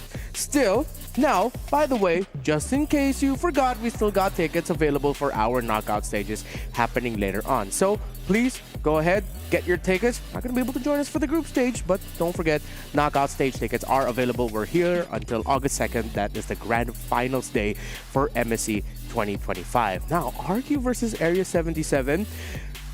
I feel like we are all very aware right now of what potentially to expect here, considering the experience of one organization against the other, the sudden rise of Area 77 into the stage. Though hungry as they are, I don't doubt them with really wanting to get a good result here, but it's a harsh start that they're going to be going up against RRQ. Yeah, it's not going to be easy, and considering that, you know, the Kingdom of Saudi Arabia has honestly been so good to us, allow RRQ to set foot and face off and try to redeem a crown that, again, has eluded them so often. So many second place finishes, so many times that they've been knocked out early on, making Indonesian fans across the world just like, when is it going to happen? When is it their time? It brought up narrative of them being literally just the local kings too in Indonesia. So again, they're fighting against that narrative. They're fighting to prove a lot of people wrong, and I would say out of the two Indonesian teams, this is the scarier one in the group stage. They're so good at the systematic playstyle, fighting for just orthodox meta picks in the early game for the first few neutral objectives. Yeah. So let's dig deep a little bit more into the roster of RRQ to see what to expect. And there are two names I'm going to be looking out for here, though they are filled with stars in their own right. I feel like as much as I really love the all rotations, the macros and everything, Rins and Edok are going to be the center point for RQ. Absolutely. I think this team is definitely, with the addition of their coach, Kezcute has done a phenomenal job at like reforming this team and turning them into a game style that is highly dependent on their execution in the earlier stages of the game. We've talked about them being a little bit more adaptable. We've seen them in their regular season during MPL ID, where we did see the adaptability actually come and shine through a little bit. Yeah, I think for RRQ, again, we've just been talking about so many of their mistakes in the grand finals, and I think they even use that to improve their game. Been hearing a lot of people just saying this team is looking to really conquer MSC this time around. They're doing really good apparently in scrims too, so we'll see just how good they are. Because we've been talking about this even in MPL ID. Sutsujit, better on utility picks. Hey, it's the utility meta right now. Yeah.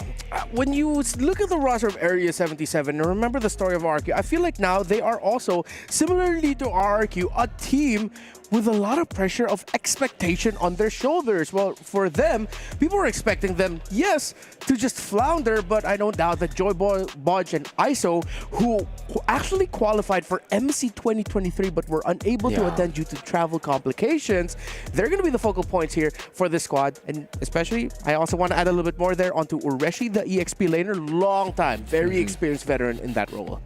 I mean, I think, you know, for Area 77, a lot of these members, you may even recognize some of these players' names, especially from some big NA streamers on the opposite end, because these are the people that they naturally meet because the server is relatively small, and especially at the highest level, these are the names that you'll naturally pair up against in those pubs. Yeah, it's the same few dudes you see in NA. Again, their community is so small that they can just go and play together every single time. It's almost like a band of boys. It's always meeting each other up in the tournament. So that's good in a way where they learn so much from each other. They talk to each other. They're always, you know, just voice comment together as well, playing together whenever someone's inactive. That should be a way for Area 77 to utilize synergy at least. And I would say they're the unknown right now. RQ might not have a lot of preparation for A77. Yeah, I think that's a good angle to look at. Area 77 knows more about RQ than RQ knows more about Area 77. That could be a factor that could play into here. But then I feel like that applies just a little bit more towards drafts. Yeah. When you look about it in game, when you look at the region of NA, and even if you take a glimpse of the finals that they competed in heading into MSC, it's clear they love those pickoffs. Yes. But RQ is that type of team that, yeah, they love the pickoffs too, but they're always so good at the long counter engage that comes after a team fight initiated by your opponents. Yeah, but that's the thing, right? I think that right now, it's going to be the litmus test, right? RRQ is probably going to be... I don't know whether they're going to go that far in terms of like, we're going to get a really disrespectful draft. We're going to just out-mechanic you, that sort of thing like we saw from SRG OG Esports yesterday. And I think that KSQ, once again, is going to come into play saying, hey, I'll give you a decent draft. Y'all figure it out from there. Let's see how far we can go. And especially if Area 77 shows some form of resistance, then you got to, you know, flip the switch, turn into those killers that we know them to be. Now I'm just hoping that A77 doesn't play too safe, right? That's their edge, being unknown. So maybe go for some crazy picks here in the group stage to snatch a win from under RRQ. Yeah, try to go fast. I mean, we saw a glimpse of that when Ultra Legends went up against Team Liquid Philippines. That, yes, against some of the best teams in the world, you can still rattle them in the early game. You can still bring that surprise. The question is how well you do from the 6 to 8 minute mark to transition that on over to an even more substantial lead. So I think we're all on the same boat here. Area 77, go aggro. But does that mean they go for their Jawhead in this very first game? Because that's their signature aggro pick in the roam. Ooh, we haven't seen a Jawhead in a hot second. I'm not going to lie, there's still a couple of uses for it, but even so, there are very tight timings, and honestly, when it comes down to like raw ganking, it's hard, especially if the side laders do know the initial approach, and more importantly, which buff the jungle has started on. Yeah, and also, if you lose in the early game, you're done, right? That's the problem about Jawhead right now. You're very one-dimensional in a way where you want to brawl, you want to fight, you get the fight, sure, you're good, but you don't. All right. So as we head into the draft, we're going to play a quick little game here that I totally did not think of just now. So I'm going to name a player from RRQ Hoshi, and I want you to name the hero that first comes to your mind. Okay. All right. So you guys have to go quick with it right away once I give it. Edoc. Tigreal. Franco. Okay, no, we're in the draft. Never mind. I was expecting we could do the game a little bit longer, but okay, here we are. Farsa Kalea Juicin. So RQ are respecting the pickoff style that A77 could go for, while it seems like A77 are going for those heroes when you think about counter engage and macro and aggression. Yeah, but at the same time, it's interesting, right? Lance, sure, I kind of get it here. But also going for the Zitian this early on, what is the hard prediction for the side of Area 77? Now, RRQ, standard opening, right? Go for the Baxia opener. Now you get 1-1, but you also make sure that you get the Phobias. This does open up an opportunity for maybe Area 77 to say, hey, let's get a winning lane. But instead, no, they're going to double down on reinforcing that mid lane. Yeah, I think this is so good so far. Like RRQ, this is literally what we've been talking about for RRQ, right? Even in the grand finals, you play for the Sutsujin utility, you get Dire on a comfort pick, you get the prio pick on Toy, which is right now 1-1 or Granger. This is the RRQ template. They're not trying to prove anyone, like to try to prove the doubters wrong by saying, yeah, okay, we're just going to play with our strengths. Doesn't matter now. Gordon KSQ strikes again. Yes, sir. Gordon KSQ Wayne. No, I mean last year it was KSQ Bruce KSQ Wayne, and now at this point we'll see what KSQ is going to be cooking up later down the line in terms of evolution for the team. Because again, he likes to keep things template. He likes to keep things extremely structured, something that his team can keep on following, and most importantly, reproduce every single time.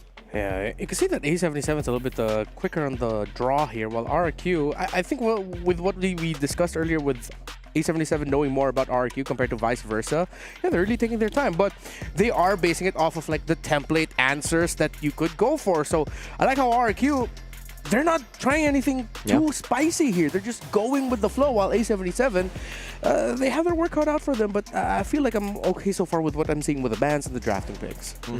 Honestly, the bans and the picks are just so honest from the side of RRQ. It's just like, here are cores, you know exactly where they're going, here's a couple of counter picks we're going to get out of the way, now what do you do? And Area 77 has decided to go with the Akai this time around.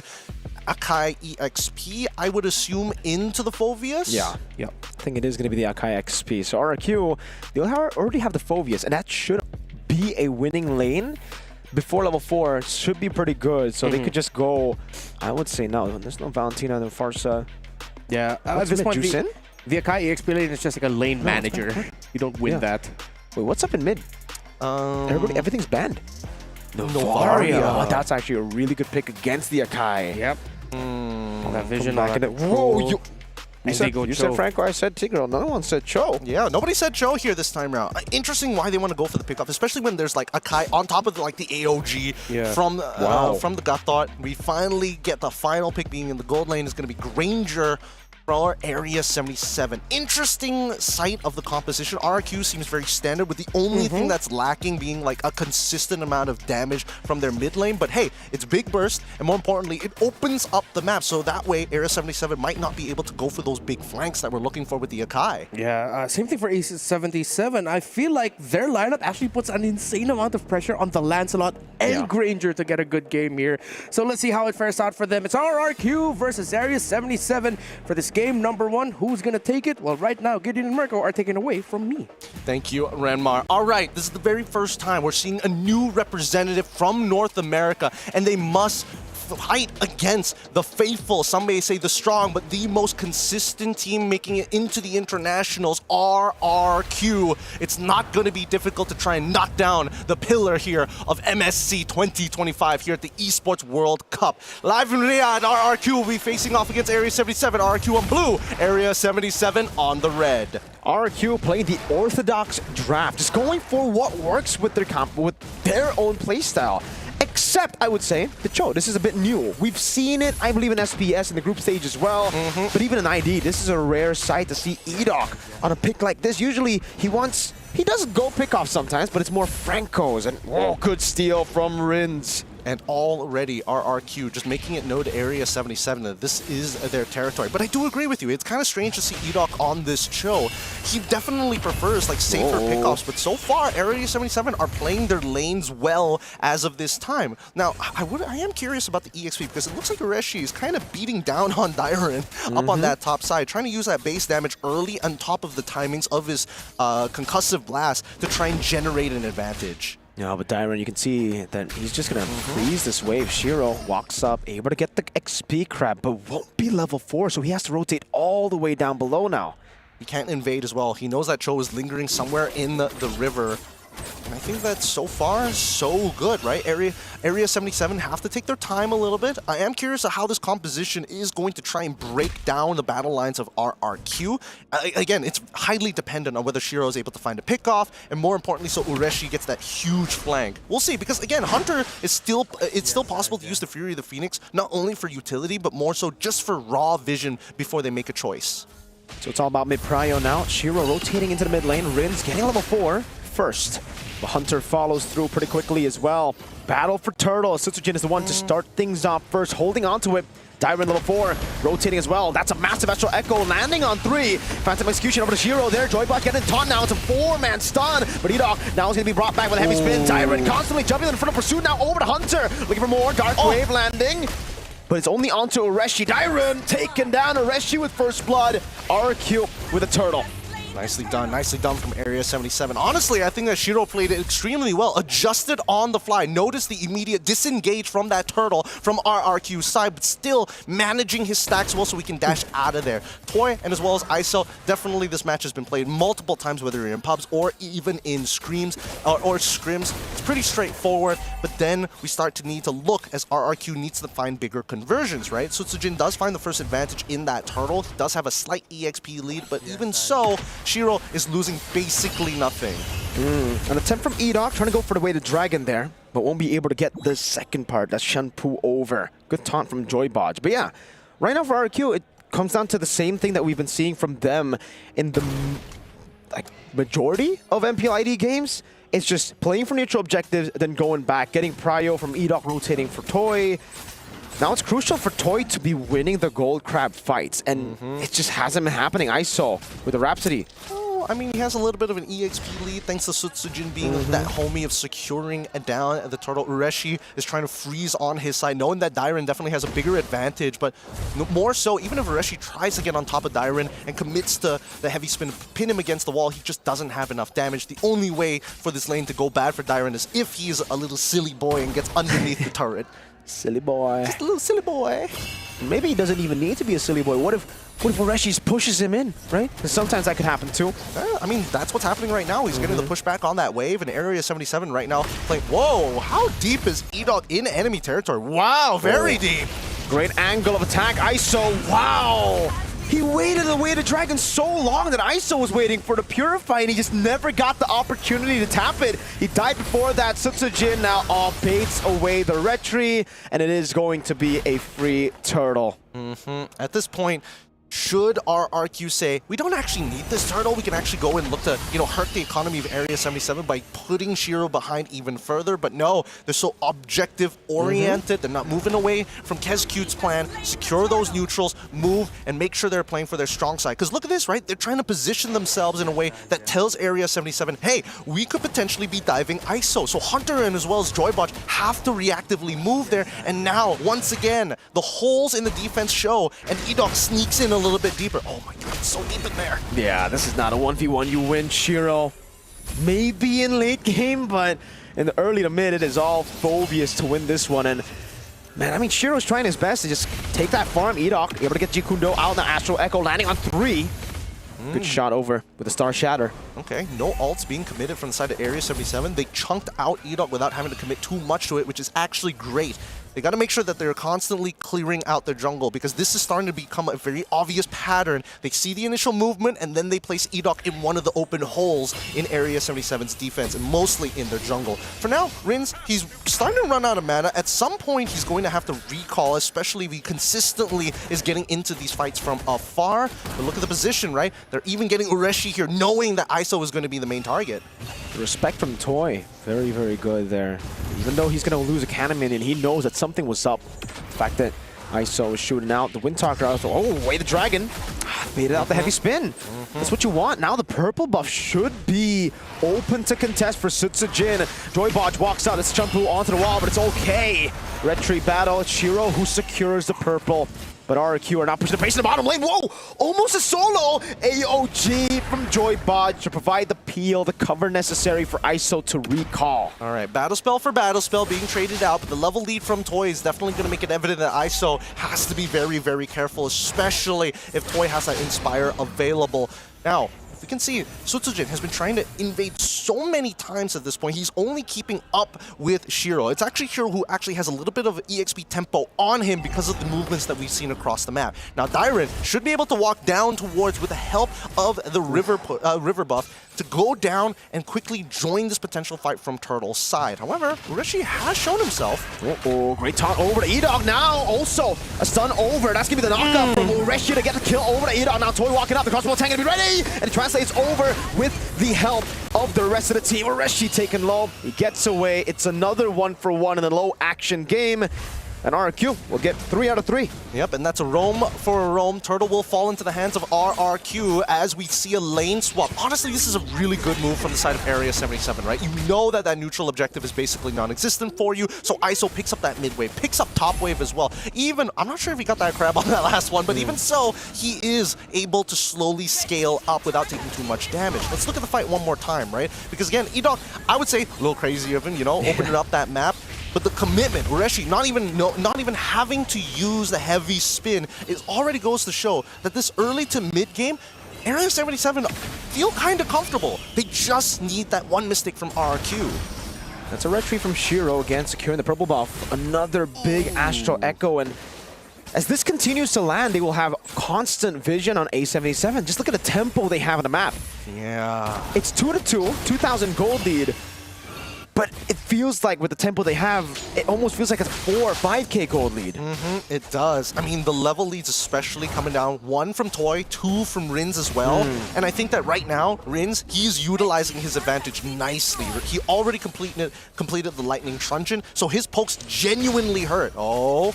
There you go. Almost all of the weakness points. Good move by Shiro. He still gets caught by the Star Shatter.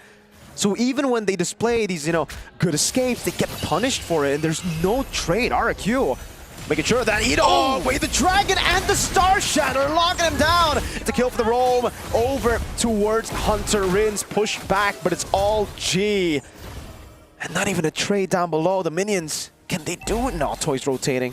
He'll be able to make it there in time. Actually, Actually, oh wait, I mean, the wave is, unfortunately, the siege minions were all kind of low. If they were full health, then maybe there was an opportunity there. But let's look at the items so far, because that's 3 items already complete. Like, Toy has a majority of the gold advantage here, and now this is the time where you're expecting RRQ to kind of, you know, step on the gas. Oh my lord. Oh, Shiro with the puncture, now onto Rins as well. Thorn Rose and a Path of Execution, but that should be it in terms of firepower. Sutsujin running him down, big hitbox on him. Sutsujin will constantly land those big shield throws. Shiro gets away, but RRQ get tempo up top and again deny a turret trade.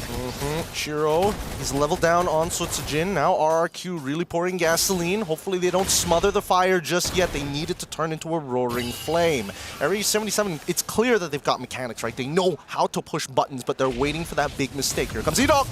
Passive already. Hunter brought back again by the way. The Dragon now cancelled, but a heavy spin already as Diamond walks up.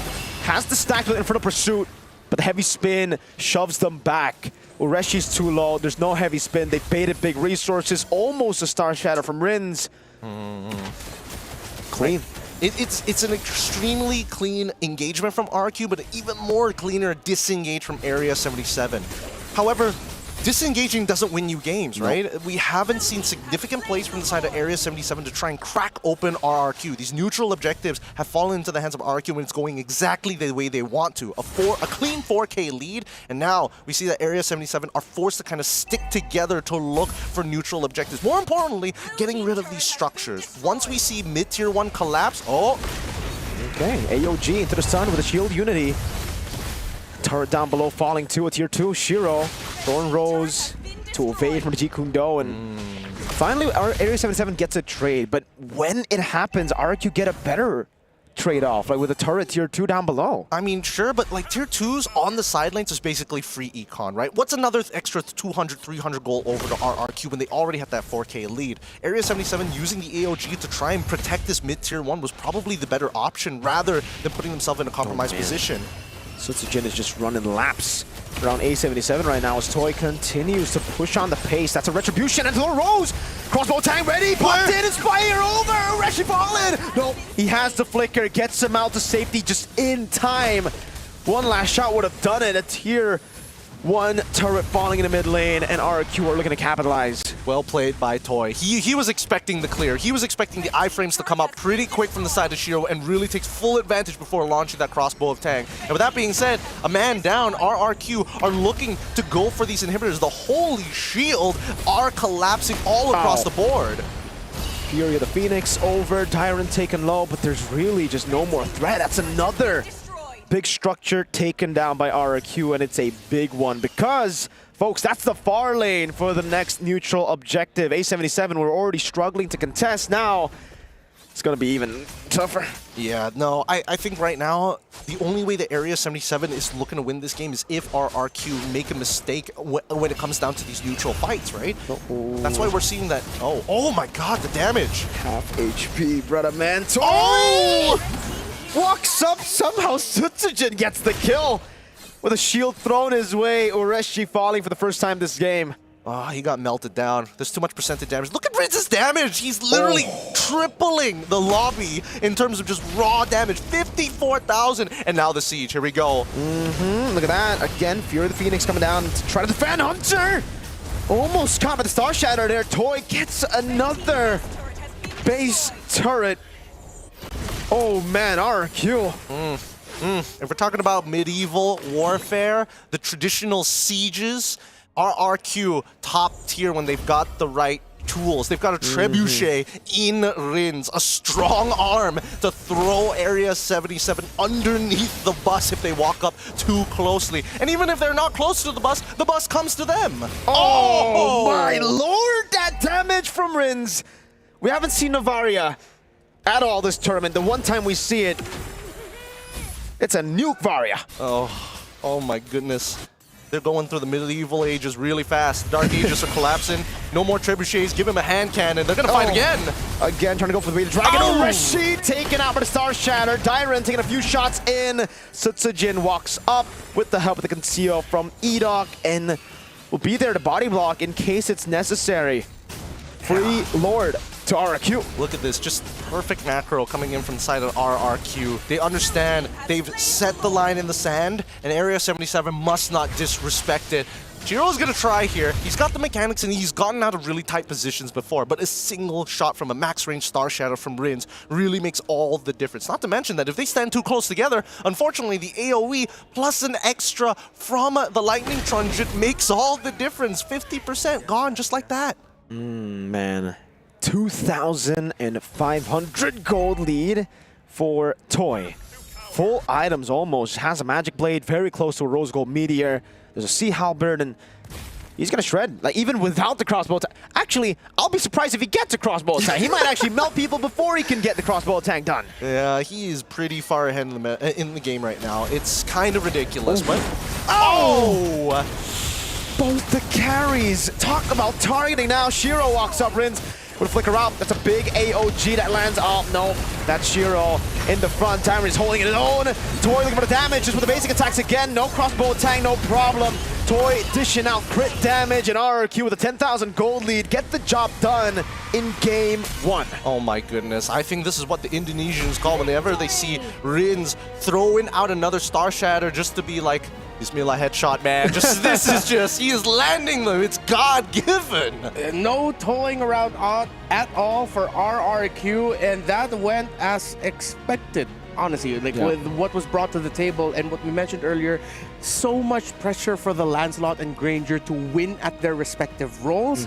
But when you're up against a mid laner who can nuke you from afar, see where you are, empowered by a jungler who will like, I'm here, there's like literally nothing much you can do to me right now. I'm a Baksha.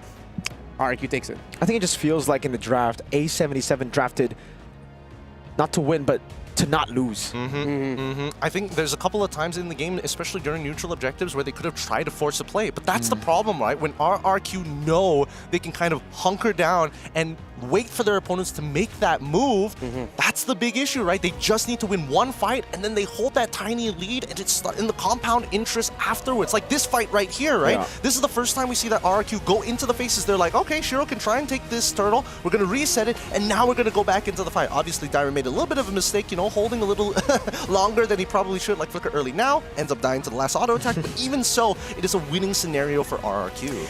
Yeah, really tough here for Area 77 to pull this off. Again, they drafted into the more demanding lineup, while RRQ, as textbook as it is, I mean, it's the easier lineup to pull off. You know the beats that you need to hit. There isn't some clear, obvious conditions you can afford to mess up within the first 5 minutes. While for Area 77, it was like a very precise, you cannot mess this up or it's over for us. Yeah. I'm actually surprised that Toy didn't go for the attack speed build this game, knowing that he would have just gotten free crossbow tanks across the board that would have just over to maybe a triple kill every time he gets a crossbow tank. Yep, as we look at the emblems right now, RRQ really just played this as it should have been. The fact that 3 of them are pack and tank emblems, that delays even more what damage Area 77 can dish out. Again, simple as they needed to somehow find massive wins early on. RRQ didn't give it to them. Yeah, they didn't give it at all, which is why like this is one of the worst matchups for newer teams to face up, because RRQ is just so... Some people may call them passive, but truly their passiveness is because they know that they've got a lead or an investment, and they love to hold it against you, right? You know, just the fact that I don't need to interact with you is more than enough. Exactly. I mean, just look at the kills that they were giving over to A77 as well. Like the 3 kills that was taken by A77, it's on Edok and Dyron. Those are the 2 guys that I think they're like okay with every single time. Yeah. There was something also about how RRQ played that I liked that they didn't try to rush anything. You could clearly see it's like still respecting the, this still might turn around. All right, let's just go back. All right, let's fight again. Slow. It was like just a slow battle of attrition that Area 77 just tried absolutely everything they can to get farm, to find wins. But if your opponent is not giving you any opening and they're respecting you as if the gold was close, yeah, you're not going to get anything from that. Yeah, I mean, it also reflects in their builds. Like, Dyron initially didn't go for the War Axe straight away. He was actually building components into the Anti-Cuirass as well as the Radiant Armor. Then after he finished his second item, they realized, like, wait, hold on, we just have to sustain, and then Rins is already getting, like, a gigantic lead. I just need to live. I don't even need to be that tanky in the first place. So that's when he decides to get the War Axe. Yeah, it's really like not the build that people go for nowadays. Even in ranked, people just go for Thunderbelt. But if you're winning that hard and you can just sustain and the game was like 3 turtles to RRQ, a 4,000 gold lead with that looked more like an 8K gold lead. There was not much you could do wrong in the item builds. Yeah, and looking at what Area 77 eventually drafted into after seeing the fact that there's a Baksha on the other side, I think more now, I see what you were trying to get at, Mirko, where Area 77, as if they were trying to draft not to lose, because there wasn't like a direct answer to the Baksha in terms of disrupting his flow. It was more of just like, see what we can draft to make sure that ISO, Shiro, and maybe even Hunter doesn't die. It was just like, let's see if we can just hold on long enough to hit our power spikes and whatnot. It's more reactive than it is proactive. It is, and more importantly, so in terms of like raw execution, in terms of like high mechanics, it's really down to like Shiro on this Lancelot and as well as Ureshi to try and make these plays. Everybody else just presses one button to try and either disengage or really punish the mistakes that RRQ are going to show. But that's why it's such a big difference in philosophy, because KSQ is so high on, hey, we gotta play to the structure, you have to execute perfectly, here are the things that you have to worry about from Area 77. So far, it's so clear that this opposing philosophies work so much better for RRQ. Yeah, they were literally just playing for PL. 4 heroes out of 5, except Lancelot, were just PL heroes. They wanted to kite back, they wanted to punish on mistakes, but expecting RRQ, such a systematic team, you'd actually have a better chance of hoping for Onyx ID to make a mistake. Like, they're the ones that actually push forward when they have a lead. RRQ, they're like, no, it's okay. We're fine with 2K. We'll just build off more minions, cutting you off, blah, yada, yada. And for Area 77, it wasn't what we expected. Like, they need to just go in game number 2. Get rid of the safety. It's all right. They got nothing to lose. Yeah, I think a lot of more people are going to be able to see the pros of your gameplay if you're just aggressive. Even though people would say, oh, it's a little bit throwy. At least we saw you try to be proactive instead of just trying to react to everything that RQ throws at you. And because of all of that, Toy was left to just farm, get gold, deal damage. Nothing could stop this 1-1 from just being able to get up in the air. Yeah, and I mean, not to mention that these, again, against RRQ, they're very good at taking small incremental leads and really squeezing a lot of value out of it, like really milking it. Like Rins was getting so much value. You could see that his lead against Hunter eventually ended up being a 2-level lead on top of a whopping amount of gold. And Toy, I think that he could honestly try to make solo plays of his own, but he just remembers what's if he makes a mistake, KSQ is just like, hey, you know what happens here? Big backhand. Well, we're not going to be seeing that after the result of game number 1, and I think right now, unless we see some absolutely massive changes from the side of Area 77, that we might just be walking out of this matchup and this series with a sweep. And I think the second game, again, if nothing too crazy happens in terms of the draft and the strategy changes, then it's just going to be more of the same. It's just like a slow whittling down and realization of Area 77 where the map is getting smaller. Next thing you know, those little risks that you were willing to take in the early game, it's just massive risks at that point in the mid game. So let's see if Area 77 is going to be able to switch things up and find a way to draft through RQ Hoshi. Maybe just a little bit more proactiveness, maybe just a little bit more picks that are aggressive might be the difference maker here for Area 77. What's going on behind the scenes? Like, what are you guys seeing? I'm seeing that KSQ currently has taken the position of player. Rins. He is the mid laner right now. He's like, Rins, you're young. Come on, just stand up for a second. Yeah, all right. So if you want us to understand RQ a little bit more, well, we have a story on their journey here heading into MSC at EWC.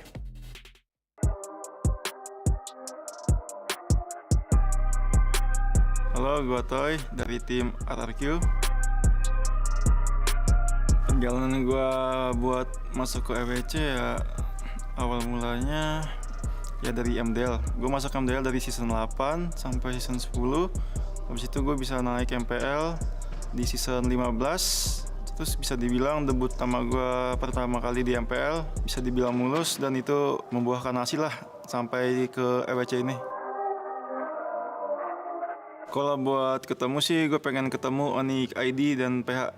Karena yang di SL Malai, tim gue dipulangin sama Onyx PH.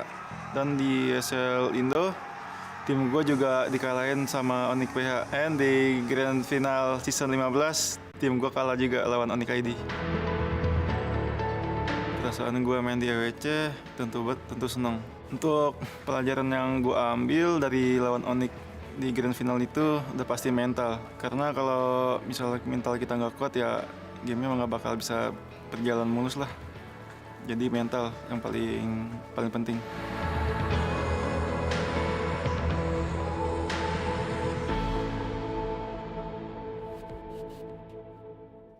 Well, whatever the mentality is right now of RQ Hoshi, it's going really good for them. They played a very clean game. They didn't give any mistakes, a lot of openings for Area 77 to capitalize on. And yeah, I think it's gotten to this point now. It's just we're waiting for the draft. We've discussed what A77 needs to do. We've discussed what RQ Hoshi needs to continue doing. At the end of the day, the only question is if Area 77 is going to change it. It's all on the balls on their court at this point. It really is, but I think, tinfoil hats back on, boys and girls, because I think that RRQ, if we're going to, conspiracy theory, they like to play a little bit slower. But every time they have lost in the most important games, they have to deal with hedgehogs, otherwise known as. So you get the idea. But generally, going fast doesn't seem to be the RRQ sort of way. Yes. So that's why I think that Area 77 at this point in time, if they are going to go, balls to the walls, trying to throw everything at them, they got to go quick. They need something that snowballs really, really quick too. Yeah, and really quickly, before we continue our discussion here about the draft and everything, don't forget about the All-Star event happening right now in-game, the All-Star 2025 Dino Planet. Do not forget to play that little mini game. I keep forgetting and I am missing out on some really good prizes. I don't think I'm going to be getting the Popol and Koopa skin that comes with it at the end of this event. That makes me very sad. So don't be like me. Don't forget to play our mini games, and of course, enjoy everything that the Dino Planet has to offer for everyone playing MLBB right now. That event goes all the way up until August 5th. Yes, draft starting in just a bit. Let's look at Area 77. Let's get specific. What picks do you think they could go for? Jawhead. That would Jawhead. Yeah, I think that's it. I like it. I was setting you up as like, okay, Jawhead right away. Yeah. We all know what we want to see from the side of Area 77. We want them to go back into their playstyle that they are not only comfortable with, but something that they can really show the world what they are all about. We need to see NA's playstyle right now as we see them actually on the blue side up against RQ on the red. Okay, they banned the Kimmy. So does that mean... I feel like they might be trying to consider So they don't want Kalea. Baksha. They don't want Baksha first pick is basically what it means, right? Yeah. But RQ still decided to ban out the Baksha. Yeah, I definitely think that Kimmy was one of the few picks that would have made a lot of sense for Area 77 because it's just one of those heroes. It's like, how do you contest with that type of damage that early on? And they ban the Uranus, so they're not going for the Uranus. I think it just might end up being Kaleo first pick. If it's not the Jawhead, I mean, if they want to play around pickoff, map presence, going around fast, Kaleo is a good substitute for that. Yeah, but I really am not a fan of giving Dyren a Phobius. Dude, that guy is a monster. Like in Indonesia, we call him the half purple man. The half purple man. Yeah. Manusia setengah ungu. Okay, it sounds half better purple in man. Bahasa. It sounds way better in Bahasa Indonesia. Okay. It sounds kind of weird here in English. Half purple man. Half purple man. I think that, especially if we're talking about Dyren, another thing that they need to be worried about is like the Indonesian style of Hilda. We've seen so many EXP laners. You give him that Hilda, you're on an assassin. It's like, it feels like you can't breathe half the time. He's right up in your face like, what you doing? Oh, you taking your purple buff, sir? Is that your purple? It's mine now? It's mine, not yours. Not your purple buff. He's a typical bully in a high school like TV show, just like, hey, give me your lunch money, aka your purple buff, nerd. Lock him in a locker, your purple buff. Just That's literally what happened in game 1. They were locked in their base, locked in their lockers, and they try to get out, but then the bully's just stronger. Yeah, they ride away in their convertibles, they laugh at you, they make you cry, you go home, you tell your parents. I'm not talking about personal experience here. I was talking about drafts. Yeah, totally. Oddly specific with the convertible. Do you still remember their number plates? Look, Jushin gets picked up 100%, here. bro. Tinfoil hats. Tinfoil hats. 100% win rate. Jushin. 100%. Okay. Look, hey. It could be a conspiracy, but I think at this point, the Jushin kind of makes sense, right? If you're not going to get the Kimmy, the other lane bully that we are expecting is that Jushin. And now they need a mid duo that actually looks to play in their favor. Now, Jushin is interesting because it's not only about mid prio, it's if they get pushed in, we tax your HP whenever you walk up, especially if the opposing duo has a melee range style hero that uses concussive blast. Oh, are you getting the Harith right away. It's been months since Harith has been a top 2 priority on the red side. And even Hylos to go to boot. Yeah, this is a little bit more of a ego aggro RRQ first 2 pick rush. Yeah, they're 1 away from going Triple H here. Harith, Hylos, and Esmeralda. Oh, hey, look, it's not the game. It's not the game just yet, boys. Just give it some time because the Kalea, Lancelot is going to get locked in on top of the Kalea. All right, a decent amount of burst damage, but not enough to really convince me about this potential pick-off composition just yet. Okay. Harith, Hylos, Hodged. Really forcing it in here. Oh, RRQ at this point against the Lancelot. Oh, they go for it. The Zetian. 0% versus the 100% that juice in. Now, this feels a bit more like RRQ saying, let's change those numbers. Yeah, right? A little bit more shoulder checks coming in from RRQ right now. Like, come on, boy. Come on. For sure, for sure. The Zetian is interesting, right? Because does that mean they're going to omit picking up the Gatot into the Kalea this time around now that they have the Fury of the Phoenix to work to kind of work with? Oh, you Tsunami Slam. Guess what? I press 1 button and then we'll see whether or not we actually have to commit to the fight or whether or not we can just be like, oh, this 1 button is enough to get us out of here. Yeah. Okay. Oh, Beatrix, good ban. Yeah, with Kalea. Could be it. Usually what RRQ does, I'll explain the Hylos a bit more for them. They go Harith, right? Harith usually gets countered by like the Phoveus who gets the dashes, and Hylos is usually already a win against the Phoveus. So the Hylos is a way to deny the Phoveus. That's what they like to do, and it's also really good flex. So it's like a KESQ template to deal with something like a Phoveus if they don't ban it. Very traditional. Okay. Very traditional. So honestly, I would have liked to see KESQ kind of go out of the template and be like, here you go. Here's an Arlet Diamond. Well, I mean, considering the tendencies of the draft so far here at MLBB at EWC, this is sort of out of the template, but it's still within his personal template. Yeah. So I guess we can only get like one thing. Okay, Fredrin gets taken out. Considering that they are just, it looks like RQ has already told Area 77, okay, we're literally telling you Harith is our main dude. It's up to you to try and answer it, guys. We're giving you a little bit of give here. This still could be a Phoveus for RQ, dude. Like the Hylos many times, again, goes to Rome when Phoveus is up for grabs, and it's a Lancelot that just was... Oh, RQ, they can set up for the Phoveus now. They don't really need to flex it all the way to the end anymore. They really don't. And they can pick it up for themselves, worst comes to worst, right? As much as... They're going for Arlet, no? That's like last pick Arlet, no? Yeah, that's what I'm saying. That's what I'm thinking of. They're like, okay, you can go either way. Guess which one it's going to be? Let's see. Because they're giving the onus to Area 77 and picking the Akai on R4. It's just so safe. Yeah. Because like now for RQ, they are waiting for A77. If they don't go Phoveus, that's an easy Arlet XP. If they do go Phoveus, the Hylos will be placed into the XP to beat the Phoveus, and they'll just pick another Rome. Yeah, at this point though, if Area 77 even goes Phoveus, there's an Akai on the other side. Exactly, You're just like, what are we going to do now? So like, it's Hylos and Akai. Yeah. In chess terms, this is what we call a fork. It's really, honestly, it's pretty difficult to deal with. Oh, they go for the CC instead. All right. Either in both of those matchups doesn't really matter to the CC, but it does compromise their overall 5v5. So like, you know what?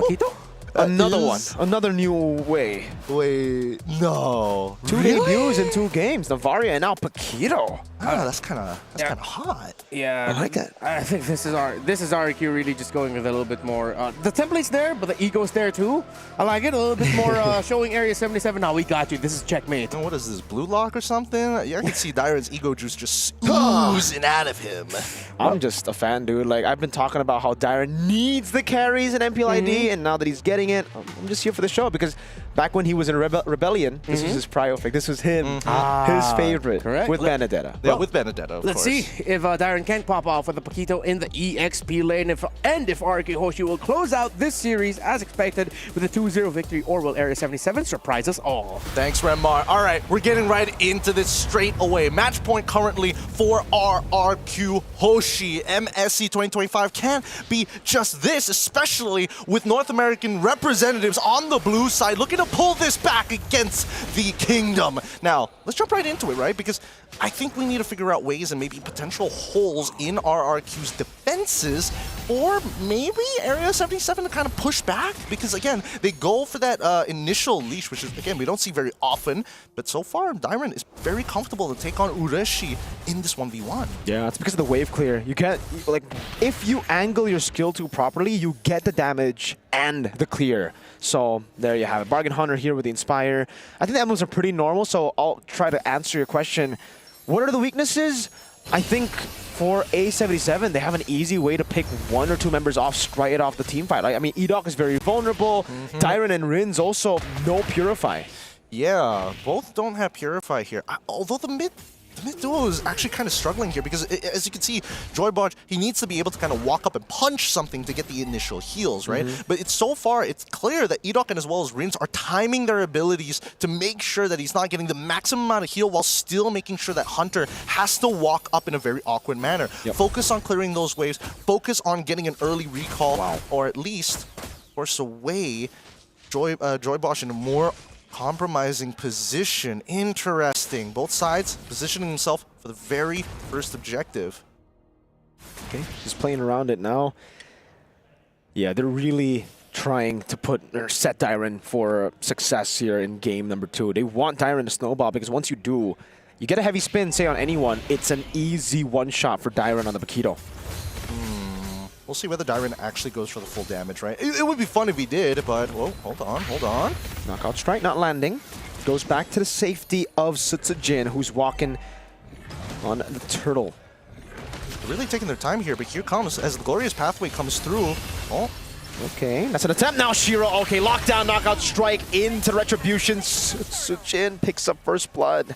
Very nice. Very nicely done. They even called Toy, just in case. Like, usually they leave Toy on an island. They're like, no, Toy. Just in case. This is Dyron we're talking about. He hasn't touched this Paquito in quite some time, so let's get the insurance policy over. And also, folks, we gotta, remind you, this is a 0% win rate hero. Zetian up against a 100% win rate hero at MSC, Jusin. This could turn everything around, like, win rate-wise. They're looking to fix the numbers, at the very least. Kescue was not happy with it. It's like, hey, I love the Zetian. We gotta make sure these numbers are good. Rins, my boy, do God's work for us. We're gonna get this back. We're gonna pull it back for her. So far, as we can see, like, Area 77, I'm trying to think of a potential play that they could do, but the main issue is that Sutsujin is just such a good way to kind of nullify the effect, right? Oh, you're about to get a pick on somebody, heavy spin comes into play, disengages the entire team. Dyron's in trouble. The damage, now he's going to be caught though. Curtain Call and the Lantern Flare with the Crimson Beacon too. He has to flicker, but he will die. A bit too aggressive, did not know where the Jusin was. At least Rins gets a bit of punish there. I guess. At this point, Sutsujin is thinking, all right, thank God we got Toy involved in last turn. I was like, thank God he got an assist. Dyron, how could you? It's like, oh, sorry guys, I'll try one more time. Don't worry. If I die again, then you can lose faith in me, but until then, I will pull this back for us. Because it looks like you're trying to set something up, right? Idaki was thinking about it. He was thinking about dropping that Glorious Pathway, but there is no reason to fight as of right now. Most objectives are still up. The clear has been very good for Sutsujin. He does spot out Shiro and he does have a full level ahead. So if he steals this away or at least forces the Retribution out of Shiro, then same thing as last time. It's just a free turtle. Yep. A battle. Who wins it? Was that Sutsujin? Shiro? I think that was Sutsujin on that one. Okay, there you go. And now turtle number 2 spawns in the game. Whoa. Another 1-1 at turtle 2. I don't even know if Area 77 should contest this. Is this contestable? Joybotch does have his ult. Who does he want to pick up? Can he pick up Rins? I think he can, but the flicker is available, but the 2 tanks, that's the problem. It's that heavy spin that they can't seem to bait out naturally. Glorious Pathway into the back. Now, oh my lord, Reshi almost pinned down to the wall. There's Joybotch is forced to flicker out defensively. Gets a Tsunami Slam over to Edok, but he's, good. Oh, what? Dyron, knockout strike into the back. Now, Retri battle. Sutsujin winning it out. Dyron walking back, and RRQ again. Get the objective and dip. Wait, what? There was definitely a punish there for Area 77. They did not want to initiate the trade, and I think they would have been able to trade up on towards, no, it would have been 1-for-1. It was hard to get on top of Rins, I guess. But even so, they don't mind 1-to-1 low kill count so far. RQ developed their 1.3k lead, and now it's just squeezing out the value from such a small lead. It's back-to-back games with the same playstyle for RQ. A77 again, Joybotch. Without the flicker, you're passive on the Kalea. You have to understand now, after the changes on Kalea in the previous patch, that range on skill 2 is so short. You need Flicker to be able to get like a crazy pick off, especially on a mobile pick like Dyron. Unless Dyron walks up, then I guess that's free knockout strike over to Rins right there too with the turret up top for free. Toy gets a trade, and it's just a punish off of Area 77's rotation and commitment down below. It's a skin diff. Terry Bogard on Dyren, the king of fighters. Love it. That's why. You got to make sure you got your skin game good. You get those extra stats, and you're like, man, I'm a beast. I'm so good at video game. So far, I think it's been working out well for RRQ, right? Like, oh, Conceal, they know the purple buff is available, but did they know that Area 77 all rotated down to that bot side? What a read! Yeah, wow. Incredible read, and they just have to give it. Akai being a level ahead of a Lancelot is something, again, that we just don't see too often. But it's happening here, Sutsujin. A whole level ahead of a Lancelot that should, by all means, be farming way faster. They're just mirroring the jungle path at this point, and I think it makes a lot of sense for Sutsujin. Whoa, Edog's kind of taking a lot of damage here, but here comes Toy and Sutsujin. They're going to go for the trade. Oh, Hunter has Flicker and Crimson Beacon, but how many times can you blink out? Toy walks up, Zaman Force over, Unli dashes, and it's Rins who picks up the kill. Joybodge walking up, unable to get into range. You see that range? Pretty short. Very, very short. I'm surprised Hunter didn't use the Lantern Flare straight away or like flicker out of it straight away, knowing there's a potential. Because again, Toy doesn't have flicker of his own. He's running Purified. So if he's on top of you with the Zaman Force, there's no escaping it at that point. So they have to make these calls a little bit earlier. Dive on ISO, has the flicker, will use it. Edog tanking it up, just enough for Toy to get those shots in. That's another over to RRQ. I'm not gonna lie, with the Zitian, with the Harith, especially with the MR shred coming out from Zitian, it makes Harith feel like he's his old self. You know, he's doing some like actual relevant damage now, especially since it's so early on into the game. I'd love to see the take. Oh, Shiro gets the orange buff. The take on items for Toy, because we saw Innocent go for the book Enchanted Talisman yesterday. I wonder if Toy's doing the same here, or if he's sticking to the same old Starlium Scythe. We'll see, we'll see. Oh yes, there you go. Yeah, there we go, there we go. Making sure that he completes it. He's already got two items already complete. Fury the Phoenix comes on out. Oh, okay, good flicker from Ureshi. Yep. Manages to get out, and man, this playstyle. Oh, Tsunami Slam, but it's only onto the high lows. That means Toy's free to go for damage, and he does. Bodge versus high lows. That was a sustained battle at that point. Kalea definitely not as tanky as the horse. Oh god, this is getting kind of brutal because like the RRQ playstyle just sucks the soul out of you. It feels like every move you make, even though it's correct sometimes, doesn't feel great. Feels like you're making a mistake when you're actually not. It was a good attempt from the side of Area 77, but right now they have to again keep in mind about the target prioritization. Ideally, they want to get Rins. Look at that. Boom. Terry Bogard does it again. Oh man, yet another game where a 3,000 gold lead looks more like a 6-7K gold lead. Like A77, they're falling so far behind. How do they do this? At this point, I feel like Toy is just a little too far ahead for Ureshi to try to go for the 2. The hell is that damage? Bodge, free shots for Dyren, a stun over from Edog. Boom. Bang! Bada Bing Rin showing that the Zetian can work. God, they're playing this well. Like RRQ, what's great about them is their formations during their fights, right? The anchor being Rins this time round. They're playing around him extremely well. They are forcefully giving him space. And honestly, Rins to a certain degree probably doesn't even want the space. Like, no, guys, please get them closer to us. I need to apply a lot more damage here. Oh man, that's gonna be a free lord over to RRQ. Rins takes it. So 2 games, he's actually gotten 2 lords.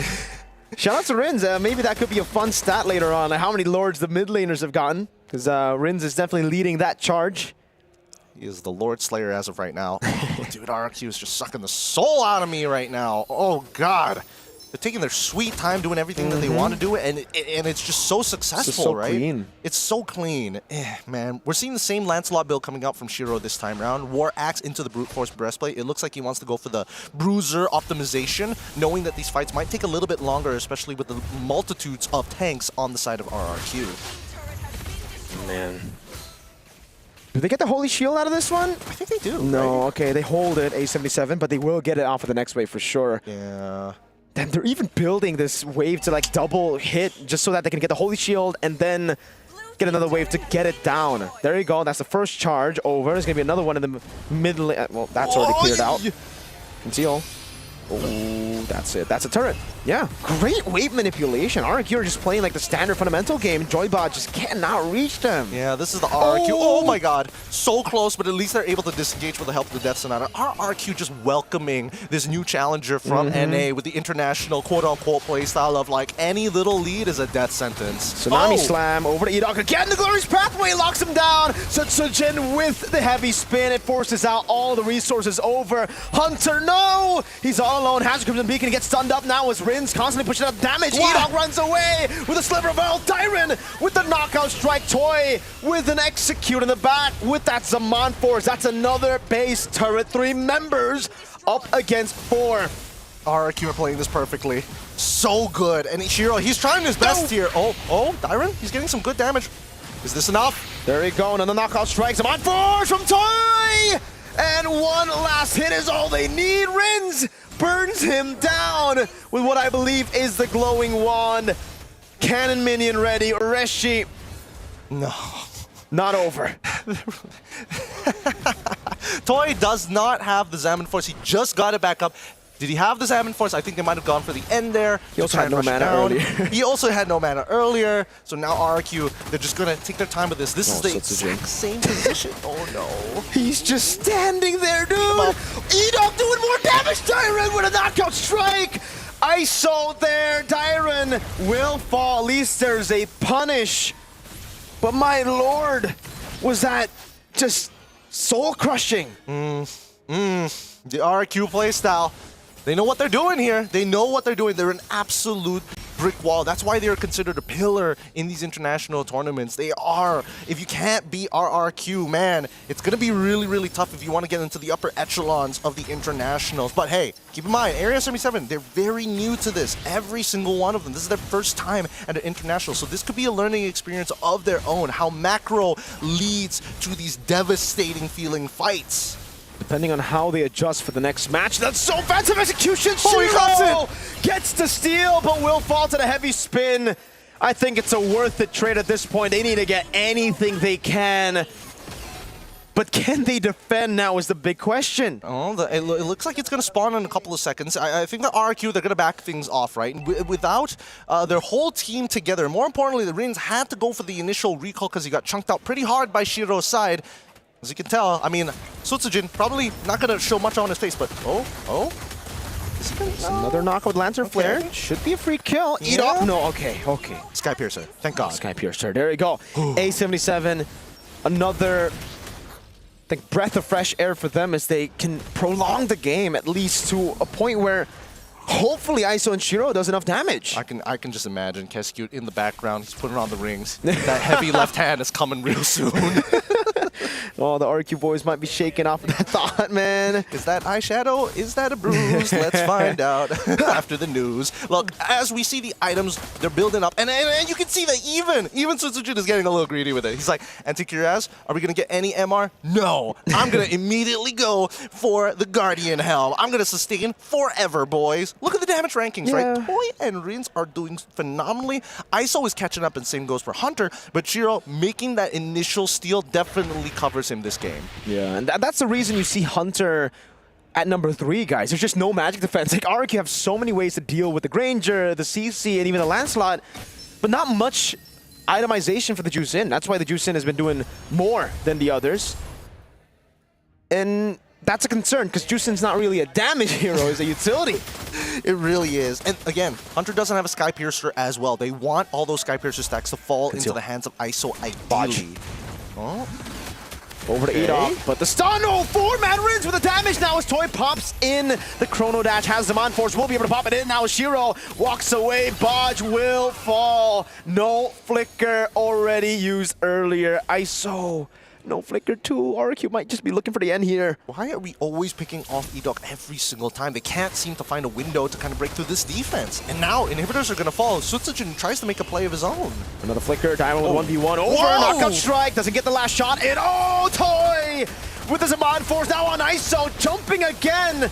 Base wide open, a few waves coming down as well. This will be it. RRQ takes a clean sweep against Area 77. A crushing defeat here as RRQ welcome Area 77 to the internationals. Their first best of 3 Oh, what a victory for RRQ Indonesia. Renmar, come on. What do you think about that match? Because to us, it was pretty soul-sucking, but that's the RRQ playstyle. Yeah, textbook and ruthless. It's unfortunate that, again, this is the first matchup that Area 77 is going to have for the group stages, because against a team like RRQ, they don't give you a lot of opportunities to shine if they really know just how much better they are compared to your team, and that's exactly what we saw.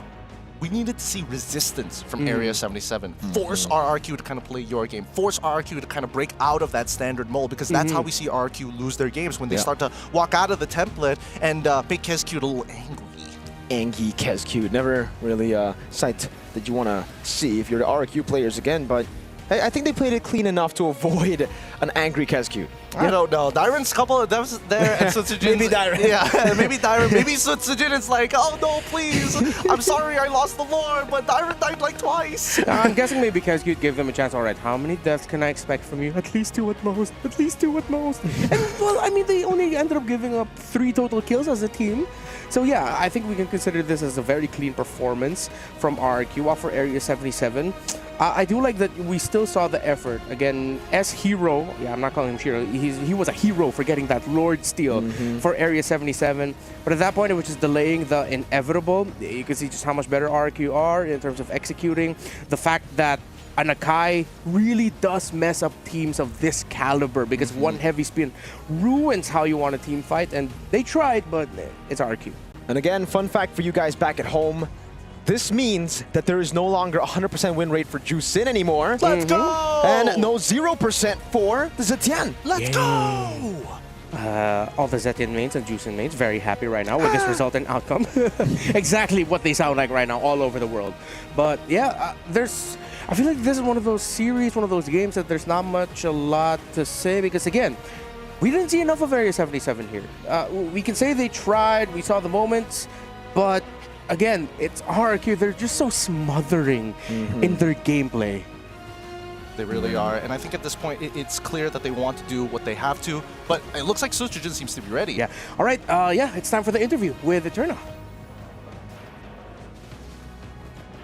Thank you, casters. It's Eterna now with Le Mercenaria. We have Sutsujin from RRQ. Once again, congratulations, Sutsujin. Thank you.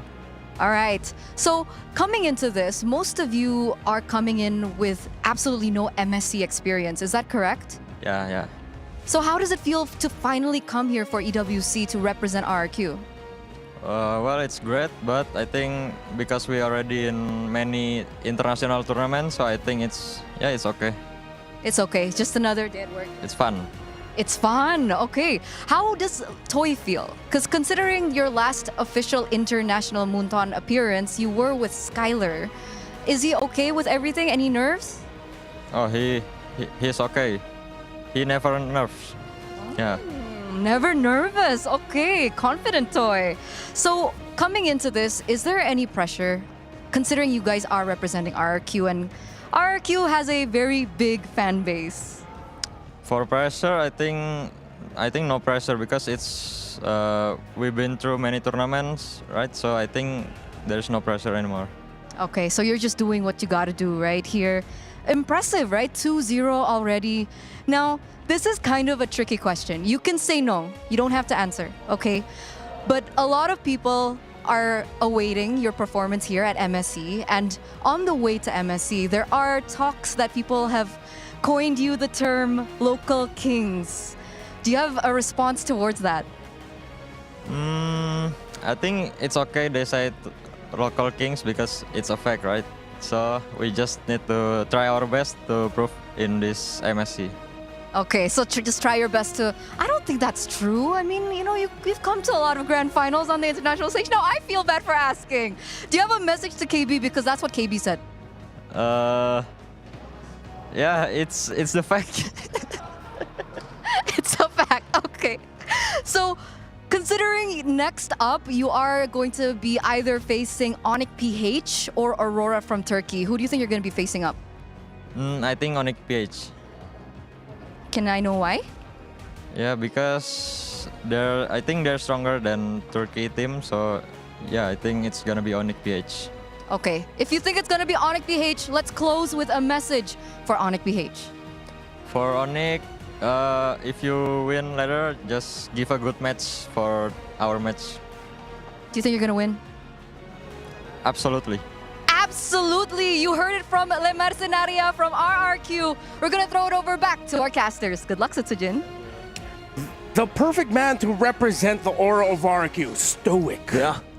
Truly, He just accepts it, dude. He really does. He's so down to earth, you know? If I close my eyes and I listen, he's you know, Keskyut, Setsujin, one in the same soul.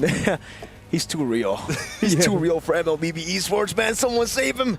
Nah, but yeah, I mean, it's a great mentality to have, right? Like, you just need to prove the haters wrong. Like, whatever the haters say, if it's true, whatever. But, you know, here, this is the time for us to prove it wrong. They're encountering the unknown. Yeah, they're really just looking at what they can do to make sure that, you know, we can change facts. You know, you can, well, I mean, not all the time, but I think you guys are trying. They have a chance to. They have a chance to change the narrative here around RRQ. And again, with a performance like that, they needed to set that standard with this very first one.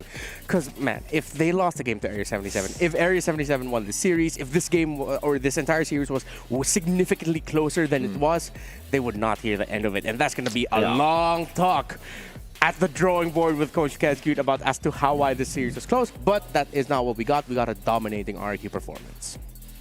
I mean, no surprises here, honestly, throughout the board. I just wish that RRQ were able to kind of, you know, try and push and extend their leads. Because a lot of it just comes down to a matter of inches. They're just, you know, a bit of maximizing values, maximizing a couple of gold leads, but nothing really flashy. And I think the only person who got to have fun was Dyron. And I think, you know, that's where the 2 deaths came in, where it was just like, okay, I guess fun has a price. Yeah, all right. Now it's time to find out who the Sony MVP of the match is. I believe it's going to be from RRQ, and it is none other than... And Toy on this Harith. Well, yeah, he played a perfect game. Yeah. I actually would have given it to Rins, like, especially game 1. But yeah, 6-0-4, not to take anything away from Toy. He was playing incredibly here too. This is the normal take, I would say, on the Harith itemization. It's not the Enchanted Talisman that we did see from Innocent just yesterday. It's still Starlium Scythe, and it still works, hey, especially if you're winning in lane level 1 to 3 against the Granger. Like, we need to see that, like, if possible, in replay or something. It's like, how? How did it work out in their favor? I'm not even 100% sure. At the end of it, it's just standard all the way through a majority of the laners. Even like the 2v2s we were seeing in the mid lane was in favor of RRQ as well. Dyron was doing a very good job until he overcommitted, got out-rotated, and then died. But other than that, it was pretty good, Yeah, and that was a terrific win by RRQ. Hopefully we get to see more of a brilliant Area 77 performance in their next matches. That is it for the first half of the second day of the MSC group stage here at the Esports World Cup. But coming up next, we have our SNB match of the day between Onyx PH and Aurora Turquia on behalf of Gideon and Mirko. We're going to be signing out. You're going to be joined by Lafel, Brigida, and Naisu. Coming up, we'll see you in just a bit. See you guys.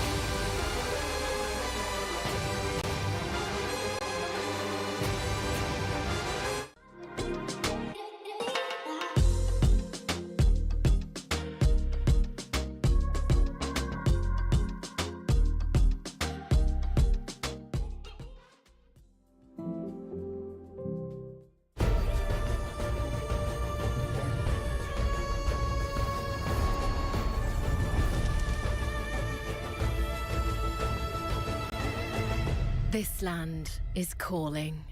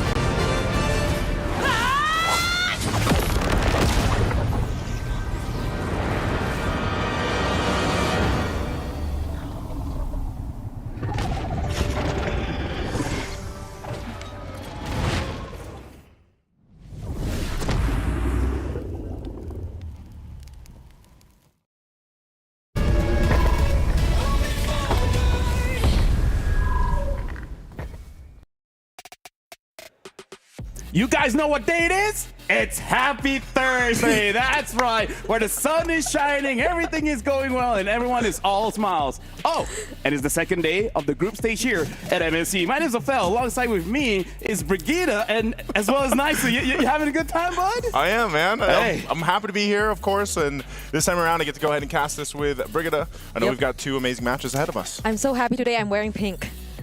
That's pink? That is. Oh. We're both kind of colorblind. Oh, yeah, but I am, and this is pink. Well, speaking of which, after this, it is going to be Onyx going up against Aurora, and that's going to be a huge matchup. In fact, that's going to be the match of the day, the Saudi national match of the day. And here's the thing. They got a lot of story coming in. Looking at them coming in, arriving here, they're looking hot. It's a hot one out there, man. You know, but this matchup, of course, is heated. It's also it kind of a little bit weird, I guess, and some adjustment for me and Brigida both to see Master of the Basics with Dexter there leading Aurora. I mean, it's the same jersey. It is. Yes, that's true. It's not the same players. So it's kind of like same, but different. But kind of same. It's kind of same. So I think for me, this is also one of the most exciting matches overall since we've done the entire draws, and like it's a very similar matchup. I think a lot of us have been seeing Onyx Aurora time and time again. Yeah. But again, same, but not same. Same, but different, but still same. Now we gotta look at the legacy here. I mean, like, we got to talk about Onyx PH. They've been looking pretty strong. I mean, like, the only time it's like not okay was the grand finals, but they brought it all the way. They just didn't win against TL. That was I would say I was very vocal about this when we were doing that. That was one of my favorite, if not the favorite, grand finals that I got to be a part of. But Onyx Philippines, you know, after getting the World Championship under their belt, a lot of people was having high expectations for them when they went into the MPL Philippines season. They struggled a bit, you know, very similar to what Onyx Indonesia went through.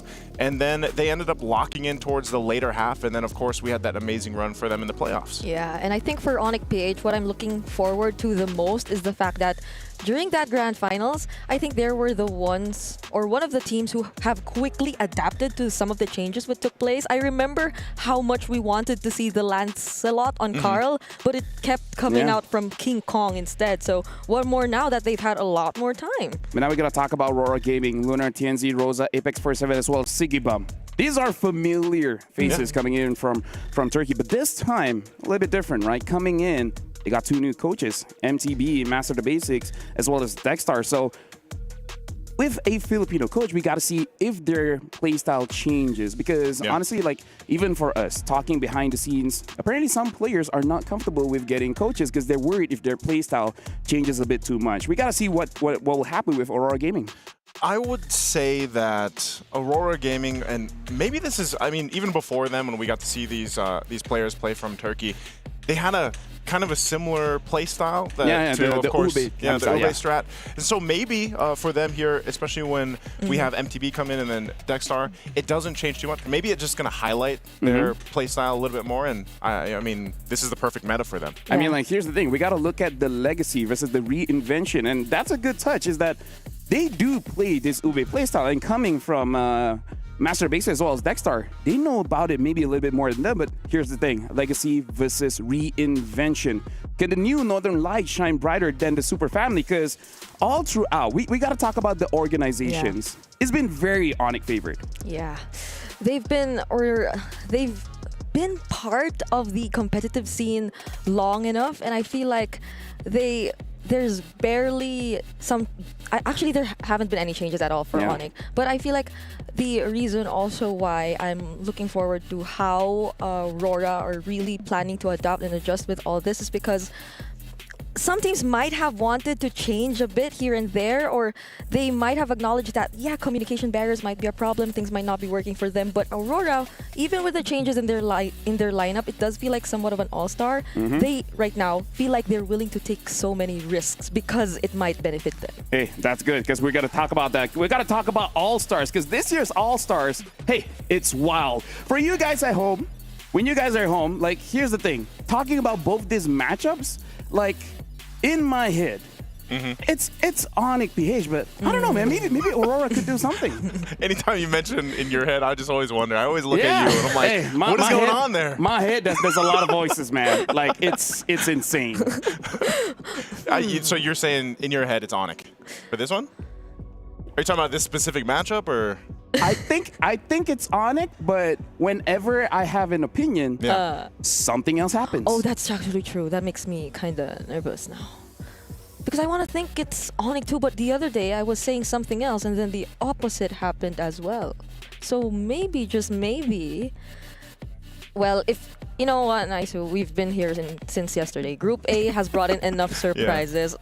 I'm just keeping myself open to the numerous possibilities that might take place again for today. I think regardless, so far, our run from, wild cards, even MWI, now here for MSC, I know we're only on day 2, but there's already been a lot of fun things going on. Maybe some surprises here, but this is the group to make it happen, I feel like, especially for Group B, of course. So we'll see if it happens. Yeah, and for you guys at home, the MSC Pass is available now, and it's 20% off. So it's even cheaper than before. So make sure you guys grab it, because there's a whole lot of goodies there, including the skin. So make sure you guys grab the MSC Pass right now. It's only up until, like, what? The 7th? Yeah, the 7th of 8. Which is August. Yes, that's the one. Quick maths. Yep. It would be August. And by that time, MSC which is before September. That's true. Hey, See, you know what? This is what I was saying. You ever think about the LaFell's head? Oh, dude, I wish you guys can see what's in my head. No, because like yesterday he mentioned his neighbor, his father. I know, his I mom, heard, like- I heard. Yeah. So what do we get to today? Hey. You're running out of family, My sister. Well, that works too. Hey, if I run out of family, I can just add more. We're gonna see later on the draft coming up for both teams. I do want to see if Aurora they stick with this Ube playstyle because the thing is, healers did get buff. They did. But we don't see a lot of teams actually utilize that. It's interesting because I feel like this is, again, a meta that can favor what we've seen in the past. Again, it's their first match that we're going to see from Aurora, so we got to see if they still stick with that. The Estes, for example, the Florins, all that stuff could pop up here. Yeah. And here's the thing, like just to hype up the matchup, let's actually check out a video of Aurora going up against Onyx PH.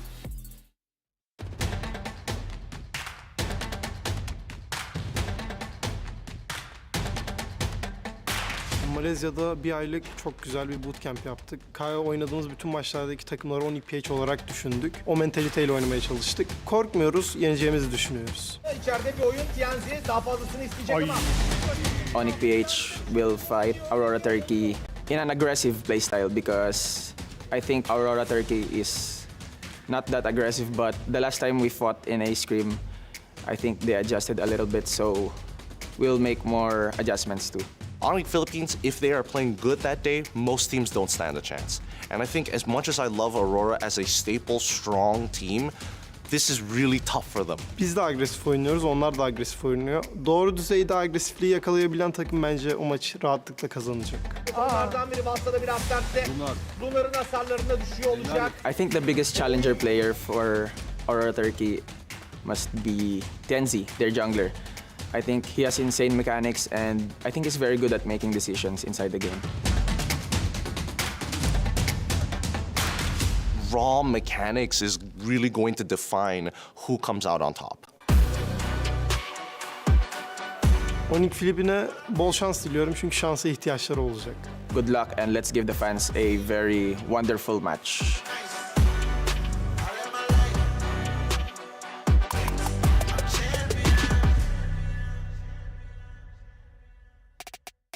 We saw a jungler giving another jungler that much respect. Yeah. And we heard as well, perfect aggression, the team that can actually execute that level of perfect aggression will have the edge in this fight. Speaking of which, for you guys at home, the All-Star event is still ongoing. So make sure you guys go into the game and slay a lot of lords because you guys have a chance to actually get a lot of goodies for yourself, including the exclusive Popol and Koopa skin as well as the new border. Now, here's the thing. In this matchup, they talk about perfect aggression. I kind of feel like when it comes to perfect aggression, I kind of feel like Onyx PH, they got it unlocked. So it kind of looks like their favorite in this matchup. Yeah, especially if you look at the roamers. Because like whenever you think of aggressive roamers, I feel like Brusco and his hero pool immediately comes to mind. Because I know we touched a bit on these healer utility types of roamers, and I feel like that's something you could associate a bit more to Apex 47, especially since the first time we saw him. But I don't think that in any way should limit Onyx PH too. Because even towards the latter parts of MPL, there was an Angela by Brusco even. Like they've had these certain changes here and there. So I'm wondering what they have up their sleeve for this match. Yeah, now we're starting to draft here. Onyx Philippines going up against Aurora. Looks like Onyx Philippines will be having the first pick. And they're instantly batting out the Kimmy. And Aurora, looks like they're actually taking their time. Even in the bans here, probably also trying to predict like what's going to happen and how they're properly going to be using their draft. Yeah, I like that. So again, Onyx Philippines, I'm not sure on the specific stat right now so far through the 2 days. I'll have to double check later, but the winning side being blue side or if it's the red side, but Onyx Philippines, they'll get that first priority here. They are going to be taking out the Kimmy, of course. We see the YSS. Teams' drafts, for the most part, though, have been pretty interesting. I mean, even the first two matches we saw today were some very unique picks that we got to see come through. Yeah, the Paquito. Even earlier on, we saw the Leo Mord. Yeah. I think everyone was shocked by that, if you will. For maybe that becomes a new thing in everybody's ranked games now. You're going to see a Leo Mord gold. Will they be brave enough to try it, though? Like, after that kind of unsuccessful campaign. I know it's just been a single series, but you know, it's been almost a win for Team Flash, but it still wasn't. But now that we're looking at two teams who are led by Filipino coaches, I'm thinking we're more likely to see picks that don't veer too far away from the current meta that we have. So we're definitely be looking at all those oppressive mages, the ones that deal a lot of damage. Unless you can actually get an assassin jungler, then we might see the utility. Because I think something that we can bring up is that so far the first 2 days, teams are really liking that Jushin, which if we look back previously, teams really don't favor them. Or if they use them, they just don't get the wins. For Super Friends, though, I think it's one of his favorites. Yeah. Like the Jushin has had a very high win rate whenever he got his hands on it, which actually, now that you mention it, the Super Friends Rosa matchup might look pretty interesting. You know, like I feel like the Pharsa, if ever it does come through, could it be highly contested between these two teams? I think it's first pick priority because if it's not banned out, we could see the Pharsa go through. Honestly, first pick if that seems to be the play here, especially for someone like Super Friends. But still, we also have seen them kind of opt to wait as the draft goes on because Super Friends as well has been one of those players that brings out, for example, the Selena. And he is just able to play the Selena very different than anybody else, like for some reason. Yep, the Jushin has been banned, so there is a chance that the Pharsa could get picked up. And if we're talking about the mid laners here, Rosa, if you look back in his history, he's not known as a one-trick. He has a lot of tricks in his pocket. Like we've seen the Valentina, we've seen the Lilia, and I believe he even had a time where he used the Lunox. So I kind of feel like in terms of the matchup, you really don't mind letting Rosa just wait a little bit and then maybe even counter draft. Or maybe he can make Zetian look really good. Yeah, I don't even know if like, wasn't Rosa one of those who was brave enough to bring out like those fighters in the, in the mid lanes too? So maybe, okay, there I was supposed to say maybe the R-Lot for now. If Naisu did mention earlier that Onyx tends to save the Super Friends heroes for later since he does have such a wide hero pool, but that might lead Rosa to picking it up here. I think you can pick up the Pharsa. Pharsa is a bit difficult against Arlet. Oh yeah, that's true. I think, man, against the Arlet though, and this is still technically what we find the Arlet still in basically a flex position for the most part. So I feel like that's something that Onyx Philippines likes to do, and especially with Coach Why Not, kind of pick up one of the heroes that you can still flex in later on depending on how this first phase plays out. So Phoveus will come up for Aurora, and then they get the Kalea, which was obviously open still. We see that banned out quite a bit, but this time I would say Aurora, you know, this is covering the groundswork of initiation, pick-off potential, but then that front line tankiness too, and some of the sustainability that helps out the team here. I like that they pick up the Kalea because it really opens up their draft in case if they want to play more burst instead of giving it over to Onyx Philippines, where we know for them aggression is a big thing. So if you give over a very aggressive roamer, it could cause problems. Yeah, and you have to be cautious about who you'll be putting in the front lines if you're Onyx Philippines, because the Kalea can just constantly try to go for these front lines, but they still pick up the R-Lot and Fredrin combo nonetheless. So just as I was thinking, we might be seeing some of the damage dealers for Onyx for now. They just went for the Moskov. They literally saved the mages for the second phase. And now we got a fun fact here. Kelra currently holds the record for most kills, 258 among all players throughout the history of MSC. That's a lot. That is a lot. That is a lot. I think the second place behind him, and I'm sure we'll get this a glimpse of this later, probably today. So I don't want to spoil anybody, but I think it's like 100 difference between the two. It's a quite big difference. Yeah, so that's just, again, Kelra's had quite a bit of experience in MSC throughout his career so far, and obviously this is something that Onyx Philippines wants to go ahead and achieve in, you know, hopefully getting this championship for them under their belt after being the M6 World Championship champions. So this Lancelot gets picked up. This is an interesting matchup in the jungle. Lancelot against Fredrin. I like that both teams, they're just delaying their mid lane pick. This was something King Kong mentioned about Tianzi. The fact that they respect and acknowledge how good his mechanics actually are, and now we'll be seeing it in as early as game number 1 because he'll be picking up the Lancelot up against this lineup of Onyx PH, which so far I feel is a very confident pickup since they also have the Phoveus and the Kalea, so they already have the other members of the team out there to set things up for them. Not that the Lancelot can't do things entirely on his own, but with the CC taken out as well, this is looking somehow...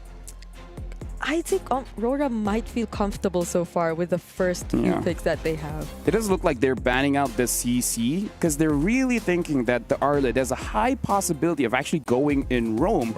So now I'm thinking for Onyx Philippines, they need some kind of continuous damage here in mid. If this Arlet does end up going to Rome, because I kind of feel like they do want to get the ball rolling at least by Turtle 2.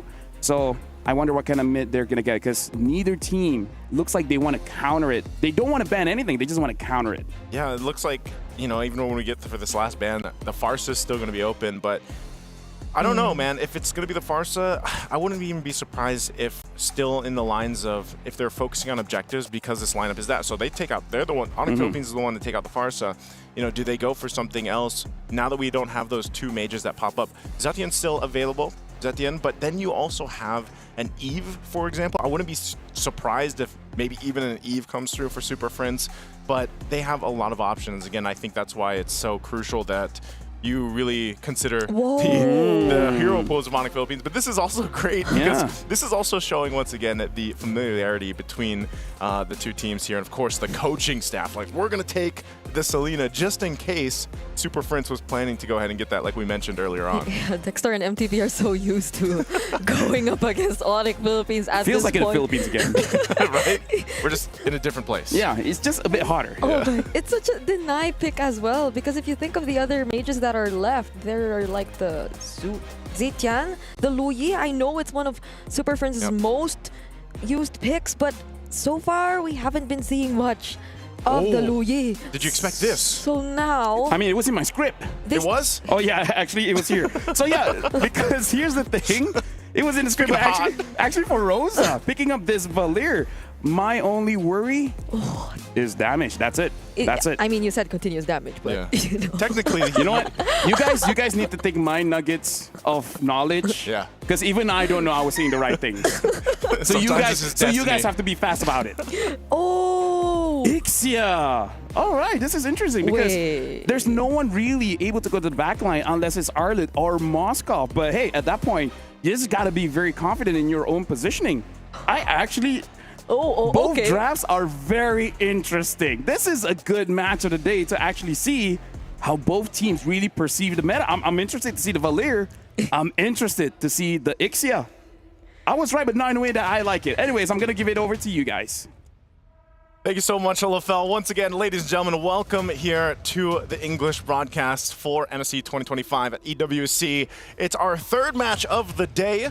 And as you're witnessing, our drafts here are phenomenal for game number one. It is a best of three once again for both these teams here. Onyx Philippines, the current world champions, going against Aurora from Turkey, will be going against each other. And who gets the first blood here, we're going to find out in this series. Welcome to it. It's me and Brigida to bring you the action. I cannot believe we're seeing the Valir-Selena matchup for game number one. LaFell did mention continuous damage, but whether or not they're able to maximize that, we'll see it now because they're playing it very aggressively in the first few minutes. But Super Friends, because of that aggression, is forced to flicker out and will receive the Sword Rose first blood immediately for Aurora Gaming. I don't know what our fastest first blood. I know it was around like the 30. 26. 26? We beat it yesterday again. Okay, it was beaten yesterday. They wanna beat the record. Yeah, still under the minute. First blood going in the hands, especially for Tienzi. Yeah. That's great for Lancelot to get a start here, and you can see this. This is what I was worried about for King Kong, though, too, because if you get a lead, you then have to rely on the team to help you, even this. This is such an aggressive start for Aurora Gaming, and the Abyssal Arrow lands onto King Kong. Second casualty out the game, but the punish. They'll be able to take down Apex 47. Okay, things are looking good for Aurora Gaming right now. It's a great start for them already. 2 kills for Tienzi, you know, an assassin that has popped up multiple times already throughout our tournaments here. And you get 2 early kills, that's going to be great for you. You can already see the emblems too, nothing too crazy, but you got a whole lot of tank emblems. And of course, you're still going to see that Temporal Rain here for the Valir. Yes. Apex? Okay, he's not going to get stunned. So it seems like whenever Super Friends does want to go for the Vengeance Flame, again, that has some sort of purify to it, you'll be able to spam your skills a lot more. The team fights will be a lot more difficult for Aurora Gaming if ever they get to be the recipient of the Burst Fireball then and now, every now and then. But still, like, I mean, the mere fact that there's a Selena and you're a Fredrin, right? It's not going to be fun. It doesn't look too good. So let's see how this pans out. Aurora Gaming are the first to position themselves in the turtle.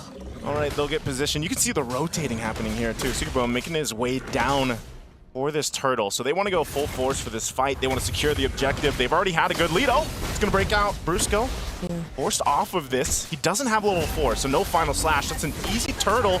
I think they just disengage. Oh, but Onyx might want to go for it, though. Brusco, the Tsunami Slam will be used onto him. And then now Lunar will be isolated on the back line, but so will be Brusco. He is the first to fall, and Lunar will be next. But does Aurora still want to fight this? Now it's Rosa. She won't be able to escape. So somehow Onyx might have equalized it in a way. I mean, at least they get 2 kills off of that. You know, it's still a small lead for Aurora Gaming right now, but this is, I guess, that was a preview of what the lineup is capable of for Onyx Philippines. Obviously, they're going to need some more time. Also, when that fight before it broke out, the Spear Destruction from Kelra came through, but it didn't land, so he couldn't join this fight. So, you know, essentially, you find yourself in this, but still relatively even because it's a 4v4, and they just go for it. And it's, you know, it's one of those lineups from Onyx Philippines that needs time to literally cook here. But Rosa gets taken out, of course, from King Kong, and he's got a little bit of catching up to do. I'm not sure if he's too far behind in terms of gold. But at least, you know, he's about half a level or a level or so behind Tienzi right now. And Tienzi's 3-0 on this Lancelot already. That's huge for a Lancelot to get an early 3-0, which is why Onyx PH, they might be respecting this right now. They're playing somehow a little more careful, but now that they see Rosa isolated in the mid lane, they find a way to deal with him. Now going for Apex 47 next. These are 3 members of Onyx PH, but that's the Tsunami Slam already committed onto Brusco. Tienzi also here, but they won't be committing the fight just yet. Okay, King Kong wants to take this because, as you can see, he's 2 levels behind. So he goes and grabs that. Turtle's going to be up in 10. So Onyx, what they're really looking for is just some of these pick-off potentials. They found them. They've pretty much dissipated the gold lead that Aurora had. Mid lane's going to be put some pressure here, but this is what we're going to see. Aurora Gaming goes back into position for the objective. This time around, though, you still got both gold laners up on their own. This is going to be started up. Super Friends picking up a glowing wand. So now Rosa firing off from the back angle, but will be forced back. King Kong, even despite it all, we'll just jump on in, and this is the hard part for Tienzi. He's got to find the right window. They start things off, use the final slash, but then the turtle, it's still going to the hands of Aurora. Rosa also takes the kill on Brusco. King Kong somehow trades Apex 47, but Rosa with a double kill takes down Super Friends, and Kirk makes it just in time to find the kill. A big trade, though. Aurora's going to get more. They're going to get this mid turret off of that. Good thing for Kirk. At least he gets a kill. There's a trade and an objective as well, as Kaoru was able to push in that tier 1 up top. We'll take a look at the instant replay again. This was a fight that was in favor of Aurora. Tienzi goes in, especially with a full barrage laid down right there. It was a great fight position for them, and they kind of separated Onyx Philippines. You know, the Super Fam literally got separated in this fight, and they had to just kind of be in that position of, let's go get something. If we can't, Lunar, though. Oh, they're trying to get something again here in mid. Super Friends seems like he's having such a hard time. Rosa might still actually go for it. Sigibom, nice placement. But still, it's literally so difficult for Onyx Philippines to find an angle here. The biggest worry for Onyx PH at this point is it feels like they need a bit more time to set up for them to be able to use their skills, similar to the Appraiser's Wrath when they wanted to go for that objective. I mean, it was Brusco who started things off, but Aurora Gaming, they have much faster ways to respond, to fight back, and do it explosively, not the way Onyx PH kinda needs a bit more of like buffer or loading time. Brigade, they need a lot more buffering time. Also, they need to deal with Tienzi. He's 6-0 at this point. He's been pretty much untouched, and then he just picked up the brute force as well. You can see the lead, man, that he has on King Kong. You know, this is what I was worried about in the draft when you saw that Fredrin come through, and then you see the Lancelot, which has been picked up time and time again in our matches so far. And you get this kind of lead, which all started from that early first blood. You get a lot of opportunities to go ahead and play the way you want in your jungle alongside the team here. Plus, the fact that you have a Selena to help provide some division is phenomenal for them to work around with. So I expect this just to be their free turtle, 3 for 3. I think Onyx Philippines is just going to have to adjust and be like, all right, how do we approach this first Lord coming up? Yeah, at least they have Kelra, they have the Moskov, so they can somehow deal with the macro. Oh, but Aurora Gaming, they're still gonna go for it. That's the Flicker Tsunami Slam into the strike, already committed by Apex 47. Immediately taking out King Kong. Final slash connects onto Siggyboom, but still the damage coming in from Aurora Gaming seems like it's gonna be enough. It's a triple for TNZ. Siggyboom gets taken out. Kelra might be the saving grace, but will he be able to do it? He's up against two members and he won't. What a play with such a good final slash, but unfortunately for Onyx, they weren't able to win that fight. Great placements here from Aurora Gaming. Again, it was initiated by them. Look at the final slash that comes through, even onto that full barrage. Yeah. Great placement, but again, they were behind, and Kelra really wasn't there for that majority of that fight until the end here, and he really can't go against a TNC. Look at him, he's 10-0-1 on this Lancelot. What is this KDA? How did this come? Has he found the right balance between aggression? Okay, so out of the 14 kills, he hasn't been part of 3. Yeah. Just 3. The math is not Quick mathing, maths. but you know, Yep. it's just how surprising the game is. Imagine this much of a lead between Tianzi and King Kong. That's 3K? Around 3K?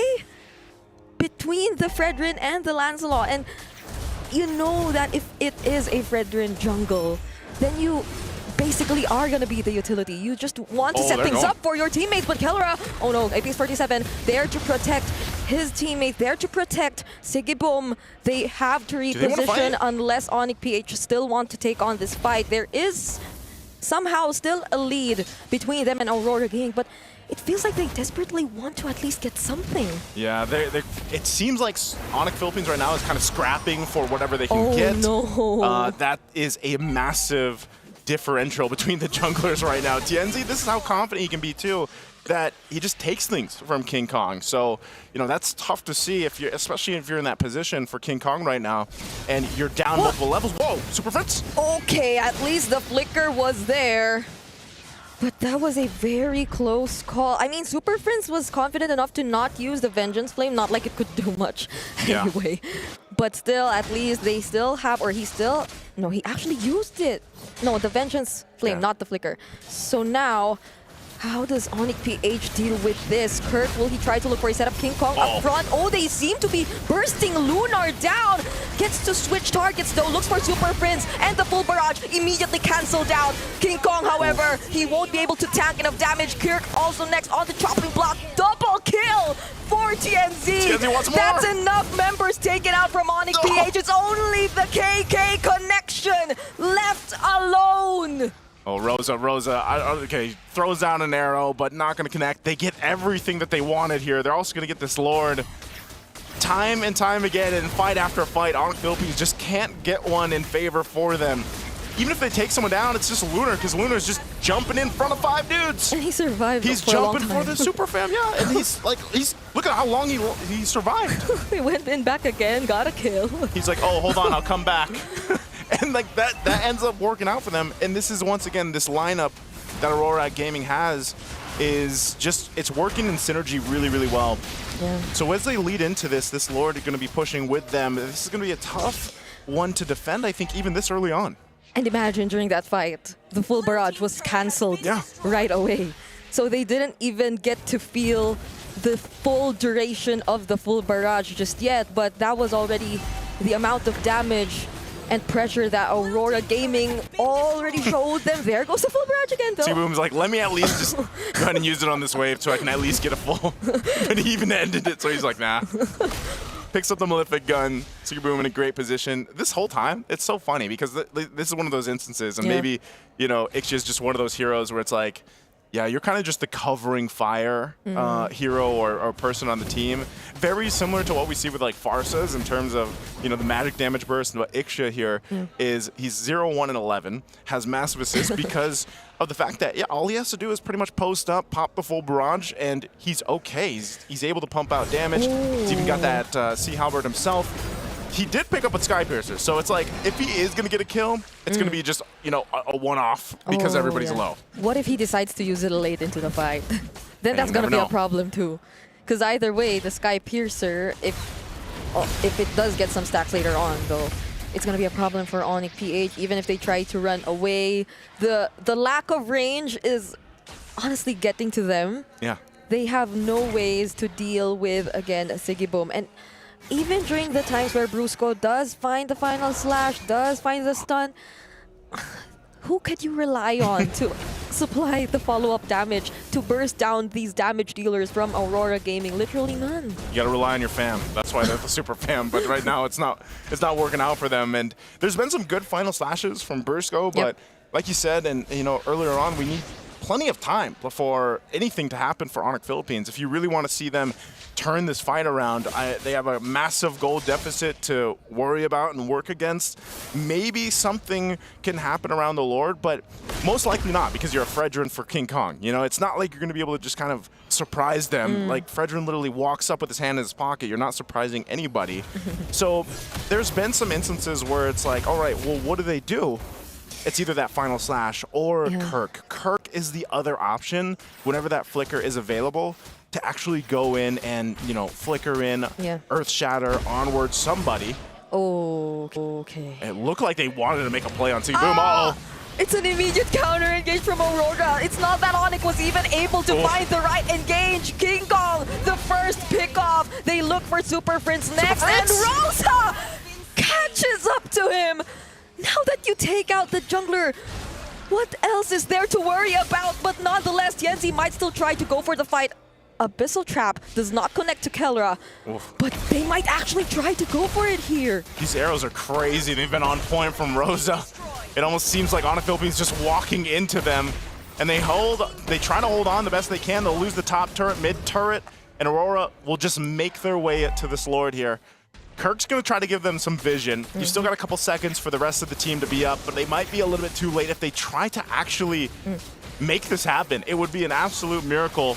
Almost 10,000 gold behind if they actually contest this, but it looks like that's not going to happen, but they fight anyway. Aurora still decide to fight this. The Abyssal Arrow doesn't connect onto anyone. Kirk, though, does the Primal Wrath, but this might be the opening for Onyx PH. SOT already committed. Lunar will be the target, but Sigiboom gets to use the full barrage and takes down 2 members. Rosa also finds the kill onto Kelra, and this is looking bad for Onyx PH. It's a maniac for Sigiboom. They finally find a way to deal with the Super Fam. And Aurora Gaming will take game 1 in this best of 3, a dominant one against the Super Fam. Oh my gosh. Is that what we expected? That was a brilliant draft. You see just how familiar they are. Yep. I cannot believe the surprises. I knew it. They just keep coming. It's one thing to have one maniac. It's another to have 2. And against Onyx Philippines. But here's the thing. There is a lot to talk about, and we have to talk about, number one, what is with the tempo here at MSC? It almost feels like the moment you get into games, someone's gonna die. And in this one, it was Onyx Philippines. They received the first blood, and then after that, I would say the good thing about Aurora Gaming is that with the draft and with their playstyle, they can fight at any time. But it looks like Onyx Philippines, they're waiting for their time. And this is something that I told my sister. Waiting sucks. Waiting sucks? Waiting sucks. Oh, waiting. Yeah, waiting. Waiting. Menunggu. But like, okay. But like from behind, right? How else are they supposed to deal with it though? Just wait faster. Just wait more. Yeah, just wait faster, Like do that, but faster. You know when you can like skip the waiting? Yeah. I wish that applied in real life. Oh yeah. Speed it up. Yeah. just get here and just start do your own thing. Now here's the thing. Honestly, looking at that game, there is a lot that we can talk about because even you guys during the draft, we're surprised because you thought there would be more damage coming in from Onyx Philippines considering the players that they had. It just looked like a bit of a mismatch between the playstyle and the heroes.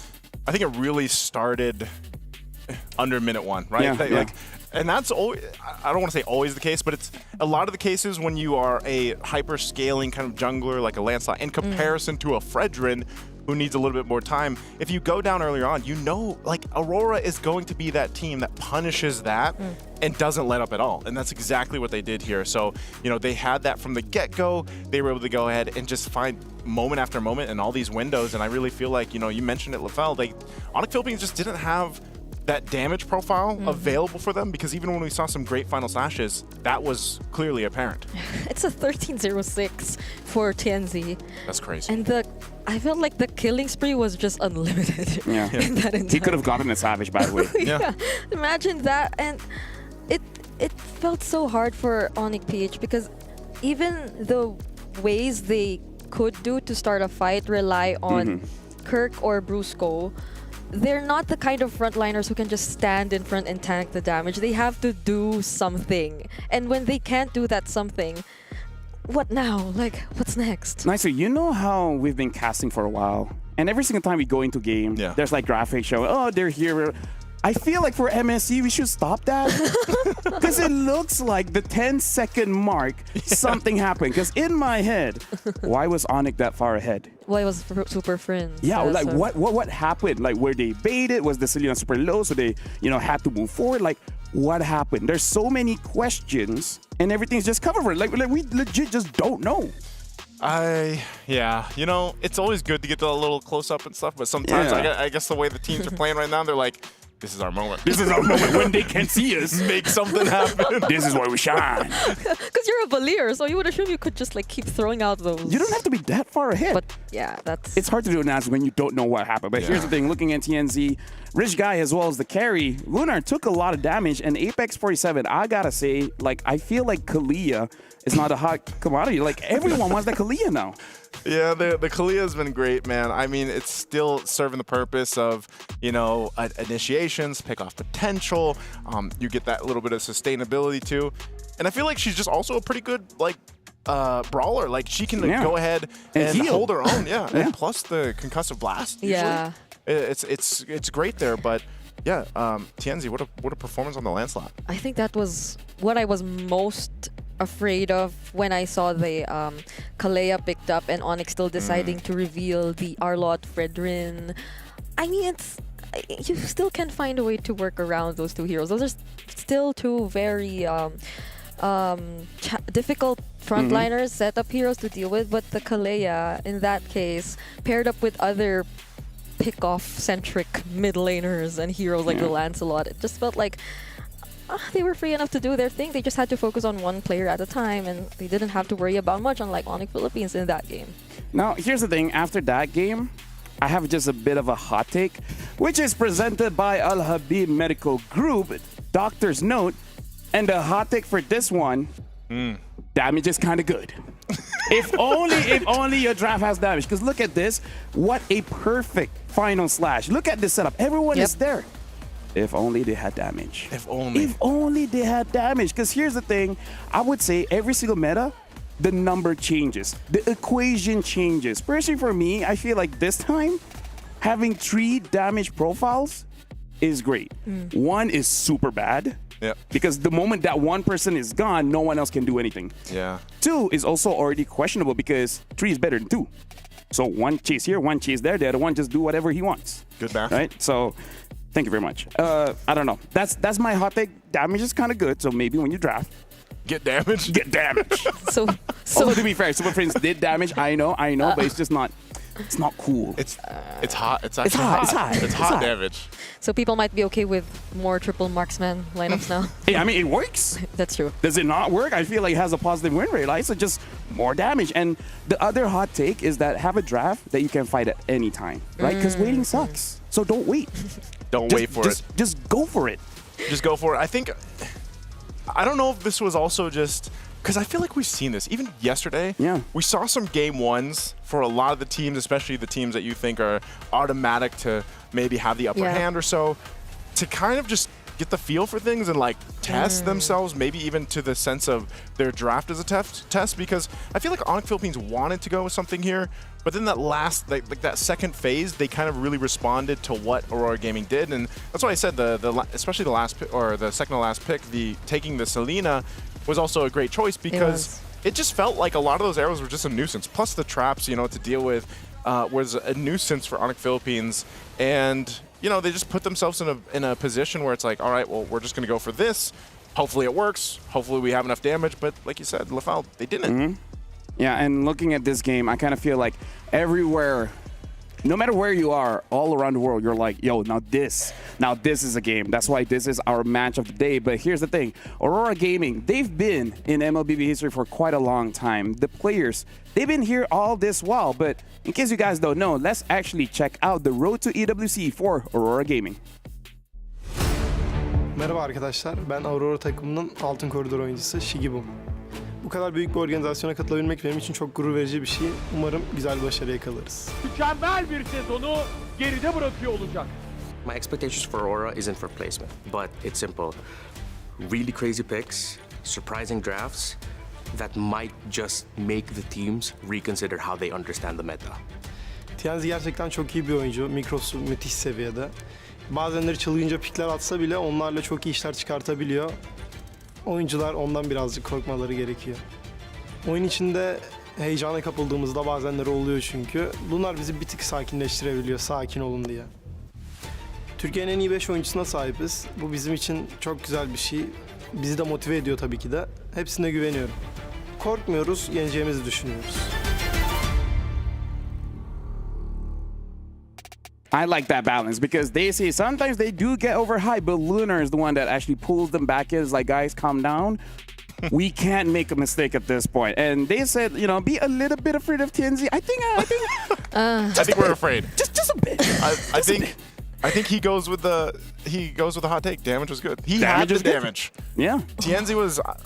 After that performance of the Lance, I almost just automatically expect Onyx Philippines to go with the jungle assassin Assassins, this time. right? I think maybe if we do pull up the comments, people would be wanting to see that too. This is just me assuming, knowing like how the comments usually go. But yeah, because it felt like a less aggressive Onyx PH when in fact we know them to be that kind. Of course, led by Brusco and Super Friends, which I feel like might be why they were that far in the early stages of the game, but they have to probably like be a little more aware. Yeah. They have to take a bit more consideration of what heroes they have and what heroes the opposing team has, because in that scenario, the Lancelot was someone who could quickly catch up to the mid lane fights. And the thing is, I don't think they will, you know, use that kind of draft again. But again, just to remind you guys back at home, make sure you guys slay a lot of lords because there's a lot for you guys to get in this All-Star Dino patch where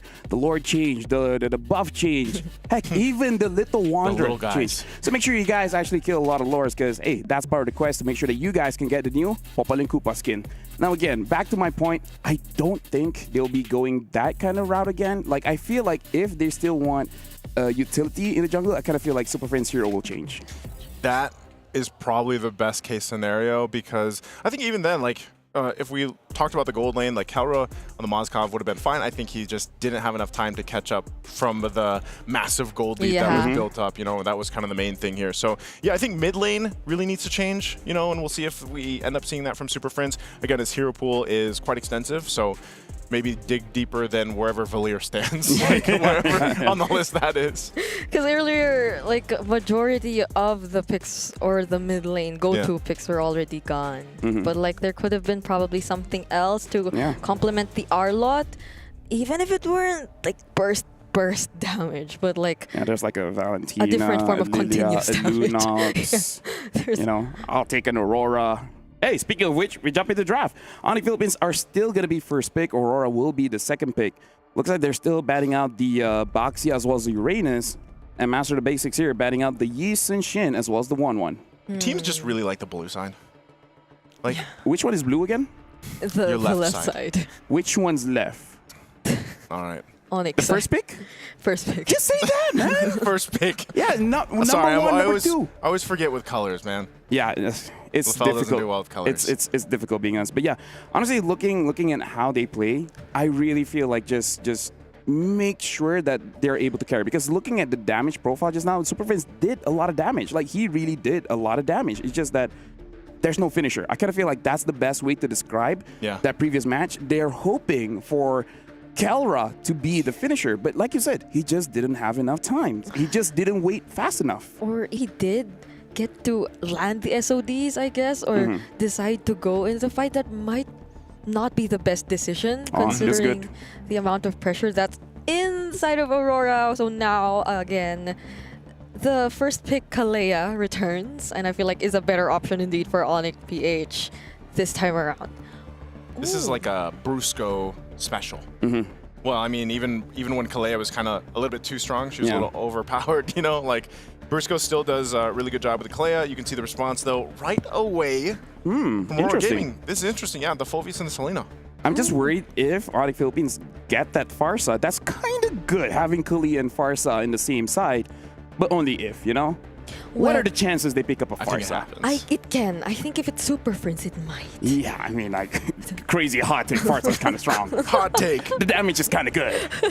Hot take, Farsa. Farsa comes through. If that's the case, you can do that. Or maybe they play... Farsa Lancelot, no?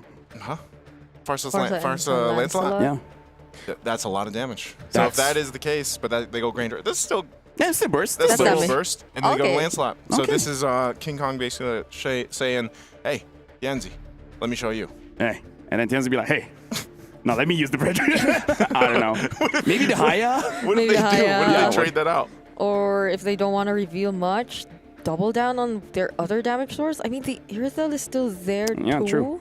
So I feel like it could be a great answer considering the matchup, the mobility that it can have. Although it still doesn't change the fact that the Lancelot is a Lancelot. Or just go back to Ixia. I don't know. Oh. Like, I feel like this third pick coming in for Aurora is going to be very important. And they pick up the Fanny. All right. I just want to remind everyone. You want Holy Shield. Holy Shield. You should be Wow, afraid of wow, him. wow. Yeah, you should be afraid of him. This guy's a bit different. Oh. The mechanics from game one and game... I didn't expect the first Fanny that we saw to be from TNZ. Here's the thing. This is what I heard. Like, yes, the energy is a big problem. Yep.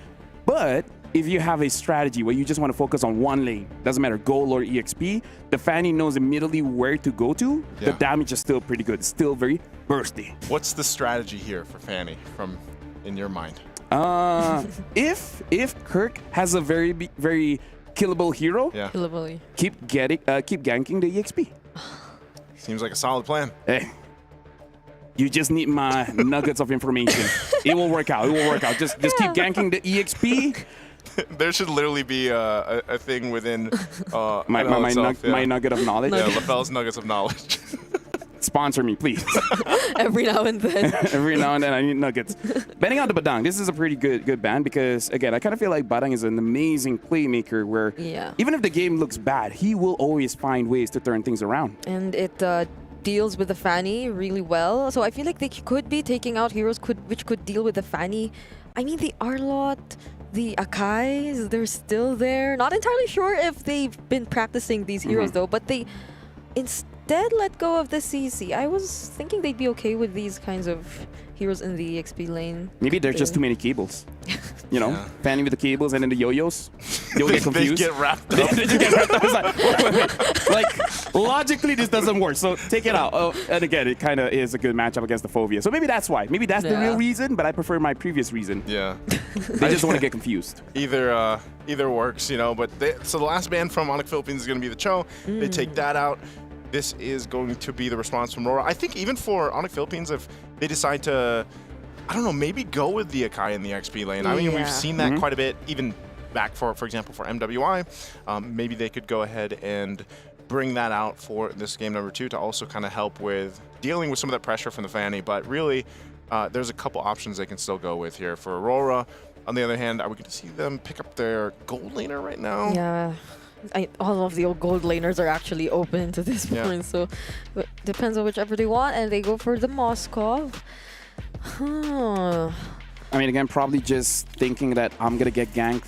If I'm able to peel for myself and have the option to actually pick up the Purify, might be good, because I think that's one of the things where we don't see too many different gold laners, is that not every gold laner can survive with the Purify.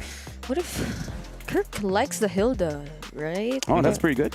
And there's a Fanny on the opposing side if you want to just keep rotating out of your lane.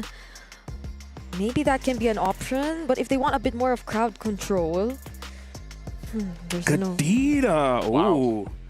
Oh. All right, Kadita again. as well as Edith. I mean, like, this is one of his signatures, so probably just going based off comfort, and he felt like, I wasn't the reason we lost, so, you know.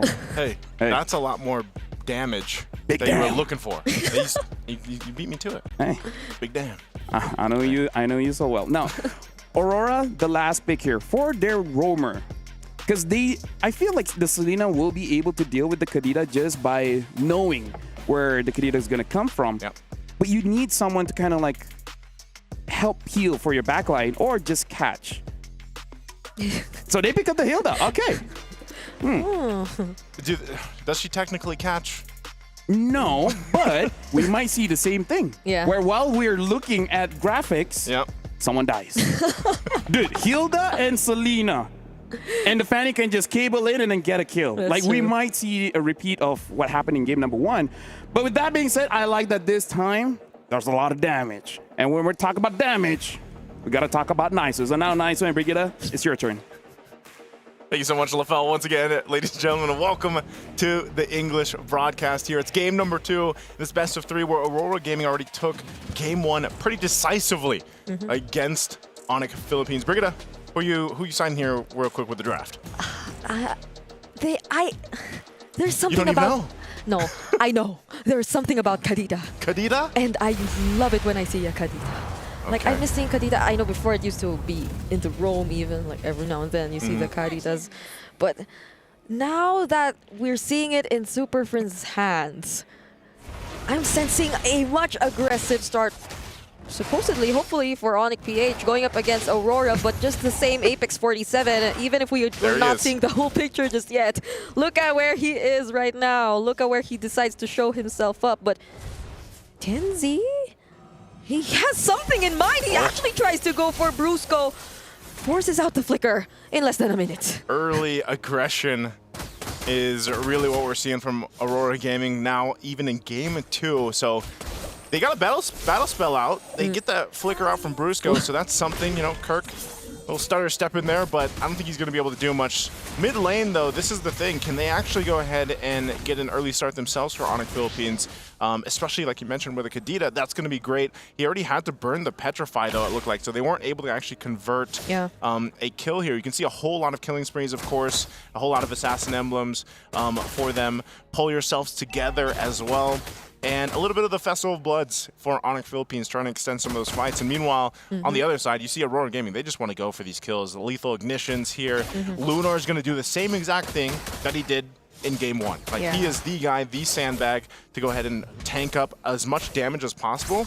Well, Apex 47 just does what Hilda does best, and she is an annoyance to pretty much everybody. Yeah, you're seeing how Rosa and Apex 47 really want to, you know, rotate faster along the map, which is pretty surprising for the Hilda and Selena in the mid lane. So that's pretty much how they're planning to play things out. I mean, I'm still not over the fact that Tianzi decided to wait there and try to get Brusco as first blood, but Onyx PH, they might secure the first objective of the game. Tianzi is nowhere near to contest for that objective, although they had some information though, so they might be trading it out for other things instead. But that other thing, could it be a kill onto King Kong? Tries to steal away the purple buff, but doesn't succeed in doing so. Okay, that was a good attempt, you know, from Tianzi. He had the information, like you mentioned earlier, Brigitte, but couldn't take the buff away. So Tianzi at this point, especially as he gets his orange, is probably going to start to look for that first kill, that first kill pressure if they can. Kelra gets the information here, and you can see Onyx Philippines rotating down to keep him okay. Spear's going to be used. Just go ahead and spot them out, but Boom's not going to follow through. You can look at top lane too. Tianzi's been up there for a while, but it's not your ideal character to go for. You don't want to go for the Edith because of, once again, you can just kind of pop that Prime Wrath and be okay. I mean, LaFell did say that though. You did. Like, if you want, you can try to go for the Edith. But again, since there's a lot of crowd control in Onyx PH, they're rotating relatively fast too. That might not be the best option. They disrupt Tianzi in his attempt to secure the orange buff. Rosa's Abyssal Arrow connects onto Super Friends, but they're not able to fight just yet. This is a much more careful approach we're seeing from Aurora Gaming so far. now that they probably see Onyx is literally starting to fight back. This is interesting because I feel like this is... Oh, never mind. Rosa is gone. Rough waves, not even a petrify needed from Super Friends. So I was just about to say it was a killless game so far, 3.5 minutes in, but Onyx Philippines made it happen finally. They have to be really calculated, I feel like, with this lineup too, on the pickoff potential that they're going to go for. So this might be the play from Aurora. Oh, they catch Kelra down bottom. Is there a way to get out of this? There's the flicker. Somehow finds a kill onto Apex 47 still. I was surprised he was, but again, this is the card in the gold lane. That was about the best you could hope for in that situation. A 1v3. So it is going to convert also to a turret for Aurora Gaming. But again, you have to find something. And for Aurora, that's the decision they made. It did go in the right hands too. TNZ picked up the kill. So now this might be where we see some of the pendulum try to swing in favor of Aurora Gaming. Lunar. Kelra. Now I feel like the decision is to always go for the gold lane, but look at the title strike. Tsunami Slam denying TNZ of the pickoff. Sigibum will be trying to escape and successfully will do so. Great attempt, however, from Aurora Gaming, but you see just how alert Brusco is. He has to protect his gold laner this time. Brusco is so good at just protecting pretty much everybody, but especially there for Kelra. Rosa getting pretty close here. There wasn't a flicker for Rosa though, and there was a petrify from Super Friend. Probably wanted to save it for later, but that could have been a pickup. Yeah. That's okay. Again, their Aurora Gaming seems to be going and just focusing on the macro for now. Really focusing on down, and if they can get some of these objectives, because you sort of have to be, like I said, very decisive on the fights you choose here. You can see this might be a moment for Onyx Philippines to start putting some pressure on their side of the jungle, but still they want to do it with caution, as Aurora's been doing pretty good at just farming up. They're not too far behind or anything like that at all. What is Apex 47 trying to do too? He is the vision. He is the visionaire right here. He's literally not letting go of wherever King Kong is, trying to go fully aware of whatever patterns they're trying to do. But does Aurora Gaming know that the plan is to actually attempt and go for the mid lane? Oh! The title strike was somehow denied by the Dark Wave from Lunar there. But Apex 47, he's still holding this spot. Yeah. He's not letting go of that area of the map. So he cut that wave. They dealt with that, and they might get a little bit of pressure. Won't be even able to use the SOD. TNZ tries to catch up, but I don't think there will be a fight breaking out anytime soon here in the top lane. There is an upcoming objective, so that's probably what they have to pay attention to. But speaking of paying attention, Apex 47. This is why I was saying earlier, like, Hilda is just a nuisance to everybody. Because this is what, actually. Now he gets to deal with him. All right, we see King Kong actually finds the kill onto Apex 47. This time, though, TNZ also finds the kill onto Kurt. Brusco barely making it out alive. The Abyssal Arrow also won't make it. Rough Waves already committed there by Super Frizz, but Kelra with the Sky Piercer stacks will be the one getting the kill onto Lunar. King Kong. Okay, disengage for Aurora Gaming. All right, they're going to disengage. The Turtle's up here. Onyx Philippines might decide to go ahead and start it up. They did lose Kirk earlier on, so he's back up, as well as Brusco making his way to this fight. So they might secure themselves this objective. But Aurora Gaming, they'll go ahead and focus on getting TNZ his buff that he needs, and maybe just give this up. Apex will give them information. Oh! Sigibum! What? What? Okay. What a steal! So the turtle still goes to Aurora Gaming nonetheless, and Onyx PH will just attempt to take the mid lane, but it's a successful defense for Aurora Gaming. Oh, Apex 47 tries to go for Kelra. TNZ makes it cutthroat, already committed, but he gets denied with that title strike. Once again, Kelra is protected by none other than Brusco. Brusco is the man right now. Just, he's got to be mentally high-fiving Kelra, or Kelra's got to be doing that, because time and time again, he's there to go ahead and save him. And that's the way, I guess, you deal with a Fanny. Hey, if they're going to go for a gold lane, you know what? We'll just go ahead and Tsunami Slam him down. Oh. That's a lot of crowd control. Will Lunar still be able to make it out of it? It is going to be a miracle if he does, and he won't. Rosa could be the next target, but they're gonna play it safe. Super Prince has the Petrify after all, will still decide to go for it. Kelra now trying to take down Apex 47. He's been such a nuisance, and now he's finding it hard to deal with everyone all at once. Onyx Philippines will get them the turret. Meanwhile, Aurora Gaming still working on the rest of the map here. They're not falling too far behind with everything that's happened in the last minute or so. You know, they still keep it relatively even. They're about 1,000 gold behind at this point. And I would say, even when this Lord does come up, we could potentially see them actually try to contest it. Now, the biggest part is, once again, avoiding Super Prince, avoiding that initial burst of damage, making sure that you don't get picked off from Brusco, because he's been online, and then the Malefic Roar is picked up. Now for Kelra, as they go ahead and put pressure on this purple buff, and you know, Tianzi's going to be fine from that. Fortunately, he's still able to get it, especially as there is an upcoming objective down bottom, but I feel like this is going to be the problem now for Aurora Gaming. This is why we see Sigibum and Tianzi majority of the time just on the opposite sides of the map. They're trying to deal with things right now through macro, since Onyx PH, it seems like they're grouping up most of the time, so they might be struggling to actually pull off whatever they intend to do. Now Apex 47 seems like the target for King Kong Phantom Execution. Everything is used onto Apex 47. A pickoff by Onyx right before the objective. It might be time for Apex. Oh, Lunar?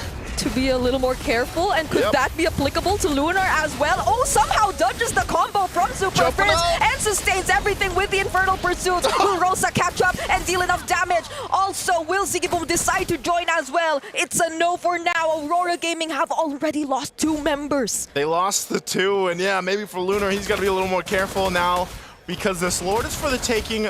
Take a note of the positioning here, though, for Aurora Gaming. As they go ahead and go for it. Tianzi's not going to be getting there in time. A little bit too late towards that.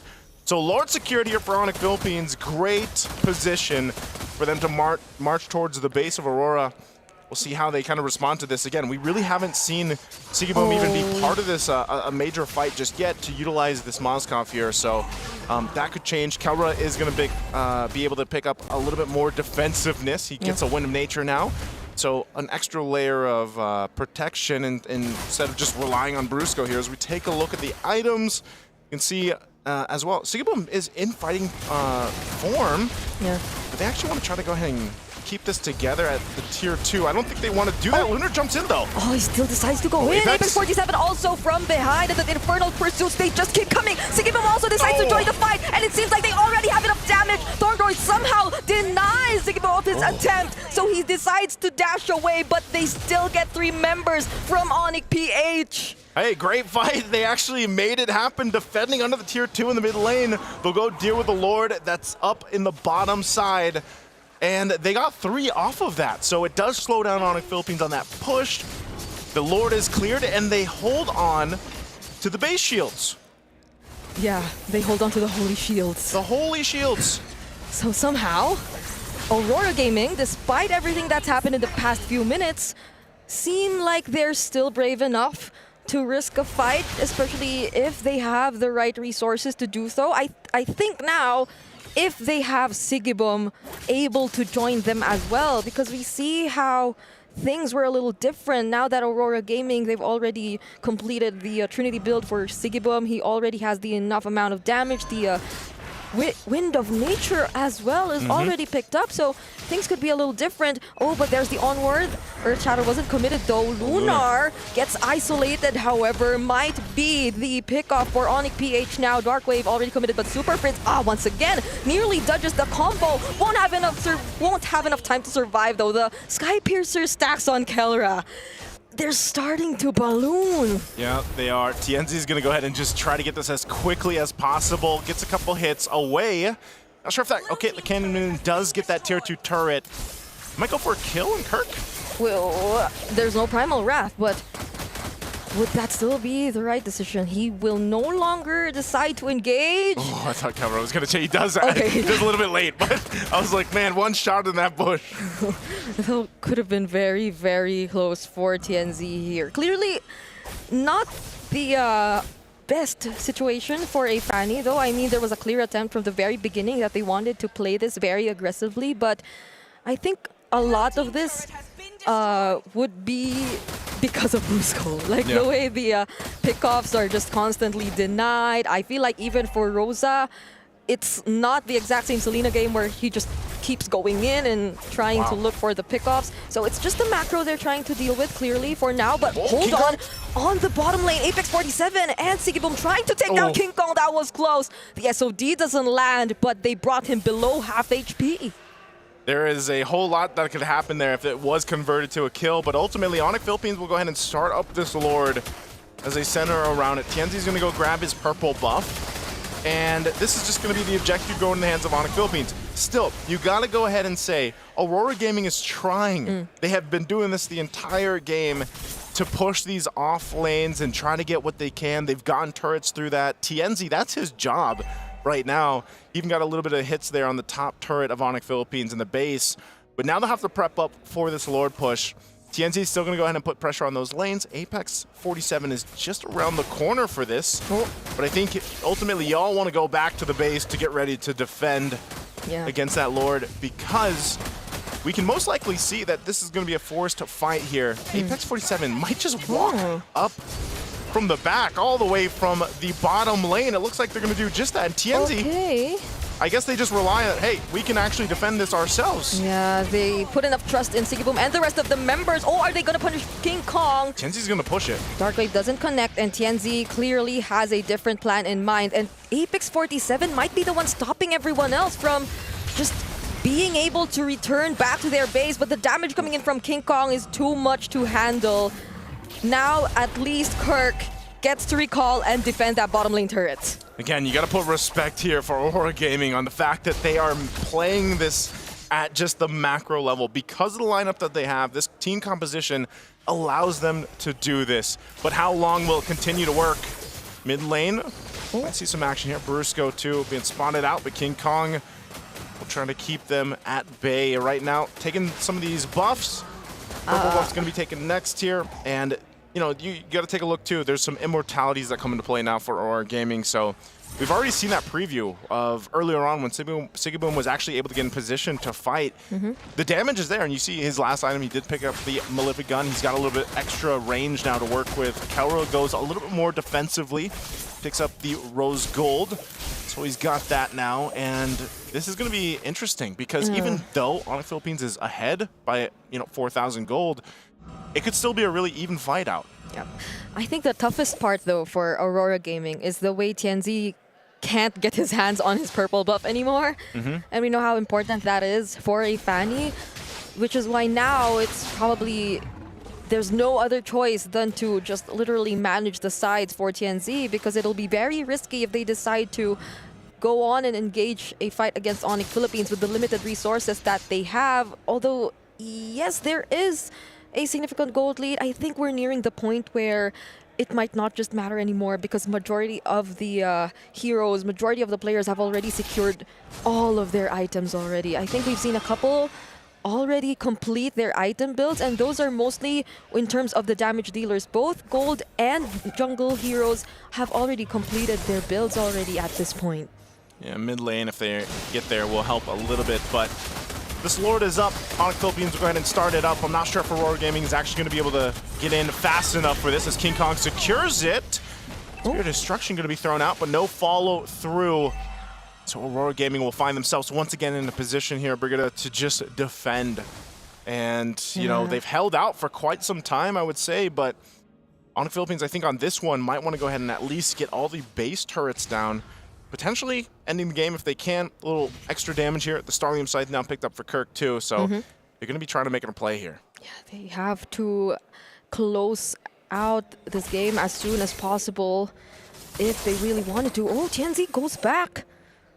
Might not be able to look for a lane that they can really manage, however, because Onyx PH, they've learned their lesson. They're dealing with all the waves all at once. All right, let's see how they handle this. The Lord is in the base, and they've done enough cutting of the waves too to kind of handle it. Brusco's going to jump in. Mid turret's going to go down. Aurora Gaming hold it out. Oh, nice flicker. That abyssal arrow lands onto Brusco as well. Could this potentially be the turnaround? Apex 47 still has the immortality, and now Aurora Gaming are taking down the members of Onyx Philippines one by one.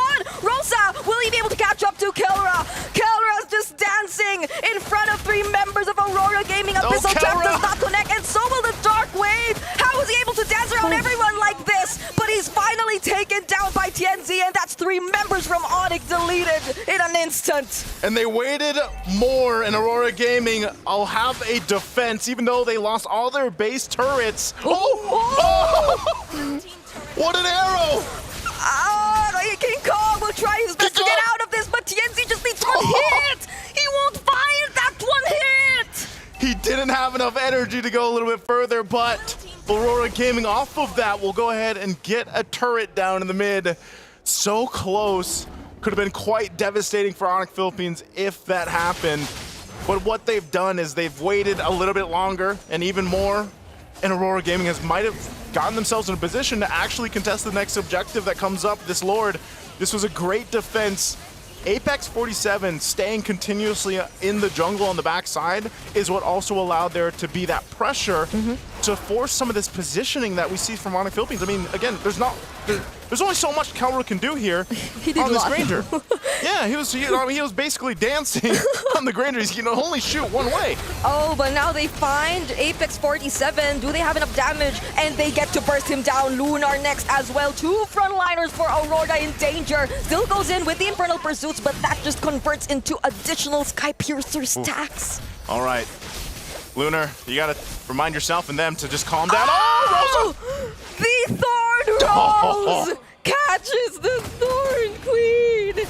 And now that's 3 members of Aurora Gaming down. They might not even look for the Lord. Tianzi doing his best to try and manage the waves and potentially even look for a pickoff. But the Wind of Nature was already forced out of Sigibum. Kelra might just take down Sigibum right now. He still has the immortality, but look at that. It was just a single Phantom execution. And after 20 minutes in this game, Onyx equalized the series. Took him a little bit longer, but Onyx Philippines will make it happen in game 2. Once again, a phenomenal game there from Brusco to be able to catch Tianzi half the time and keep Kelra alive the other half of the time. So great game 2. And now we got a game 3 ahead of us. That was a banger of a game because here's the thing, man. It's beautiful to watch when, okay, plan A doesn't work. You got plan B. It's both Tianzi as well as Sigibum making sure the side lanes are looking good. And there were times where even Apex 47, he was the one that actually cut the waves to make sure that a push could not happen. I gotta say, this is very impressive coming in from Aurora Gaming because even though they lost, they made a lot of amazing plays that could really transfer into a win. They were, like, I feel like when you guys were casting, like, if only this happened, if only more energy, if only this hit, if only that hit. A lot of things. There's so many what ifs in this game. Yeah, but majority of the what ifs, they were really on Tianzi, on the Fanny, I feel. Like from the very beginning of the game, there was that attempt to go for the first blood, right?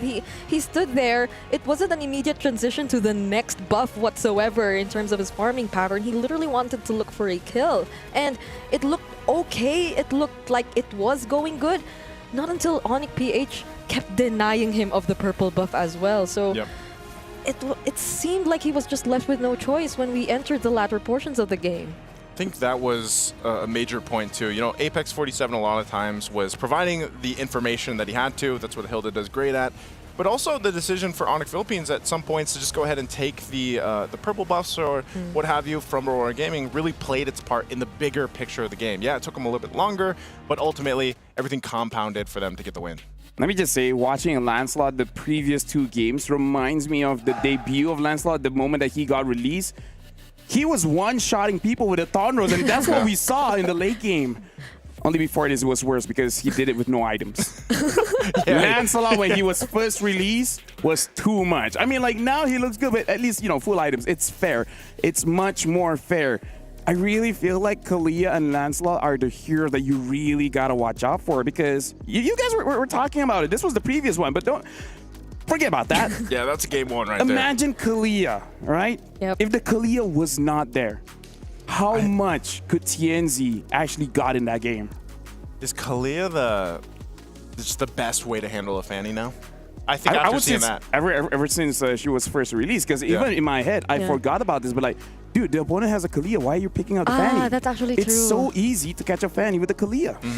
Because like even during times where Kalea was first played in professional play and the Fanny 2 was a go-to ban, teams would just let go of the Fanny because they will be picking the Kalea either way. So I feel like that was something I wasn't able to completely realize as well. But then again, it denied a lot of the attempts.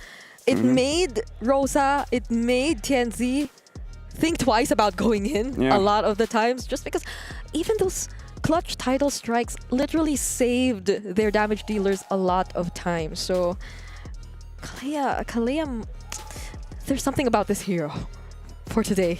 Kind of strong. MSC. Kind of strong, man. Kind of strong. Kind of strong. So it's definitely something that you got to watch out for, because we definitely see the pattern here in MSC where the spotlight is really on those junglers, because the junglers in this patch really does a lot of damage, especially on those Lancelots. And Kalea is one of the best counters for those kind of heroes. And maybe that's why we also starting to see all this Hildas, because Hilda is also a way to deal with the assassins. The only thing is the times change. People change. In the early game, sure, man-to-man defense, wherever the Lancelot goes, follow. If he needs water, give him water, right? And this changed too, because there was no early kill. There was no early kill. Yeah. Maybe they just needed that. Maybe they should have just been more aggressive in the early game. I feel like they tried. Yeah, they tried. But But this couldn't happen. Couldn't happen. They heard what we were talking about. But, you know, I think, I'm wondering if we get to a phase through MSC here where the Lancelot is starting to be banned out. Like from a lot of teams. Because they're just like, or is it always just going to be one of those open options, and the team that decides to take him gets that kind of, I feel like he is an advantage in a way. This is from a previous game as well. Yeah, I kind of feel like Lancelot is just, in a sense, he does a lot what the meta needs right now. He's good for Turtle, especially Turtle 2 as well as Turtle 3, because of that Thorn Rose.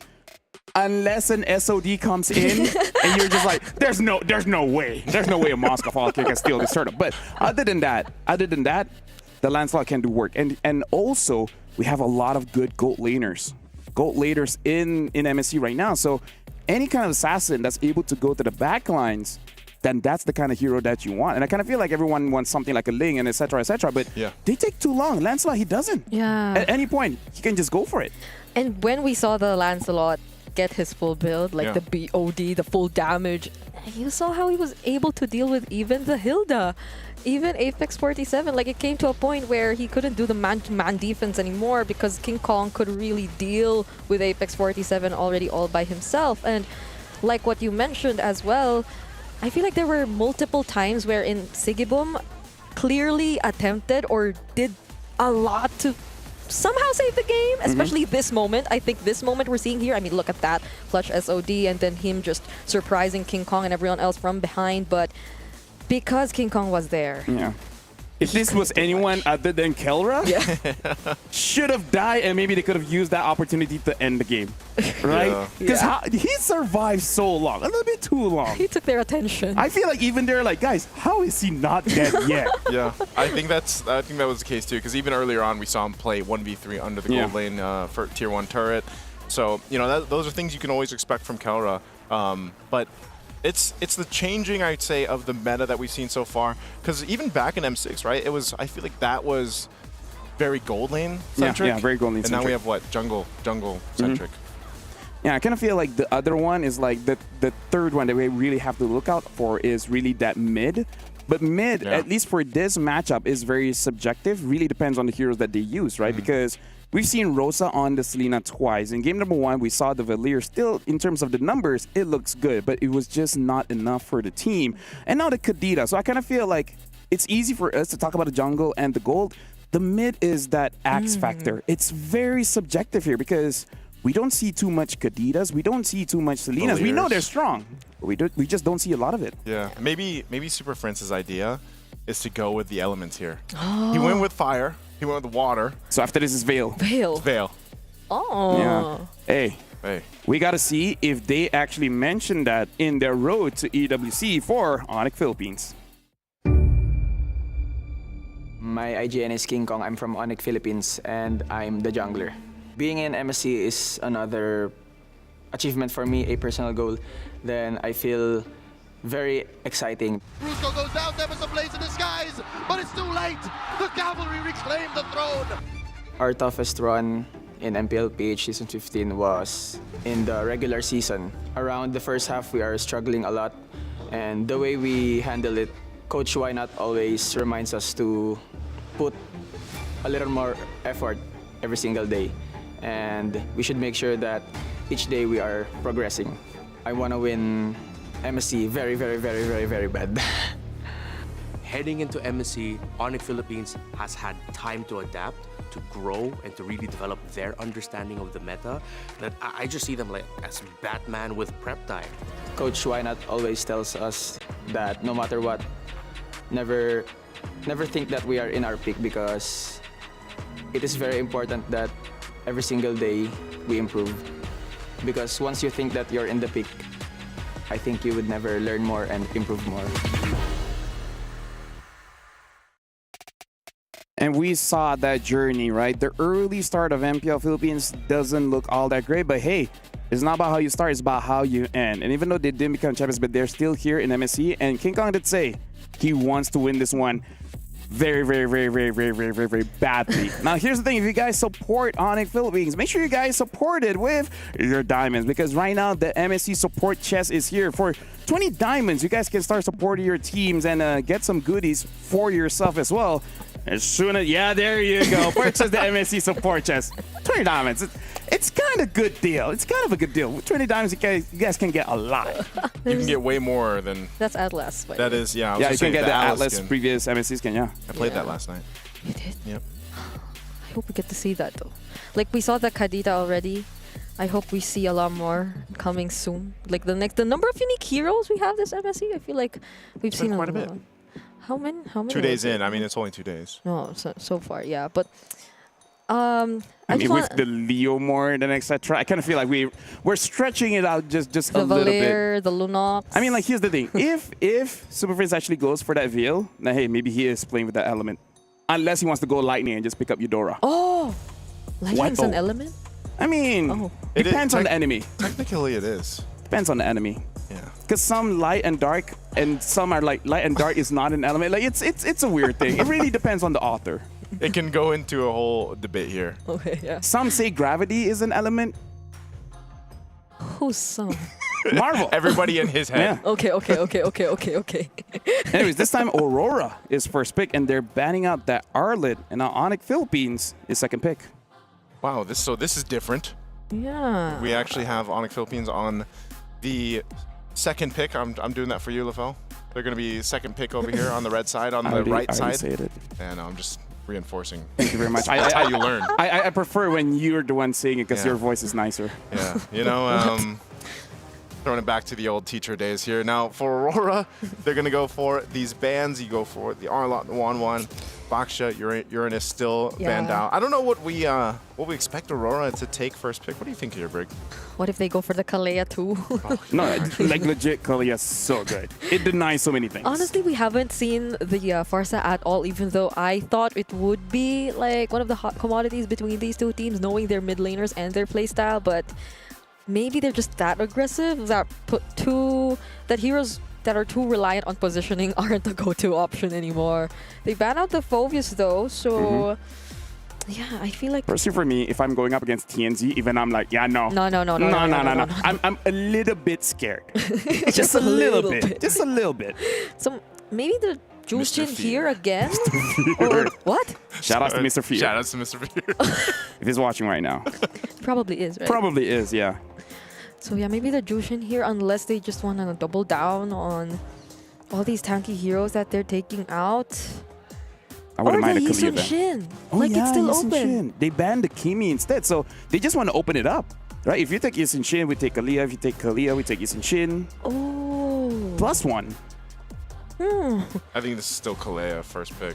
I would prefer the Kalia, actually. Yeah. It covers your bases so well. Never mind. And never mind all of us. So like what? Kalia and then pick up priority EXP, unless if they want to eat it, then just pick Kalia and then prio mid? Maybe Farsa Kalea. Farsa. It's so good, but then hey. again, you don't really need to take the Farsa just yet. Or unless they're really Arlot. worried, yeah. No, Arlot's Arlot's never banned. mind. Yeah, because I kind of feel like they want the Lancelot again, but you know, since there's already Yisun Shin, you can just wait for Red 3. Yeah. this is literally confidence in mechanics, you know, like trust in the traceless to not get caught in whatever Onyx PH might just get up later. I called it. Okay. I'm an analyst today. Oh my goodness, how did you see that coming? Gideon, did you see that? Oh my goodness, I'm so impressed. I'm impressed. Locked in, dude. I'll tell you that much. Game 3, I've waited a while. Yeah. And now I'm here. Hey, you've done your warm-up. Yep. And now you're all good. Now you're pushing the weight. So now Aurora, how do they respond here? Seeing the Farsa, seeing the Kalia, we saw them prioritizing the Selena. Will they do that again in game number 3? Oof, Rosa, 3 for 3 on the Selena. Wait, what? Hey, we were just talking about unique heroes. Hey, we're adding more. And there's the Selena. Now, here's the thing. Ruby is good, but is it this early good? Right? Wait, the only reason why they will pick a Ruby here is if there's a surprise later. But the thing is, the Ruby is already a surprise. Oh, and they pick up the last slot. I don't even know where Could Ruby be flexed? Yeah, that's the thing. I don't even know where this could go because I've seen a couple of Rubies. Gold Lane Rubies. XP Ruby. Wait. Rome Ruby. Yeah. Maybe that's the curveball. Maybe she can go to the talent lounge. Who knows? Probably. Hey, you know what? She's about to play, so probably. She can go anywhere, man. Rome EXP Gold. Oh, that's such a surprise. Okay. I mean, who are they stopping at this point? The Kalea? Cool. Maybe? The Ruby? Yeah. Kalia, Lancelot, Farsa. Yeah, Farsa. Pretty much everybody. Everyone. Right now. Everyone. I mean, if it's about protecting again, then maybe it's a Bruce. No, I mean, like they're so close to each other. They could just taunt and then be like, "Are you offended?" Yes. Yeah. That's usually the way that it works. They can. If you guys don't get the joke, her skill is called "I'm offended." I know. I know, but I see the chat too. Sometimes we're like, why are they saying they're offended? It's the name of the It's the name of the ultimate from Ruby. She gets offended. It's the hook. Yes, it's the hook. Anyways, Granger ban. That's a good ban. But here's the thing. Like, I think. Wait, they banned the Granger. Is Granger good against the Ruby? Because I'm really entertaining that this Ruby could go gold. But Yeah. At the same time, in my head, Sigibom is so good, right? You want that carry. That's just in my head. Like, is it worth it to give him the Ruby when he has so much carry potential, like what we saw from the Moskov earlier? I don't know, man. Like, I'm just really good question, huh? Yeah, I think it's more so of like this Ruby being debut pick, but then also like the flexibility of the hero as well. Especially since you have a YSS in the jungle, and I guess, you know, once these next 2 picks are locked in from Aurora, we'll get a better picture of that. Because also, you know, for if you are going to still pick up an XP lane, like what do you pick up durability-wise? You already have the Fulvius band out that we've seen Lunar play twice now. Glue is picked up over on the other side. Ooh. All right. Oh, it is so it is gold. Gold lane Ruby. So regardless of whatever Keller decides to go for, I mean, if it's not the marksman, it's the Harriet. Roger. The perfect lore matchup. Yeah, the lore. The lore matchup. Brigida, I'm talking about the lore because, you know, now you get, see, Nisa picked it up. Yeah, little red. It's a lore. It's okay. It takes time for me. But either ways, I kind of feel like for Onyx Philippines, they already have a very solid, very standard kind of draft. They pick up the Beatrix, which is one of the favorites, all right? Because at this point, it's like, hey, I don't know what you're up to. I don't like it. I'm just going to pick up something that I know I can carry with. Now, looking at this here, the Ruby, I kind of feel like is going to get a lot of value in this game, especially if there's a glue around, because she can actually get a lot of spell vamp over everything that happens throughout the team fight. So this is going to be the final match in this series. Who would have thought that game number 1, Onyx Philippines lost, and now both teams are at match point. It's going to be interesting to see who will win this one. I'm going to give it over to Naisu and Brigida.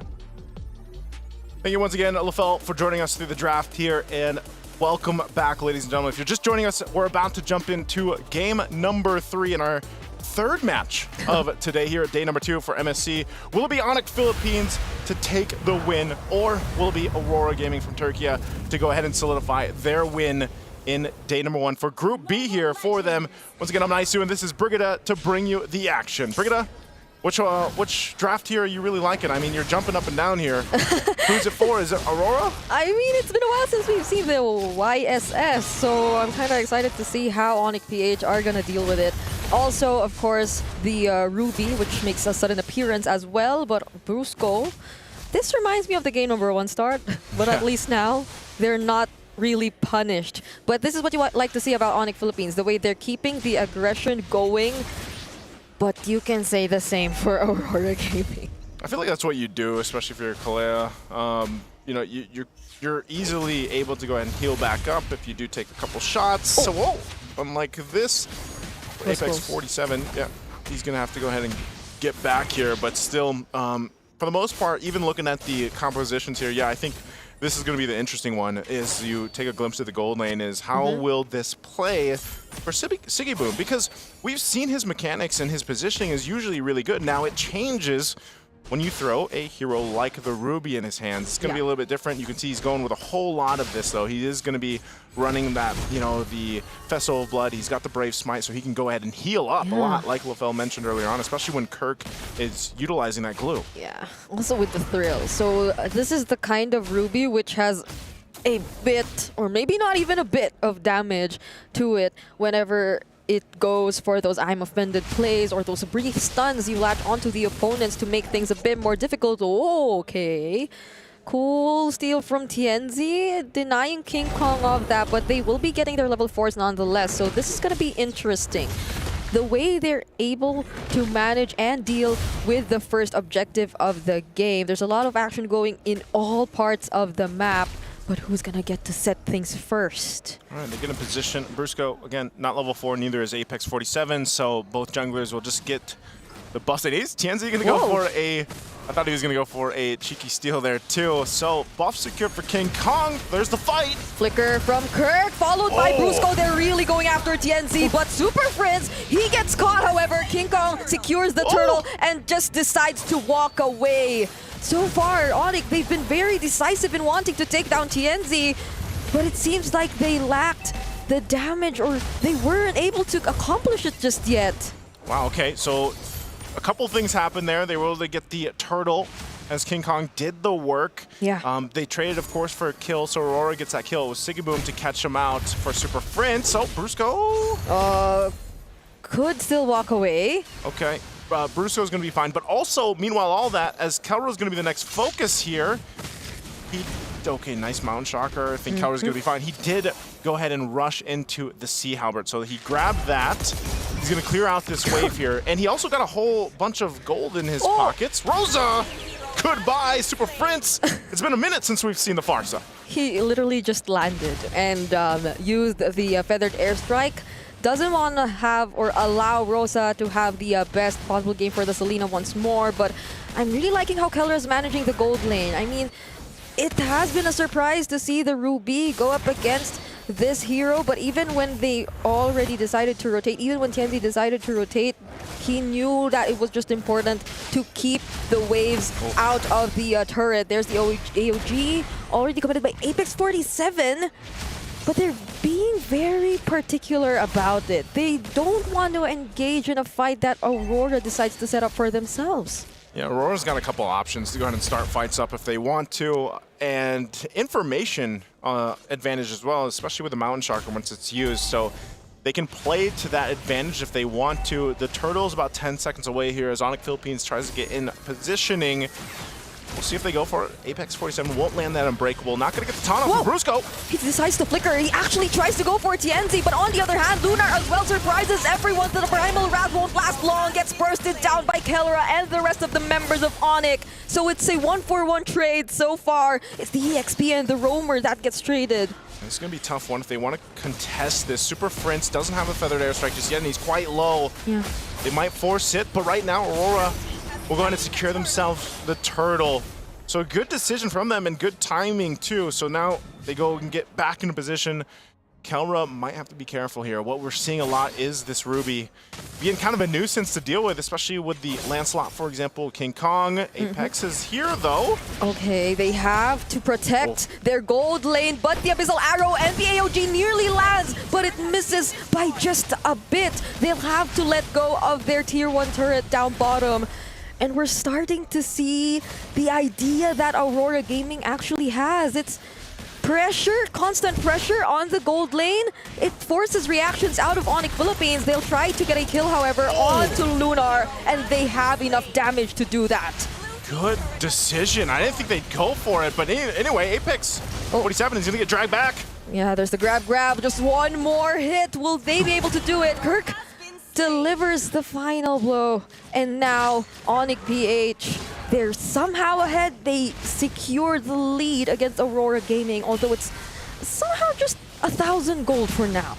A whole lot of just trading going on, at least, even in terms of around the map, those objectives, but Kelra's been having a pretty good time on this Beatrix, sitting on 2 kills now. He's got a very minor lead against Sigiboom, and they can go ahead and play around the fact that Brusco has been doing the same thing. Every single time the Tsunami Slam is available, especially when the Flicker is there, he's going and being decisive enough to make those plays happen. And Kelra, all he has to do is, set up. And, yeah, you can see the burst potential from this composition is something that Aurora Gaming is going to have to watch out for.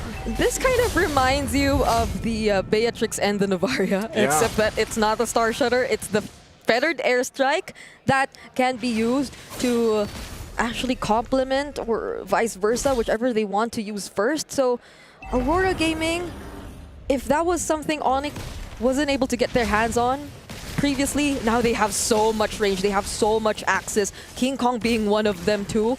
They can literally play with the angles whenever there's a team fight. And there you go, immediately taking down Rosa. There's the counter. I'm offended, nearly catching 2, but still, they survive and walk away from all the threats. Kirk too, doing a lot just to zone out the other members of Aurora Gaming. The feathered airstrike, cooldown's over.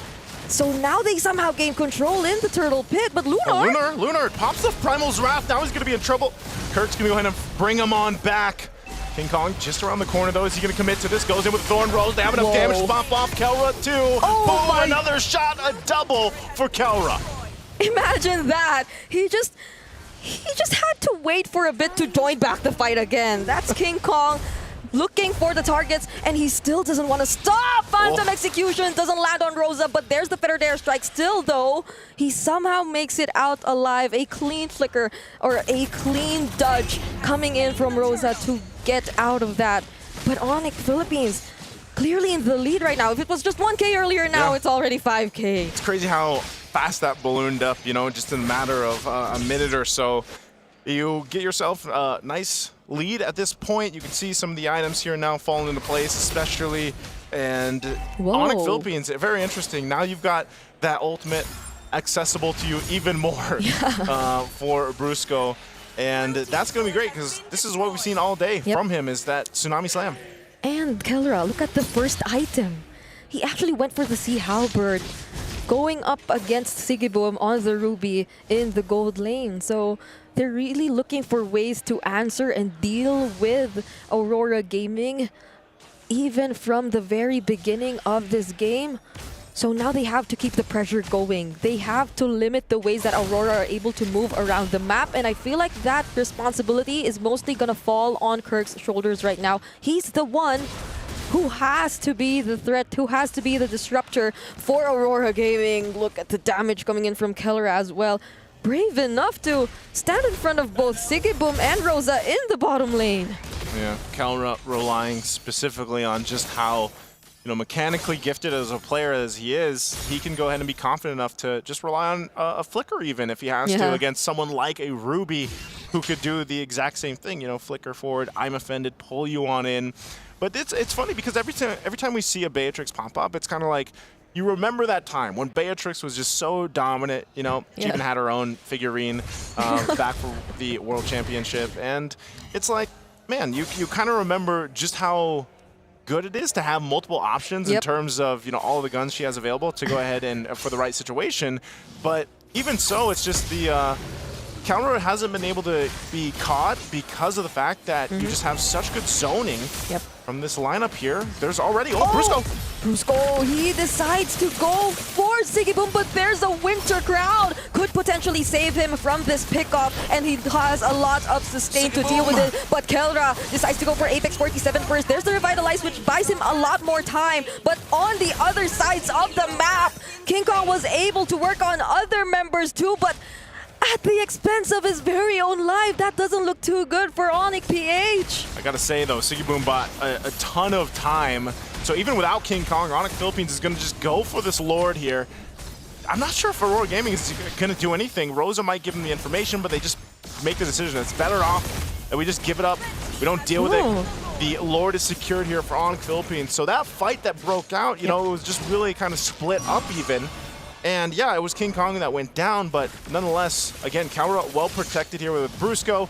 Sigiboom buys some time. You can see King Kong was going for Lunar, but Tienzi was there to go ahead and help him out. So again, a great play from both sides, but ultimately objective going in the hands of Onyx Philippines will now allow them to march towards the base here. And we'll see if Aurora Gaming has enough to go ahead and defend. That's an I'm offended thrown on out. Not going to find a mark here. The Lord is going up top side, so expect Onyx Philippines to at least get to these base turrets. Yep. They're trying to sink the waves as well, making the most out of this objective that they were already able to take for themselves. Feathered Airstrike already committed, and so will be that split early. Oh, no, it's okay. They don't really mind that. So now they get to expose all the inhibitor turrets for now from Aurora Gaming. That's a lot of damage coming in from King Kong, but at least a successful defense for now. And they deal with that Lord. The waves are still going to be pushing in. I don't think you can roll. Never mind. Brusco. Another flicker into the Bandit's Rage, but the Primal Wrath will be able to keep him safe, and it might not be looking too good for Onyx PH. Super Prince and Brusco get punished for that attempt. As I was about to say, Brigida, I don't think you can really get more of that. Brusco's like, nope. Hold my drink. I got this. And then 2 go down for Onyx Philippines. So this is actually going to buy some time here and some space now for Aurora Gaming. Off of that, they'll get the tier 1 in mid now, make their way towards this tier 2, and this is a good chance for them to get some space back in their favor here. The wave is going to be cleared out though in the mid lane, so Onyx Philippines against it all will still hold on to the majority of the tournaments. Gotta keep track of that King Kong damage. Ooh, is King Kong gonna go for it? That's 5 members of Aurora Gaming though. I think they're trying. I thought they were gonna delay them a little bit further, but yeah, nonetheless.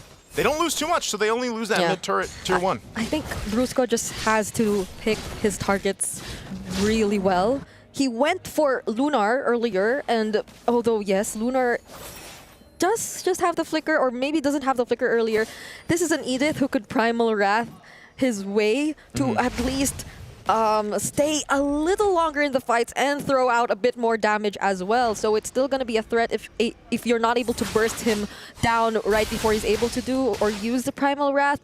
But then even then, during that moment, I feel like he was the most accessible target for Brusco. But if so, maybe you know, be a little more careful with the timings if you're not so sure of whoever you want to target after all. So now everyone or both teams, they seem to be looking for an angle to do something right before this objective. Brusco has the flicker, so that's one thing Aurora Gaming has to be mindful of. So this is where we see Onyx Philippines get in position. Lord is up to go ahead and try to start this up. Maybe not fully commit to it just yet to see if Aurora Gaming will actually force a fight. You see, they do back off. So now Aurora is going to juggle this in between. Sigiboom has the flicker available. They might force it anyway. Already forced to use the Feathered Airstrike. There's a conceal as well from Onyx Philippines. Brusco seems to be waiting for the target, but King Kong! He gets caught by Aurora Gaming. The layers, the chain, crowd control. Keller's the only one who will try to make things happen, and he actually does! It's a double kill for him, and he actually gets the Lord away from Aurora! Oh my goodness, they might have just saved that from being way more devastating. Kelra somehow makes it through, but Rosa will pick up another kill. A big team fight for Aurora. It's a 3-4-3 trade so far, but I feel like we have to see that once again, even not now, maybe later, but the way Kelra was just able to play around and deny that Lord. So it was looking bad for Onyx when they got the jump onto King Kong. But even when Kelra was low, he flickered in right there. He just decided to risk it all. Got the kill onto Tienzi and the kill on the Lord. Unbelievable decision making from Kelra. Great arrow to start that fight, but also even greater decision from Kelra. A huge risk, but like you mentioned, Brigida, it gets you the objective, and ultimately that's what they wanted here. And so TNZ picking up a little defensiveness, gets the win of nature. They got to deal with this Lord. Onyx Philippines in full force will go ahead and get ready to march towards this base. They're going to hold it as long as they can. Oh, they try to take down Kirk, but he is too tanky for this.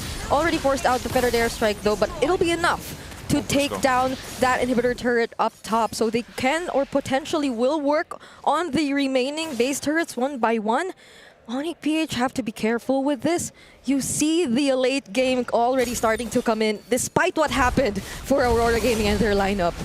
Okay, they should hold on to this mid turret. I don't think they push any further. There is considerable damage, though, on the bottom base turret, but Aurora Gaming holds on to 2, so they're going to find themselves again in a position to go ahead and face off against Onyx Philippines, even for the next objective here.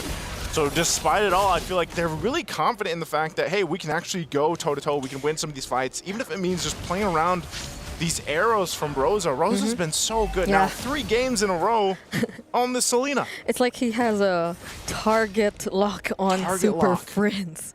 He's making things so hard for Super Friends, honestly.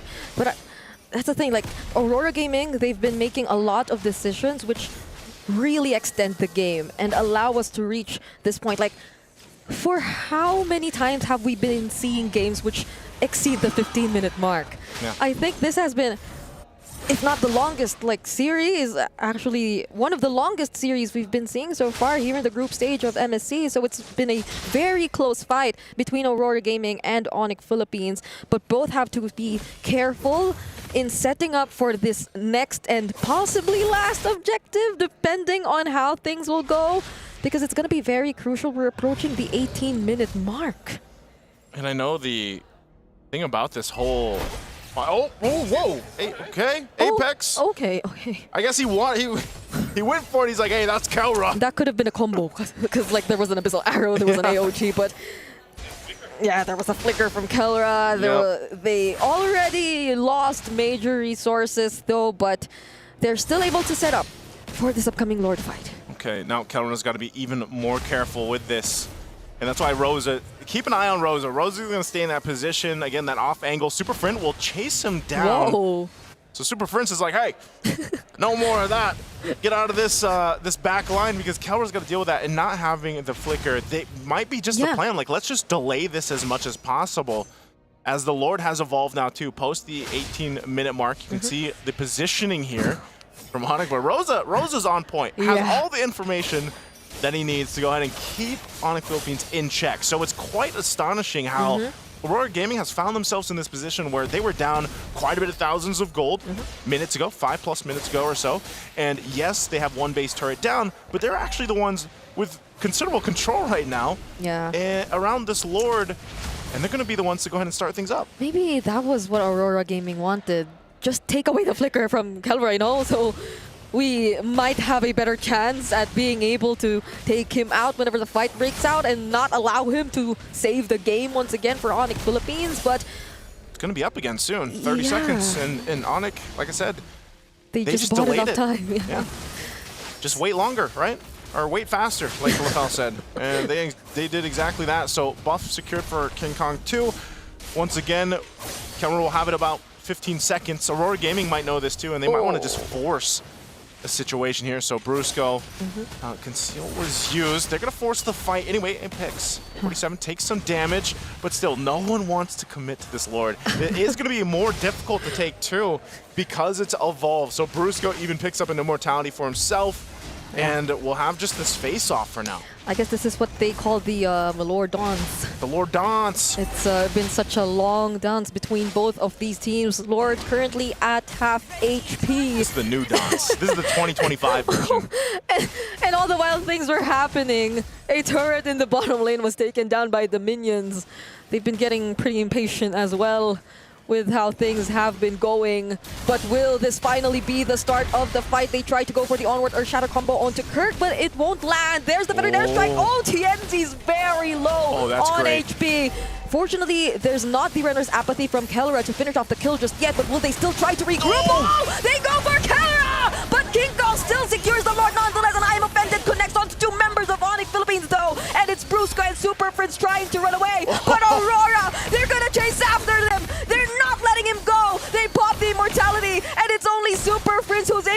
return to the base! Oh no! It's a disaster for the Super Fam. Super Fritz tries, but Aurora Gaming made it happen, and Sigiboom did it too on the Ruby. What a game 3 for Aurora Gaming. In a split second, that single decision that mattered the most. They're able to switch things up and turn things around. This could potentially be the first successful upset we've seen here in MSC.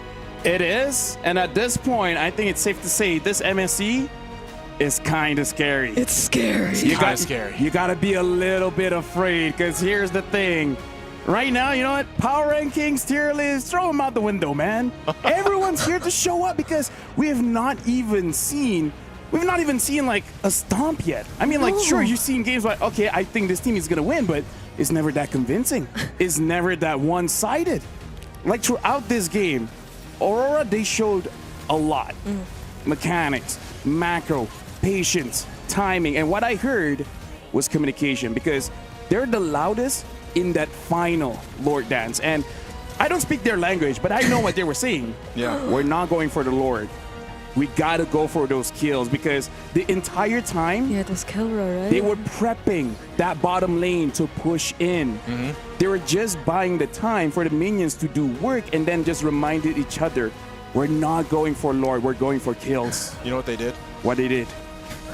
They mastered the basics. They mastered the basics. There you go. What they did.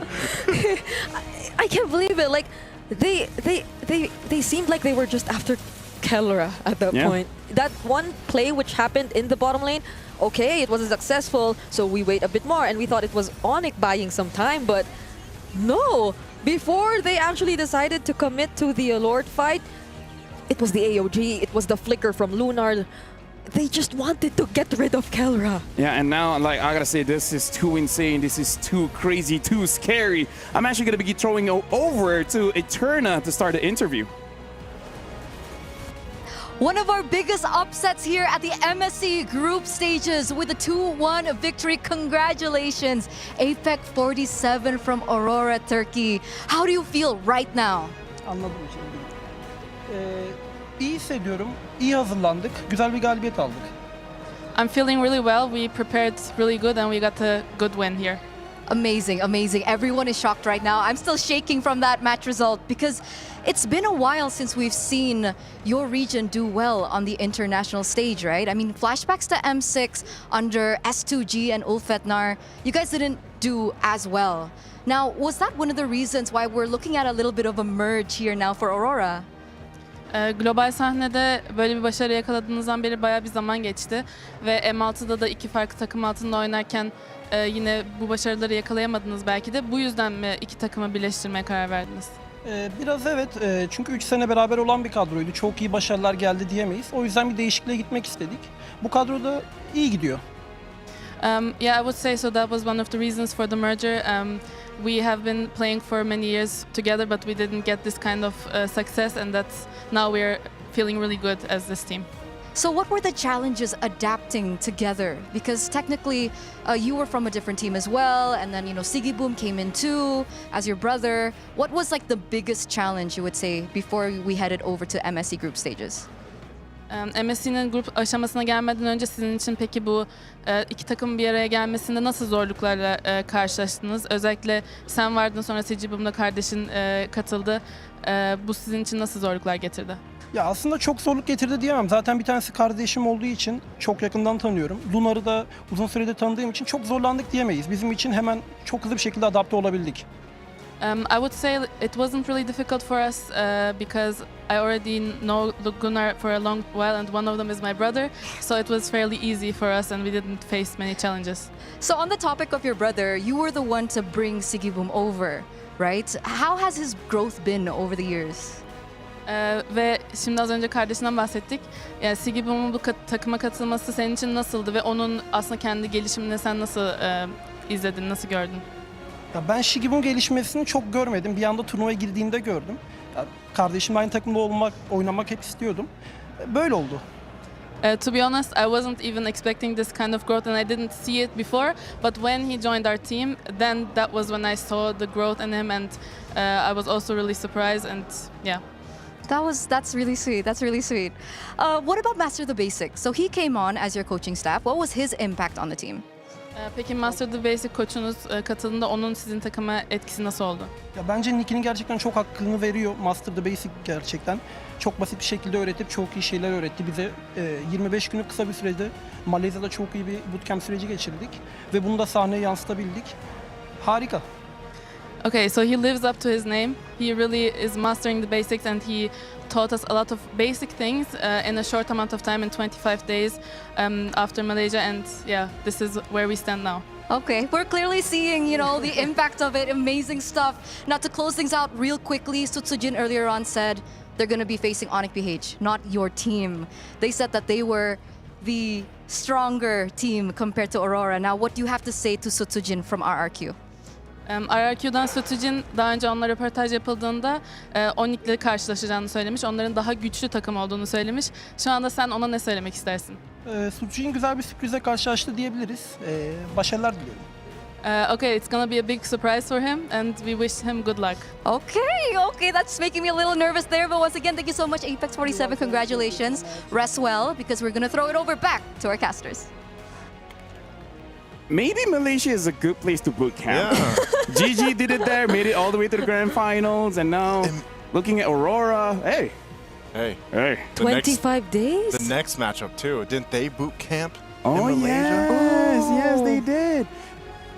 All right, you know what? Maybe that's the place to be. Maybe that's the place to be. I love Malaysia. Something about the food. Something about the food. Anyways, talking about this game, let's talk about this Ruby. Because, hey, it worked out very well. And even we were still questioning, like, he's such a mechanical player. Why do you want him on a fighter? But it worked out.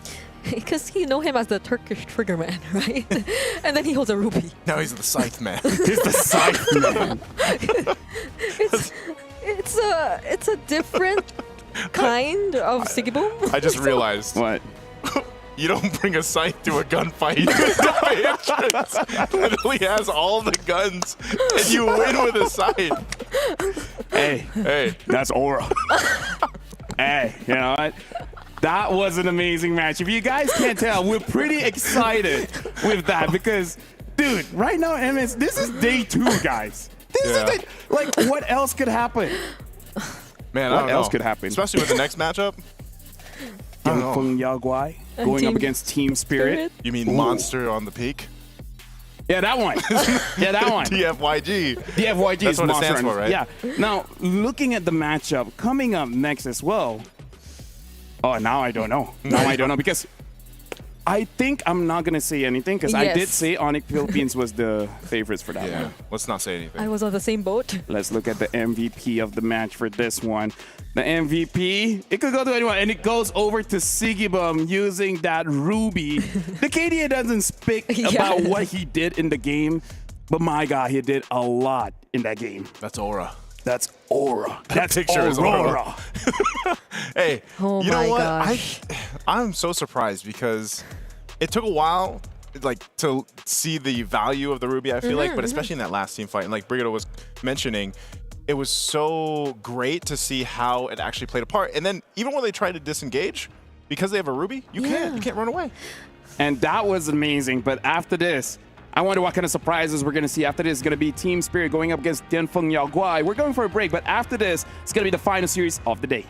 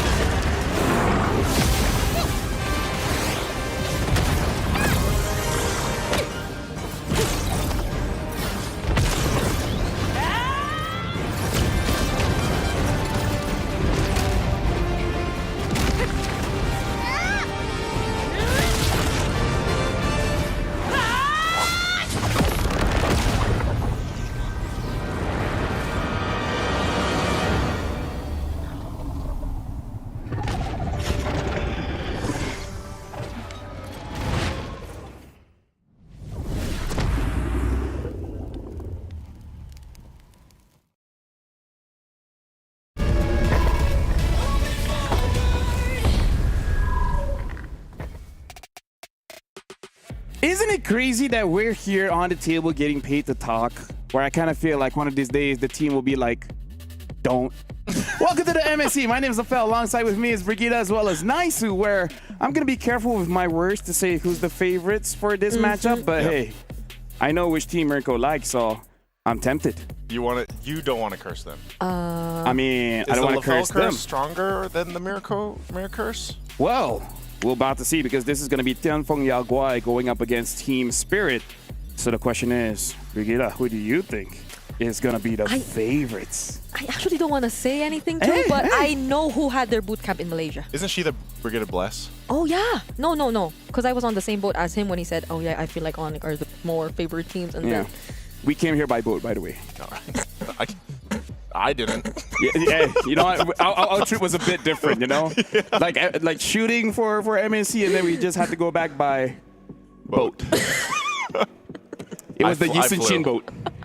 Yeah. Yisun Chin, he was there. He was like, hey, yo, guys, you like the boat? On my boat. Yeah, and then I'm like, hey, I didn't know turtles have boats. But here's the thing. This is going to be an intense matchup. Yes, one of them did have a boot camp in Malaysia. I wonder, what if Team Spirit secretly had a boot camp there as well? Just maybe like for a week. I don't know. Wait, well, I watched one of their videos about their boot camp experience. It seemed like they had a great time, and they were actually mentioning that they had not only enjoyed the food, but also just the experience boot camping. Yeah, and now for you guys at home, just a reminder, because right now the MSC Pass is still live. There's 20% discount right now, so make sure you guys grab it while it's still live. Because here's the thing, I understand, enjoying the game is all amazing, but you guys are playing a game, and you guys want to get that skin. Heck, you guys might even get that Atlas skin.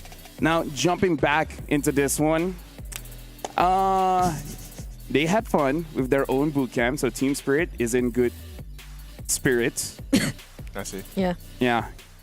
Right now, we're looking at a team arriving onto the stage, and well, actually, they're already here. I mean, like, I was gonna say. I mean, like, you know. Either way, we gotta make it dramatic and nice. Come on, like, yeah. See, here they are. Yeah. We gotta manage this a bit better. Maybe just not show the camera, you know. But like, oh, okay. This is them coming here, like just a few minutes ago. It was at what time? It's not that hot anymore to right now. So I guess there's not much to talk about here. No. It's not that. As they're covered, by the way, as they have the hoods on and they're shielding themselves from the sun. It's not that hot, bro. It's not that hot, bro. No, I mean it's already like, what time is it? 5 o'clock in According Riyadh? to mine, it's like 10 something. That's in Malaysia. Yeah. And the Philippines. That's true. Yeah, we share a time zone. We share a time zone here. But this matchup, I'm looking back. Let's talk about Team Spirit first. You know, because I'm looking at them. They're all setting up. Actually, both of them look pretty okay. Look, they look fine. Let's talk about Team Spirit. I'll say this about Team Spirit: they are back with a vengeance. Let's take a look at this because the lineup that they have here is familiar faces, familiar names for all of us. I think the most significant change, I guess, for Team Spirit heading into MSC would be that they are no longer with the same coach they had back in M6. So that probably helped them overcome some of the challenges they probably think could have been dealt with better back then, because I feel like M6 was a great way to identify the things that have to be addressed or somehow fixed, you know. And so now all those language barriers, they're probably not much of a concern anymore for them, so that probably has something to do with how they're going to perform today. I know Bomba's a favorite here, Kid Bomba, of course, but also I'm gonna have my eyes on Hiko, man, because the Hiko mania and the Hiko hype all started. I think wasn't he the first one to get the Savage? Yeah. Back in M6. Hiko mania. Was it Beatrix? Yeah. Yep, and he's also I think he's still the youngest. He's one of the youngest. One of the I think he was 17, or is he still 17? Probably Hey, 18. I don't keep track on their ages. Same. Kind of weird. Yeah, you know. that's true. But he's pretty young. He's pretty young. He definitely has that mechanics and he has that confidence, because even during interviews, they speak their mind, right? Yeah. They just let people know how they really feel. And I gotta say, Hiko, we're talking about the new guy, but there's a lot of veterans coming in from Team Spirit as well. And one of the things that they are known is that in terms of the roamer position, quite a lot of crazy picks. Even using the Diggy when the Diggy wasn't really meta, but hey, they made it look good. I could not forget that Diggy. I think it was. Yeah. It was in the Philippines That was even when we like five. Yeah. When we first saw them actually use those heroes. So Sao, and the way he's constantly just able to introduce new playstyles, new heroes too, is something, of course, that we definitely look forward to. But hey, what if he sticks with that, since we are yet to see roamers who actually go for utility picks, you know? I mean, right now we got to look at Tianfeng Yaoguai, their opponents coming in all the way from China. But again, they have some veterancy here. We saw KLVJ early on, Super Ken. I'm not so sure who he is. I think he's Mirko's favorite. I think he's kind of okay, but who knows? I mean, if Mirko wants, I can definitely say that Tianfeng Yaoguai are the favorites. I mean, Super Ken, one of the best players I've ever seen. He's doing it. Bring it up. I mean, he has his very own Mirkers, right? Hey, he has Super in his name. That's true. All the other Kens doesn't. That's true. And we actually got to see the other Ken play earlier today. But for the FYG, I think one of the main things is we always keep our eyes on the teams that compete here, because the improvements that they've made over the course of the past international experience, and maybe this is going to be a crucial one because of the fact that you have Super Ken here now, of course, Kill VJ once again competing, and even for Long and Zed, like these guys have all gained a lot of experience over the past year. Yeah, we got our eyes on Long, I think, for a couple of times. He's been performing. He's been a standout too in his own way. His Moskov in the previous games that they played. But yeah, I agree. I think a lot of us will be looking on or at Super Ken. He is probably one of the players you could consider to be one of the longest, the players who've been here the longest time, I mean, in the competitive scene. But internationally, I think there are a lot of people excited to see him and his debut, because I think it's his first time that we'll actually be seeing Super Ken in the international stage. So I'm sure he's excited about this as well. I mean, personally for me, I'm also looking at Zed going from a jungler now being a roamer.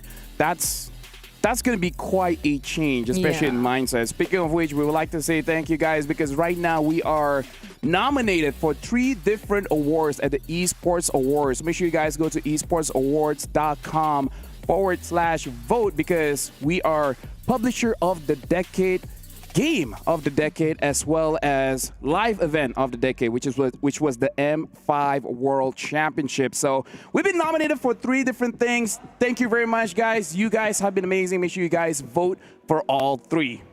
Man, so let's vote who's gonna win this one. Wait, for the teams? Oh yeah, Tianfeng I Monster think- on the peak. Yeah, Monster on the peak. I'm gonna have to go with Team Spirit for this. Okay. I mean, I hope DFYG has, well, maybe they'll prove me wrong. Maybe, I don't have any curse, so like that's fine. Yeah, I mean, just, like, I can just throw it out there. Just to let you guys know, this is not about being smart. This is about to see like what's up with us. So now you got to be the tiebreaker. Okay, because like even before we got into MSC, I think during our podcast one time, I did say that, yeah, I won't put DFYG too high up there. So I'll be going with Team Spirit. Okay. So if Tianfeng Yaguai wins, I'm not in trouble. No one's in trouble. I mean, no. It's only day 2, man. It's only Group Not B's from the first teams, games. it's just from. That's the thing. Which one is Merkel really going for? Because yeah, he's got his boy Super Ken, but he always cheers for Team Spirit. Exactly, too. right? Like, I mean, he's always the one being like, yeah, Super Ken's my boy. But Hiko though. But yeah, Hiko. He has a lot. A voice. Yes. He has a lot of goats too. So Yeah, he has too many of everything. So now speaking of too many of everything, Lung, you guys were touching on Lung just a little bit. The thing that we remember back at M6 was that hero pool, because it was just the Bruno and the Moskov. Yeah. Right? Not much of anything else. To be fair, in this current meta, there's not too many gold lane picks. I mean, I say that as we saw like Ruby and etc. But we do have to see in terms in terms of the picks for Tianfeng Yaguai, how expansive really is it when it comes to the drafts? Because I'm just worried that their hero pool is much limited compared to other teams, especially Team Spirit. Yep. It has been very limited. Their hero pool, the heroes they've decided to show, especially even in the recent qualifiers, have been very, very limited. So if they're able to prepare for newer picks, for other picks, then that's something Team Spirit probably wouldn't be able to fully account for, because in the previous qualifiers, I think at most, it's actually Long who's had the most number of heroes used. He's used a total of 6, because the rest of the members of Tianfeng Yaguai have only used like less than 5. So this is going to be an interesting approach to the draft, especially today where we've seen a lot of unique picks come into play. yeah, you always got to remember too, for I would say both the teams. Wait, do we have information? The DFYG, where did they boot camp? Did they boot camp at all? I don't think we have the information. I'm not sure if they went specifically anywhere to boot camp, but nonetheless, like I said, they've got a ton of experience between these 5 guys, especially at this point. Team Spirit as well. I think hearing some of their interviews earlier on, and especially the one about their boot camp time in Malaysia, they've spent a lot of time in preparation for this, and obviously they had back-to-back 4th place finishes, I think it was, in the previous internationals. So definitely want to come out here starting on the right foot in this first series for them. They do pick up the Jushin though, first pick. So this has been a hero that has typically been either banned out or picked up by quite a few teams so far. I like the adjustment that Kalia gets banned, because I feel like as the tournament moves on, Lancelot will be that question mark. Should we ban the Lancelot or not? Because again, it's been looking pretty good. Jushin though, like we've been seeing for the past 2 days, everyone's opinion about Jushin, like previous tournaments, not so great. But now, hey, a resurgence, and now Zetian comes in with the Padang. That's China and Malaysia. Together as one. Together as one. These are especially for the Zetian, I believe, for E1. It's a new introduction for Tianfeng Yaguai, but we were talking about the Lancelot, and I feel like Team Spirit, they're definitely catching up. It has to be prioritized at this point. Even despite the passive, I feel, right? If you just get to at least hit the Zetian or put her within range of the Thorned Rose, that's going to be a lot.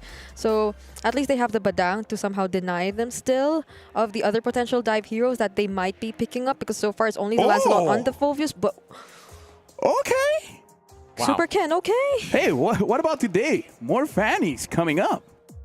I would say that people are excited to see this, right? Generally, because now you have the Fanny versus the Lancelot matchup. You get to go ahead and see that. And, you know, we've been kind of building this up into the fact that, yeah, we're going to get, for a lot of people that are watching this, is going to be the first time they get to see actually Super Ken play here internationally for DFYG. And I haven't been a huge fan of the Zetian pick. Like, honestly, I know it does provide some of that vision. She's got a great kind of pushback passive that she has too, so you got that, you know, a little bit of defensiveness to it.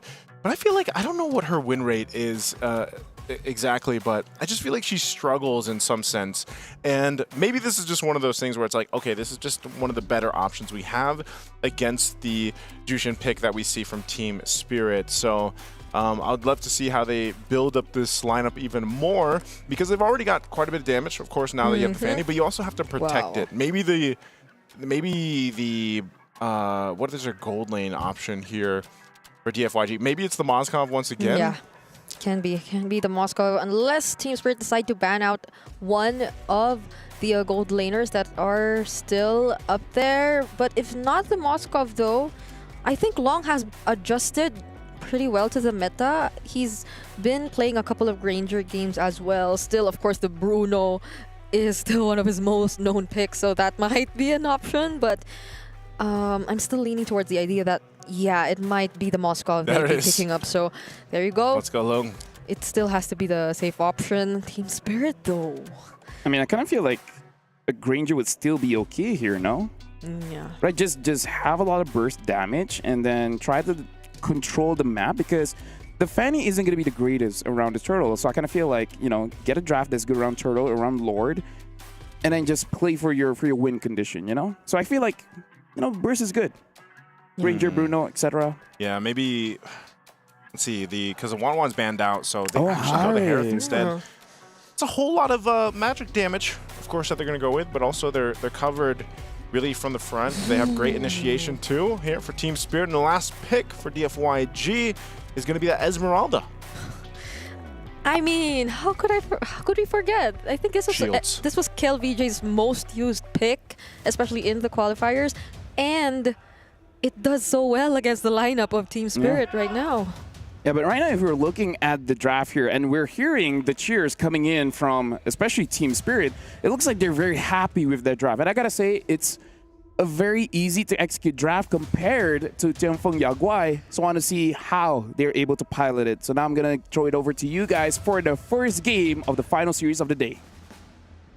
Thank you so much, LaFell, for breaking it down with us through the draft. Once again, ladies and gentlemen, welcome to the English stream here for MSC 2025 at EWC. This is the final match for Group B today. Once again, I'm Naisu, joined here with Brigadier to bring you the game number 1 in this best of 3.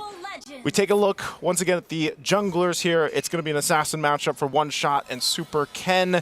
We see this Lancelot a whole lot. Brigada, how do you think this will fare against a Fanny from Super Ken? I mean, the most recent Fanny we've seen hasn't been that successful earlier today, not unless a lot of the conditions are met. I mean, even at the jungling speed, apparently you could already see how One Shot is clearly up ahead of Super Ken in terms of speed, but it seems like they'll be able to look for a way to force a skirmish against each other here in the middle lane.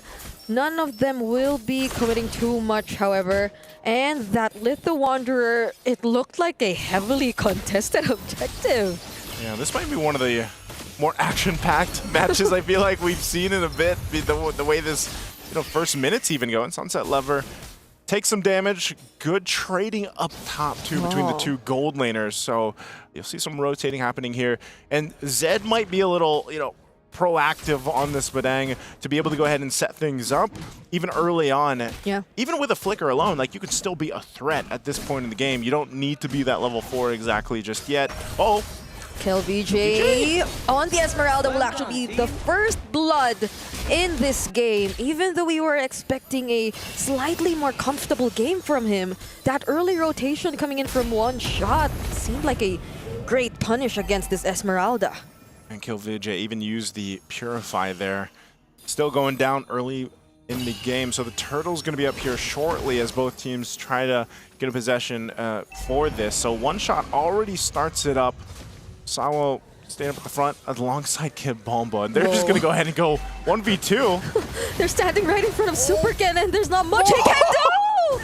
What? Kid Bomba actually tries to chase after him, but then the damage won't be enough. One shot using the Phantom Execution takes down Zed, and they transition into the purple buff. This is going to be massive if they deny it immediately for Super Ken, but at least E1 was there.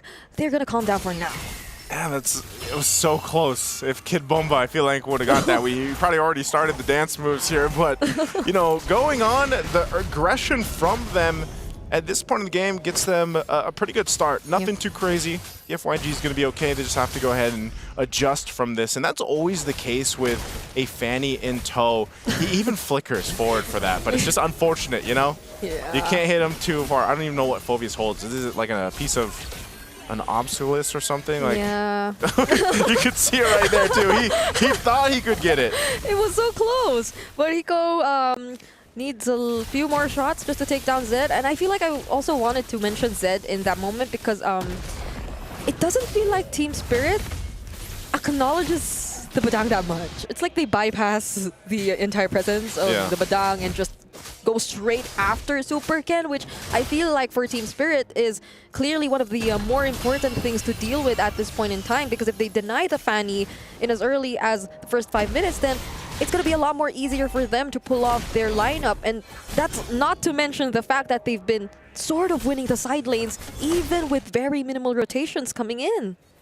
Yeah, you can see this too. Taking a look at the emblems, nothing too crazy. A little bit of common emblem though for Sunset Lover on this Jushin to go ahead and work around with. Some hybrids too being built over here for DFYG. And I think that's the main thing for Super Ken really is he going to be able to actually utilize the Fanny? Because if you're just kind of pressured enough, you almost find yourself in this position where it's like, all right, I'm just going to be getting my buffs, and yeah, he's got to deal with Kid Bomba all day. All day. And hope that you can find something on the map. Oh, Kid Bomba gets out of that fist break, fist crack combo. Fury of the Phoenix already committed, but Kid Bomba again finding Super Ken. Literally does not want him to be able to land those cables as efficiently. Team Spirit are just doing such a great job sustaining everyone, but then it changes when Long goes in. But Team Spirit, they respect that too. They just disengage. Okay, Super Ken has the information. This turtle's just going to be taken by one shot. So another objective for Team Spirit. So all of that, you know, no one goes down, but ultimately Team Spirit's like, okay, we stalled them enough to go ahead and secure ourselves the turtle. And that's, you know, job well enough done at this point in the game. So they hold on to a very minor lead. DFYG still not too far behind, nothing too crazy. And as long as we've seen this before, I mean, the last time we got to see even Lung play this Moskov last MSC 2024, he actually had some pretty impressive plays. He has good positioning. So I'm just wondering, you know, as he still brings the Moskov forward for this game one, like how much has his mechanics and the micro positioning for him improved in a year's time? Yeah, they probably are waiting for Long once again to be able to join. Typical situation you see whenever there's a Moskov and you're kind of behind in terms of the early to mid portions of the game. But I feel like even when Long gets to join, there are just so many ways that Team Spirit are gonna be able to deal with him. Like, you know how AoE is a huge, or is gonna like be such a huge problem for these kinds of compositions who really want to be able to find that right positioning. There's the threat of the AOG, Sunset Lover, who's just gonna look for the stacks on the Lantern Flare and is kind of one of the tankier mid lanes who can just go in whenever he wants to. But speaking of one shot, he'll be the target this time around for Super Ken, and Zed lacks the damage though, but this might be this is a response. A fight. This might be something Team Spirit will try to go for. That first casualty is actually going to be Long, and Hiko still doesn't use the Zaman Force. Oh, there you go. Finally takes down Zed as well. And Team Spirit might be able to convert it this time around. Yeah, it looks like they might even get themselves the third turtle. One shot's going to go grab the buff. Super Ken has no option but to just push one of the side lanes here for now. But you saw how Team Spirit, they just literally walked down to the bottom lane because DFYG was not able to convert anything with the amount of time they spent down there. And they just collapsed down under the tier 1 turret to capitalize on it. So interesting takes there. I think still for Team Spirit, you can see Brute Force picked up now for one shot, so he's got a little more of that defensiveness to help him out with this, because so far we haven't seen this like big team fight by Yeah. either team break out just yet. And DFYG definitely needs time for that. Because honestly, I feel like the way Team Spirit is playing right now is they have their eyes set on something, and when they get that something, they don't overstay anymore. Or like they just get out immediately and divert their attention to other things. And that's the difference for DFYG. They try too hard, but He1 is the first to fall. Look at the damage coming in from Hiko and the Zaman 4Z will have to walk away. And even just as Superkin wanted to take his purple buff, there's trouble once more. Kid Bomba denies that from him. And look at One Shot, 5-0 on the Lancelot right now. And how many times we're going to see the Lancelots just get games like this where they get all the kills, they don't die, and he just picked up the Brute Force, like I mentioned. So, you know, very tough position to be in. And you were just mentioning this, Brigid. I think a big part of this is the fact that Team Spirit is just playing very clean. I mean, they're disciplined. They're going in for the right opportunities. They get what they take, and they don't push for too much more. Unless maybe for Kid Bomba to an extent, but he's allowed to be able to do that on the Phoveus, and that's okay. So what you're seeing is for DFYG is just how do we contain this, because so far we haven't been able to utilize the fact that we have a Fanny. We also have to start considering the fact that we're not going to be able to just let Superken get the purple buff. I mean, the whole game he's had to deal with Team Spirit in his jungle. So how do you control so many of those things falling apart here around the map? That's such a problem. Honestly, it's DFYG who's being contained for majority of this game. Another Zaman Force and a massive threat as One Shot is just right in front of the other members. AOG committed by Sawo, but could this be a counter engage for DFYG? KLVJ goes in, but he won't be able to tank the damage. Superken trying to fly over the members of Team Spirit, but you don't see the damage just yet coming in from this Fanny. Yeah, it's too bad. I mean, they're going to try to hold on to this tier 2, but they're just cut off. What? The Zaman Force? Hiko has it again. After being able to previously use it, probably the talisman. Superken, just as we mentioned the damage, he finally finds a pickup onto Hiko. And they'll probably be very happy with that. That's actually the first kill they're able to get in this game. Yeah, 9.5 minutes in, your first kill, and it goes in the hands of Superken. I mean, at least they got something out of that, because right now Team Spirit has been in complete control. And, you know, you're wondering, you know, the damage, where is it going to be from DFYG? Lung needs plenty of time on the Moskov. He has to go ahead and build up, and you're thinking that, you know, Superken is going to be able to be the guy to do that. Well, maybe if he gets a couple more of those kills in his pocket, then he can build up from there. Because you can already see, right, the disparity between him and One Shot is quite apparent. He does have the War Axe. He does have the Blade of Hepsies here to help him out a little bit more. And that's why that burst is there. But unfortunately, I think they just have to watch this objective being taken. Zed's around the corner. They're just zoned off of it. Sunset Lover is so brave. He's the one going right in. Superken gets to just a phantom execution, but Zed, he's being chased, and the Thorn Rose will finally take him out. That's one member down for DFYG. Wow. He won. Superken, KLVJ are just around the area. They have no idea that Superken is actually there, but Hiko finally spots him, tries to take him down, and Superken once again, for the second time around, gets a kill onto Hiko, but on the other hand, One Shot also finds Ye1. A 2-for-1 trade so far, and no one secures nor commits to the Lord. I'm actually surprised that DFYG stalled them out that long. Yeah. They couldn't get the Lord. They end up trading a couple kills. Superken will get his purple buff, so he's fine. But that was actually a good way to go ahead and stall them out. And they're still going to keep Lung there. Lung is still pushing in that lane, but he might have to join this. I don't know if they're going to be able to contest, though. That's a flicker already used by Zed. They tried to go for Sunset Lover, but One Shot, he just found KLVJ, and now they're going to go after the members of DFYG one by one. Long already makes an appearance as well, but One Shot, all the while the other members were zoning them out. He just works on the objective. Okay, objective secured. Team Spirit going to be able to make it happen that time, but DFYG finds a little bit of hope in this game. They need to buy themselves time. That's the name of the game right now, especially with the way things have gone. Are they actually gonna fight this again? Superken. Okay, that was clearly another attempt to take down Hiko, but I feel like Sawa also learned a thing or two from the previous pickoffs. He's sticking by Hiko's side. They definitely need to make use of that unbreakable. They definitely need to protect their gold laner a lot more. And so DFYG, let's see how they defend this incoming siege from Team Spirit for now. Oh, Superken, it goes in. He actually gets caught once again by Kid Bomba, but is able to survive nonetheless. No more Holy Shields for DFYG. And there goes the AOG from Sawo as well. They'll be working on the turret for now, but Super Ken gets caught there by Kid Bomba. They successfully take down that inhibitor turret. Look at the damage coming in from Yi1 as well, but the Nomad stun coming in from Zed. Will there be enough damage? However, it seems like no, but it's a successful defense from now for Jianfeng Yaoguai. Oh, that's too bad. They didn't have enough firepower to actually capitalize on that. They lost Zed, but they do stay in the game. They hold on. They lose the mid-turn. Oh, they stay in the game somehow, but they forced out a flicker from Yi1. It seems like Team Spirit, for the first time in this game, actually stay a bit more longer than we expected. I guess they want more base turrets here. Brigade, they're going to push in the bottom. There's the Spirit of Destruction. Oh, but the Dark Wave, it knocks up 2 members. And it somehow forces Team Spirit to finally walk away.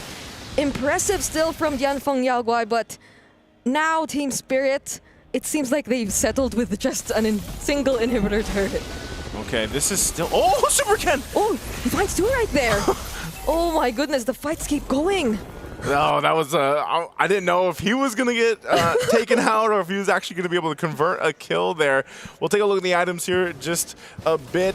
You're still down a bit, 1,000 gold, or a few thousand gold here for Super Ken, but he's doing okay. He's building back up. He got himself a Brute Force as well, so he's fine. I think even for Kill, VJ still has some ground to cover, but at least he's a little more tanky. He has an Oracle now picked up too, Enchanted Talisman. Got the anti-Cuirass. And also, for Lung, Lung's done a phenomenal job at just farming up. Yeah, he's actually up ahead by a bit. Crimson Beacon in position. by Sunset Lover. Will Zed be able to find the right targets though? Knocks them back for just a moment, just briefly, before one shot gets the kill. 9-0-2 on this Lancelot. Could this be another deathless double-digit kill Lancelot game? It's well on his way right now. Zed, though, is just a punching bag. Right now, he's trying to find things. He's trying to find windows where he can set things up, but a lot of times it's like he gets cut off from the rest of the team, and they can't really follow up the way they want. His Omnic Force is going to be expended already, and so they might go ahead and go for their attention. Super Ken's on the other side of the map, so I think he gives himself the information. Do you want to 1v1 this? One shot, he tried to look for Super Ken, but he fails to find him. He stole away the purple buff, actually. I think he got it. One shot got it.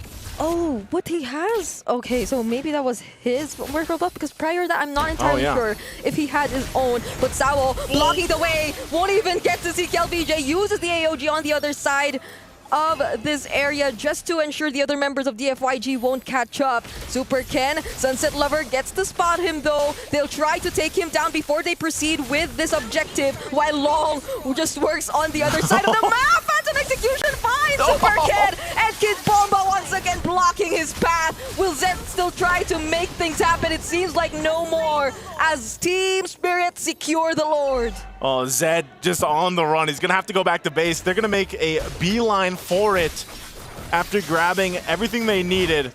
He's also going to take the orange buff here, so one shot will be orange buffed up, and the Lord making its way down the mid.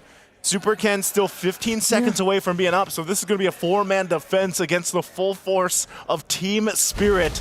Can they do it? Oh, Kid Bomba and Sawo go in at the exact same time. Legendary for one shot. And look at Hiko just dancing around everyone with the Salmon Force as Team Spirit finally secure game number 1. And there you have it, a strong start for Team Spirit. A dominant win, a dominant lead that they had, almost 10,000 up to that point. A great showcase here that we saw for this best of 3. Yeah, I gotta say, Team Spirit looks a little bit too strong right now. You know what? I'm with you guys now. Yeah? I'm on a Team Spirit. Now you're Team Spirit? Wait, Yeah. wait.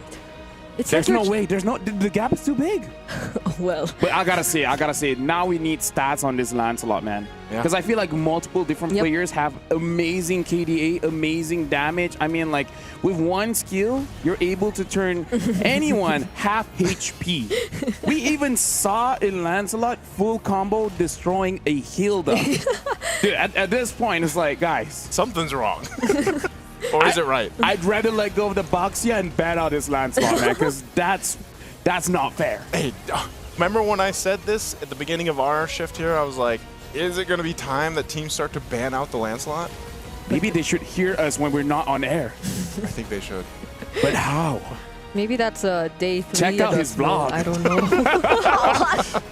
Shout outs to Nice's vlog. Make sure you guys check it out. But yeah, I feel bad for talking about Super Ken, so I'm gonna lay off that for now. But in this game, it really doesn't look like a good Fanny game, and the changes, like the nerf on the energy, really impacted him. I mean, like, yeah, we see him getting some kills onto the Harif, but it was a little bit too late, you know? Yeah, they probably felt a little more confident to pick it up because they already had the Badang or along the lines of that maybe, but it still wasn't enough because, like, as we've previously talked about, they almost didn't care about Zed. Can I just say, this is also very interesting seeing the Zetian with the Thrill, because usually when you look at mid, they usually pick up the Rupture, right? Making sure that you have those penetrations so that in the early game, you get more damage. Yeah, more damage. So what would be the point of the Thrill? Exactly. So at the end? The only reason you would pick up something like a Thrill is that if you're going for a very heavy burst build with a Holy Crystal, so that you have a lot of magic damage to convert for Holy Crystal more value, right? But I kind of feel like I think Zetian can be played that way, but I kind of feel like as a team, maybe it's just better to make sure that the early game, early to mid, you're able to get enough advantage so that Lung feels more comfortable joining the team fight. Yeah, because I feel like Brigida pointed that out in the game too. It's like, you know, when Super Ken was obviously just dealing with so much pressure in his jungle, and then Lung was just trying to like pop off on the side lanes, trying to get turrets. It's like, who is going to be that person to provide that damage in a lot of those team fights when they actually broke out? Because that was a big problem that I feel like DFYG just couldn't solve. We did see Long majority of the time working on turrets though, so probably even if he could have probably dealt with them a number of times, we weren't able to witness it as much. He did get full build though. I believe there was a time when we saw the last item check, he was ahead of Hiko in terms of farm, but I feel like for Team Spirit, it didn't really matter because their execution relies purely on the team fights, and when they constantly forced these fights against DFYG, who were either incomplete or were just unprepared, then it was a clear win for them even before the fight started. I mean, these are not so good KDAs for frontliners. They were absolutely not able to accomplish or do anything to set up for their team. I gotta say, I agree with you there, because to break it down very simply, the FYG, they couldn't do their jobs. The frontline couldn't do their jobs, the damage dealer couldn't do their jobs, the Fanny, able to take down Hiko like once or twice, that's his job, but he's not able to do it constantly. And when we're looking at a draft, it makes sense, right? The Jushin making sure that the frontliners don't do their jobs, and then when you have the Harif really spamming out that Zaman Force just to make sure that there's a lot of distance, making it so that the FYG can't even start a fight even if they wanted to. So the FYG, they were choked out of opportunities. Like before the fight even started, there was a lot of denial coming in from Team Spirit. Yeah, that's what I was saying. I think from the very start, it was like they were just struggling to be able to utilize the composition they brought, because even when you look at the key players here broken down, again, One Shot had all the time in the world to do what he wanted to. Hiko too, at some point, it almost felt like he was like jumping in with his Amen Force very aggressively, because he's just like, hey, I want in on the action, you know, like he was hungry for those kills. But again, it was just in a situation where DFYG struggled to even get space to work with, buffs, resources, and I think a big glaring issue was overall the team composition that they had. Yeah, even for KLVJ, who tanked so much of the damage, their source of crowd control couldn't convert all those time or all this time that was bought by KLVJ into something for his team, because if he does put himself out there right in front of let's say Team Spirit or a couple of members from Team Spirit, then that's all he can do, because he'll be forced to run away either way, and the other members would be afraid to engage either way. So the sequence, like how they wanted to do the fights, we didn't see that as well from DFYG. Because honestly, even Esmeralda, she's conditional tankiness, right? If she's able to stack the shields, then she's tanky. When you compare to like a Phoveus, he was born that way. Like, mama, I'm tanky. He was born with that weapon too, man. Yeah, it was a rough birth, but hey, they made it work. He came out like that. Yeah, he just came out like that. And it's like, I'm ready to play. Infernal Pursuit. Yeah. It took a while for him to get a new skin. Maybe that's one reason, but hey, he's just by existing, the Phoveus is already pretty tanky. And this is where we're seeing in MSC, if you're ready to fight at any time, then your draft just is much smoother, much better. Compared to other teams, like, I need ABC first, and then we're going to be looking good, because that's the FYG. They need this to happen, and then that to happen, and then I need this stack, and then I need this item, and then we're good. But by that time, it's too late. I always feel like that's the kind of risk when you pick up a Fanny, because you're so worried about securing your buffs, especially early on. Because if you get delayed really early, then the rest of the game is actually really difficult. Yeah, and now Team Spirit is looking pretty good. So we have to see, like, what is the journey? So we're going to see the road to EWC for Team Spirit. Hello, I'm Kid Bomba from Team Spirit. I play XP lane. Feels great to be back in Riyadh. Our journey was pretty simple, because this time in playoffs we didn't lose a single series. We would really like to face SRG again, just because we felt like we didn't give our maximum in that series. I don't take any discredit from the win from them. They won us fair and square. But we would still like to face them again, just to get even at least.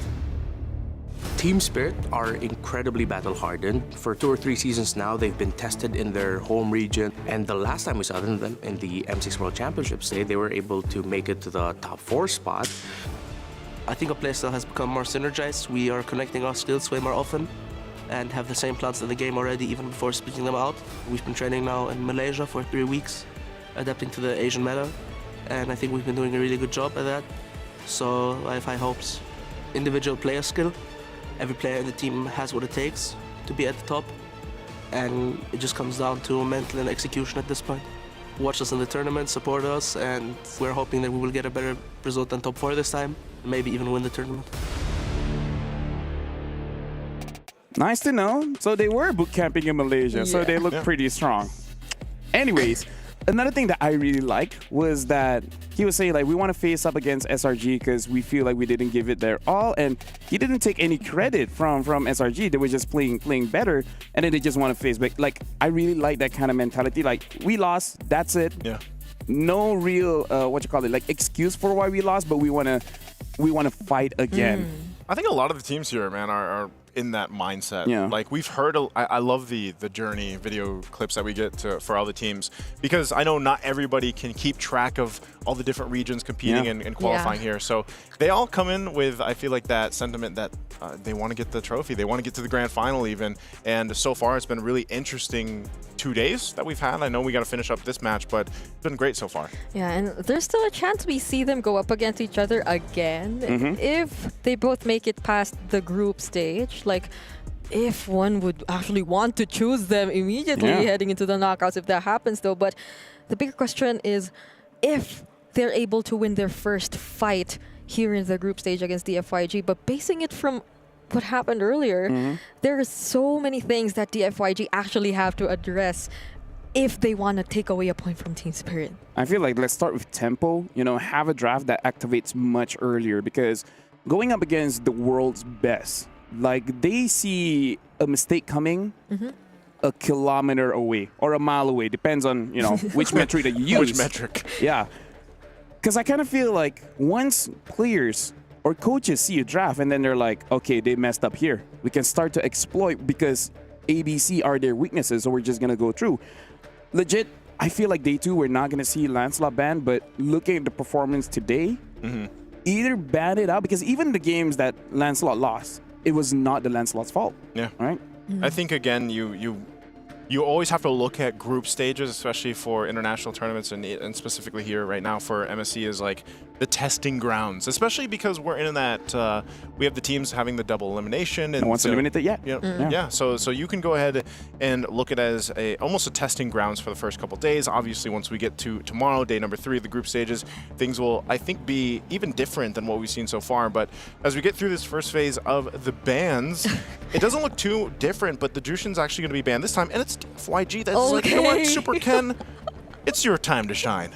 Kalia Farsa?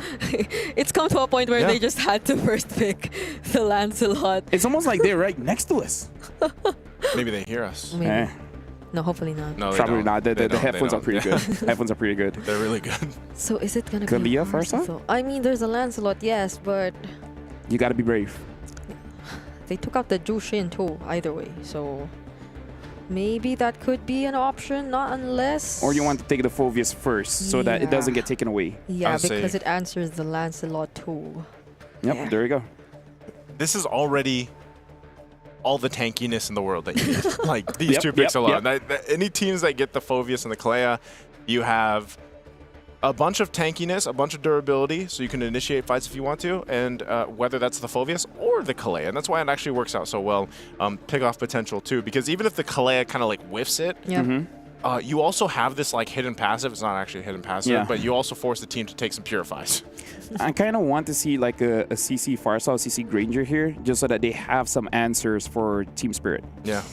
I'm wondering if Long would actually be open to picking the Granger here, though. If he seems much comfortable with the Moskov. Although if they want to play it safe, I feel like we've observed it even for yesterday. That might be the way to go. Especially with these two frontliners that have already revealed themselves in the draft so far for Team Spirit, but I think we'll have to wait for a bit more. I feel like it's fair. It's fair for you to delay the gold lane just a little bit. The only reason is we just don't know their hero pool. But I kind of feel like when you have a Kalea, you do have to worry about mages that can fight instantly. I'm looking at Lunox, I'm looking at Farsa, so at least take one away.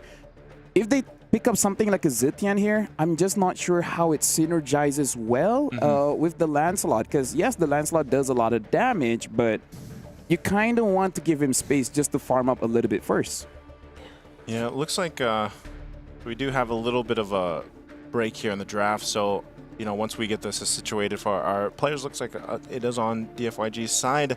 We'll get back to it, but yeah, that's the thing. I think when you have a Lancelot, there's actually some good options to complement the Lancelot. But it's funny because even having this discussion with some of the other casters out there, it's just like Lancelot's so good, that like you can almost just rely on yourself to an extent. You know what I mean? Like you can be selfish. You can be selfish if you want to as a Lancelot. I've never played him. Because I'm not selfish.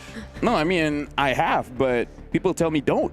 That's same. I feel like they should give me more chances, but at that point, they stop playing with me. I wouldn't. We would give you chances. He didn't hesitate, you did. No, I was thinking if I should say I or we. Hey, you hesitated. If you were selfish, you'd say I. We. Right now, looking at the situation, like we're hearing quite a lot coming in from Team Spirit. I heard clapping. That's what I heard. They're loud. I looked over. Pico was doing hand signals. Yeah. They're in high spirits. There you go. You said that earlier. I'm not taking credit for it. I already forgot about it. That's all right. I got a lot of trauma. Okay. I got to see a therapist. We can talk about it later. Yeah, we can. Do you have a therapist? I don't. All right. Well, we're in trouble. DFYG here. Still, I want. All right, CC and Kimi. Not gonna lie, I already forgot about Kimi. Not gonna lie. Isn't it funny? Kimi was all over the highlights yesterday. Because it's been banned always for like all of the games we've seen today so far. But then the Farsa is still open. Yep. If Team Spirit wants to get it. But still, I kind of feel like it's a good opener for both because it's like they're playing their own game, right? Yeah. A lot of burst and tankiness coming in from Team Spirit, and then DFYG picking up that Lancelot burst. CC has a lot of CC and damage towards Phoveus. And Kimi also have CC and damage. So kind of the same. It's kind of like so many heroes have CC and Yeah, damage. it's kind of like most heroes have CC and damage. Crazy. I don't know what else those abilities would do, but I mean, look at Zitian. She has CC and damage. Yeah, you know what? Hey, I got nuggets of knowledge, man. that's definitely a valuable one for all our players out there. You should see what's in my head. Yep. A lot of CC and damage.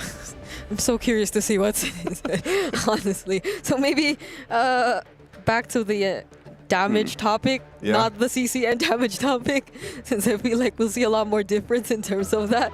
So far, both I'm liking the damage we're seeing, at least from DFYG and Team Spirit in the first few picks, but I'm wondering what one shot will decide to go for up against the Lancelot. I mean, if there are other assassins, Hayabusa? They took out the Joy, the Hayabusa's there. But it's mostly just the Hayabusa and the Lancelot that we see in the assassins in the jungle. What if he plays the Fanny too?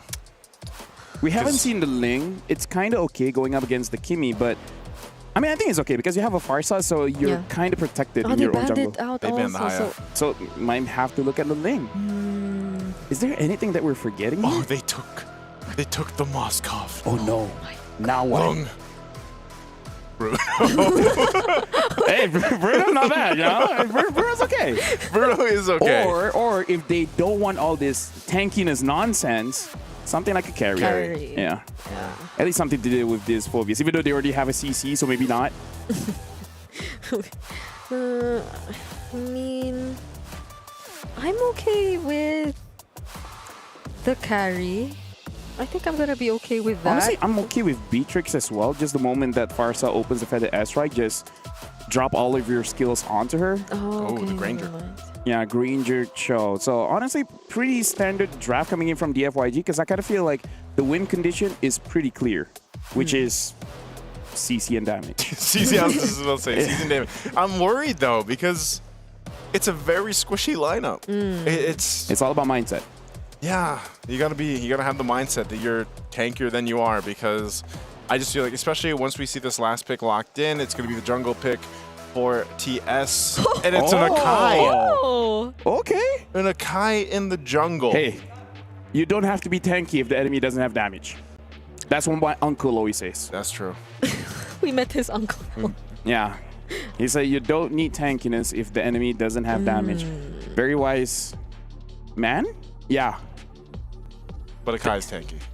Yes, Akai is tanky. And now I'm going to give it over to you guys where, I don't know, for me, Team Spirit, too strong.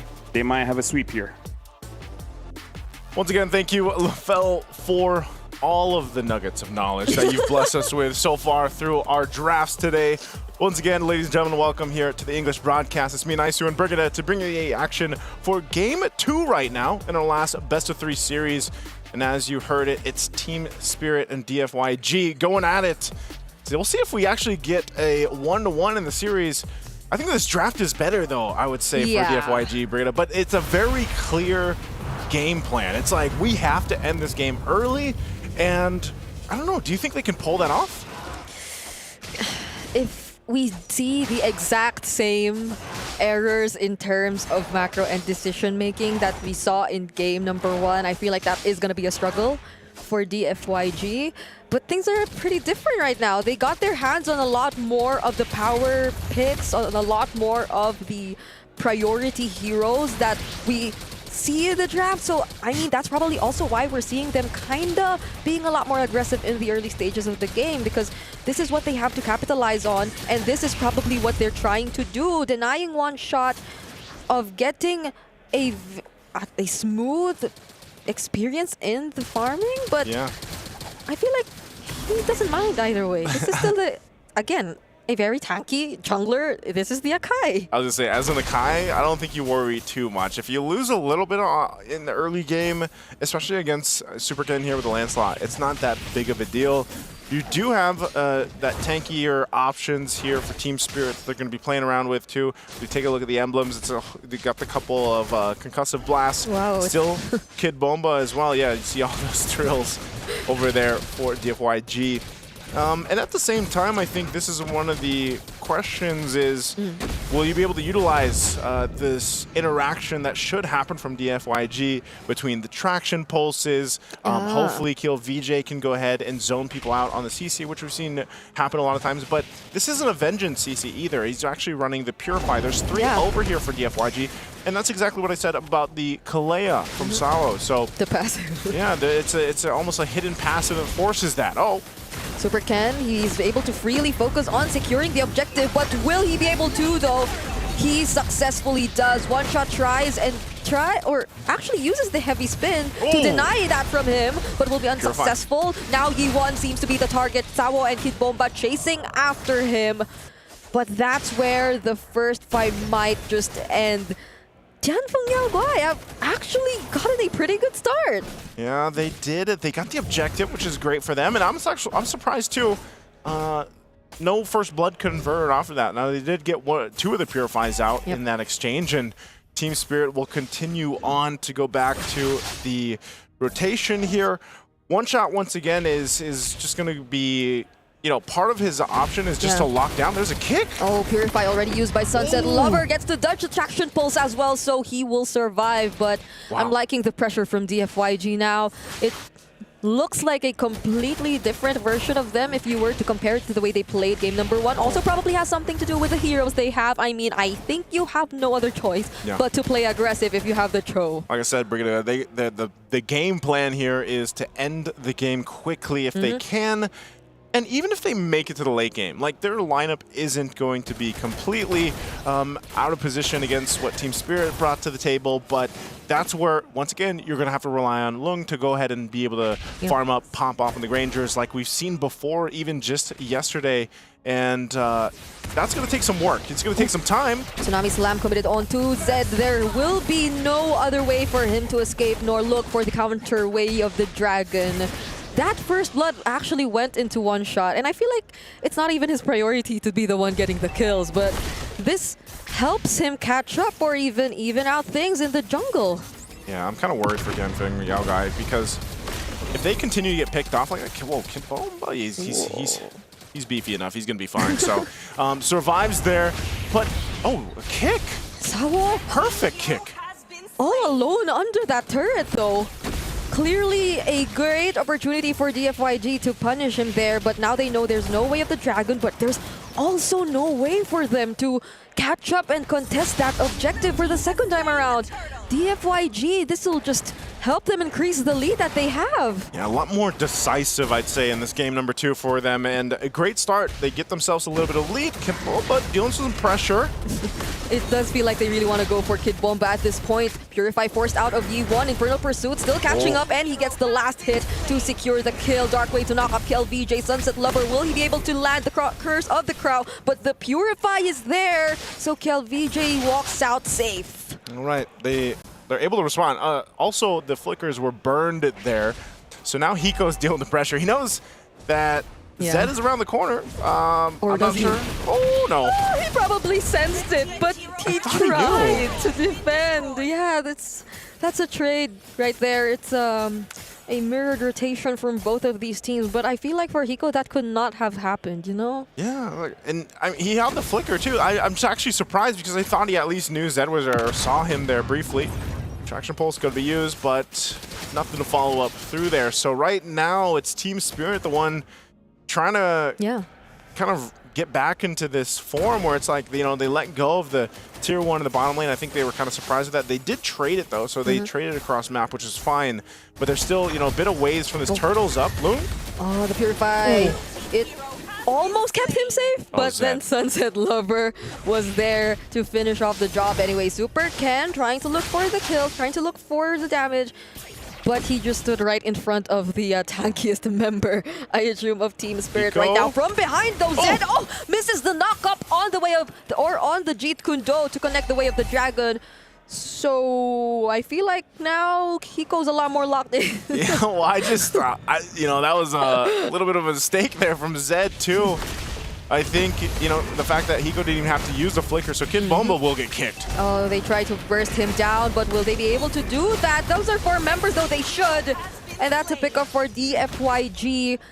Will they try to contest the objective this time around, though? I feel like they've been very unsuccessful in their attempts to do that. 2 separate fights happening across the map. One shot already forced to use the heavy spin. So, yet again, and for the last turtle, Team Spirit will have to let go of that. That was just very disconnected, I feel like, from Team Spirit. I mean, there was a whole lot going on everywhere, but just not together.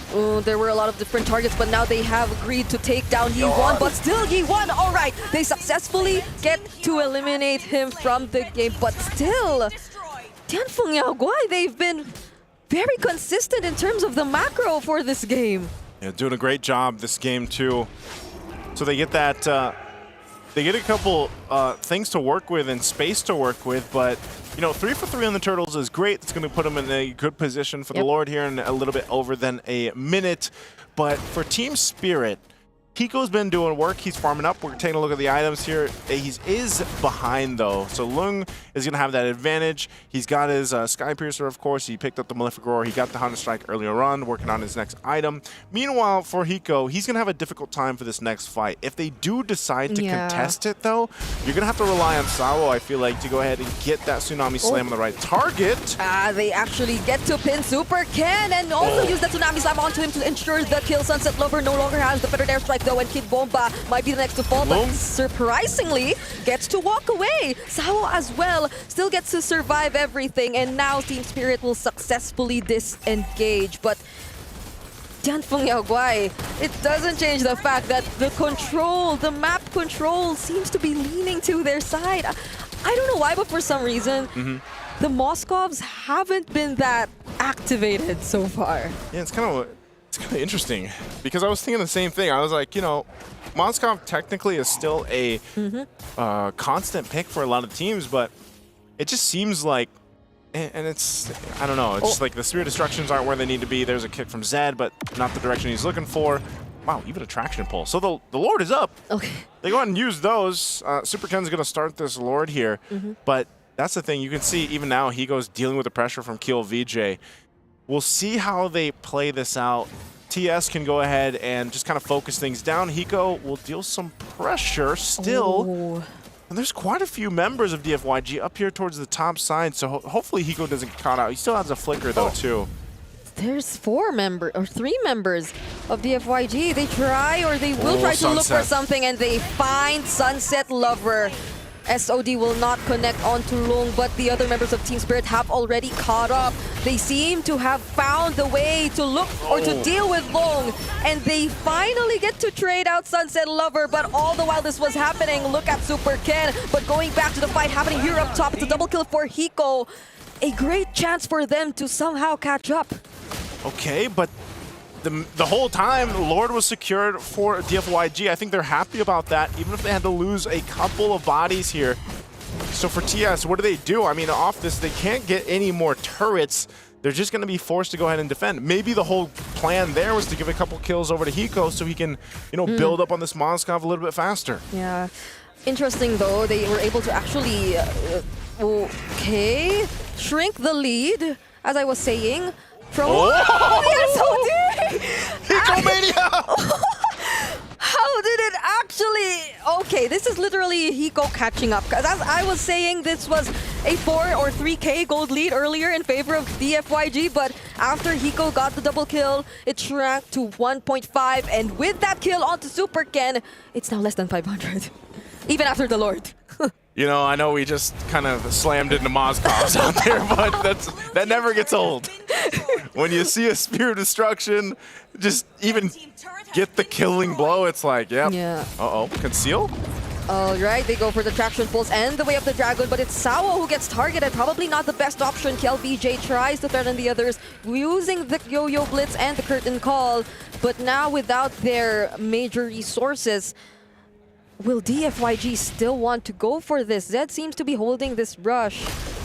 But yeah, as we were saying earlier, Hiko, at this point, he is literally catching up to Long. And this might be the time, or this might be the point in the game where things kind of change. Because even despite this current situation, in terms of kill score, Team Spirit's the one actually leading. Yeah, he's done the work. Sawo jumping on with the Tidal Strike, but Zed too. He's gonna go for the kick. Oh, one shot finds Long, but he gets to use the Purify nonetheless. Kid Bomba trying to zone out, or actually gets to kill Zed. And now on the other side of the map as well, they try to go for Super Ken, and they already have enough damage to deal with him. That's a turret also taken down, by the way, by Tianfeng Yaoguai, but still, Team Spirit, this is their chance to equalize things on the map. Oh, they've equalized them, Brigida. Team Spirit has brought that gold lead that DFYG had for so long out of here. And Hiko, again, aggressively going forward, really relying on the team. We're going to look at the instant replay. This was great to find in the feathered airstrike. Kid Bomba leading that charge. You see them go for it. So him in one shot will deal with this. Meanwhile, Hiko's completely fine as he's covered with Sao and Sunset Lover to be able to get Super Ken. So great decision for Team Spirit to fight that. Now still, they're going to put themselves in a position. This Lord is coming up here in just a couple seconds, and they'll rotate up. They're in a much better fighting position, but one of the main things is a lot of these flickers are not available, so they really have to watch out. Oh, they're not even able to use the Way of the Dragon Traction Pulse combo because Sao, he was the one who looked for the initiation, now trying to regain some of his HP back, but one shot jumping in, doesn't use the heavy spin just yet. Zed trying to look for another target, but multiple members are actually knocked up by the Lord, and it's Zed who falls down first. Super Ken, nonetheless, actually secures the objective, but Hiko goes in! He actually takes down the other remaining members of Yanfeng Yao Kwai alongside the feathered airstrike, but it's a shutdown from Super Ken instead! Super Ken! Staying alive through it all after getting the Lord too. That might have just been huge for DFYG. Now Team Spirit back on the retreat.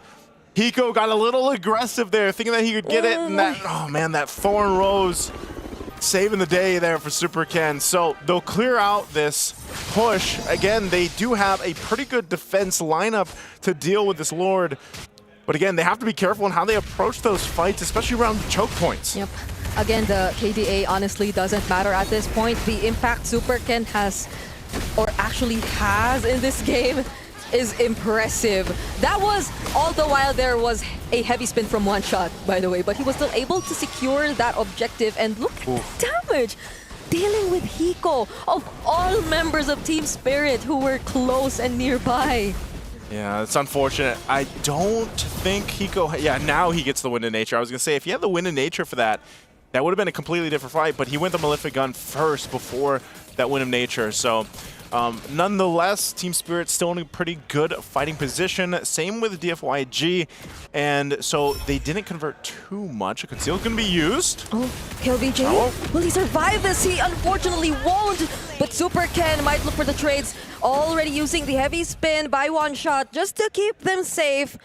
You have to respect the damage that's coming in from Super Ken at this point, and Team Spirit are probably okay with that single pickoff, but Yanfeng Yao Kwai, they actually want more. There's a beautiful knockoff coming in from Sabo though, and they capture Super Ken. Now Hiko finally wants to look for the kills as he was denied of them earlier. Feathered Airstrike also committed, but Zed and Long are the only ones left alive. Yeah, and that's not going to be enough to go ahead and defend against this push. They might get in the base too. Hiko takes a couple Rhapsody shots. But now the base turret, Lung should be able to clear this out. They might just go ahead and scrap up what they can, the buffs, and pushing the rest of the waves here. So slowly but surely, Team Spirit grabs control of this game, but DFYG still going to be okay. See if they're going. Kid Bomba will get kicked. Again, not in the angle they wanted. And Kid Bomba just spamming the recalls. Oh, another Tsunami Slam onto KLVJ. Sao gets the flicker out to safety, but gets punished by Long. So it's a 1-for-1 trade so far, but Team Spirit, just with that attempt, got to take down the inhibitor turret in mid. They got the base turret, that's what they wanted. Lord's still a bit away. Not sure if they actually want to try to contest for it without Sao. Also, the flicker being burned by Hiko is a major battle spell that he needs. So once again, picks up a little more defensiveness, has the Rose Gold now available. So Lord is up here. What are they going to do? How are they going to play this out? Kill VJ as well. A few seconds away from coming up. Again, this Lord will be started up at this point. Yep. The Team Spirit gains control. Zed, though. Oh, they get to poke him. Oh, but Sunset Lover has to cancel that feathered airstrike immediately because there was a threat from DFYG to actually go for the fight. But still, they're able to position themselves around the objective. Zed, not full HP though. Tao tried to look for Super Ken, but the reactions were fast enough. There was the Thorn Rose to actually keep him safe, but the Dark Wave, it landed to KLVJ. He will be the first casualty for this fight, and the Tsunami Slam gets denied from the Purify, but Zed is next. Two frontliners once more taken out. Team Spirit again just showing how good they are at the team fighting.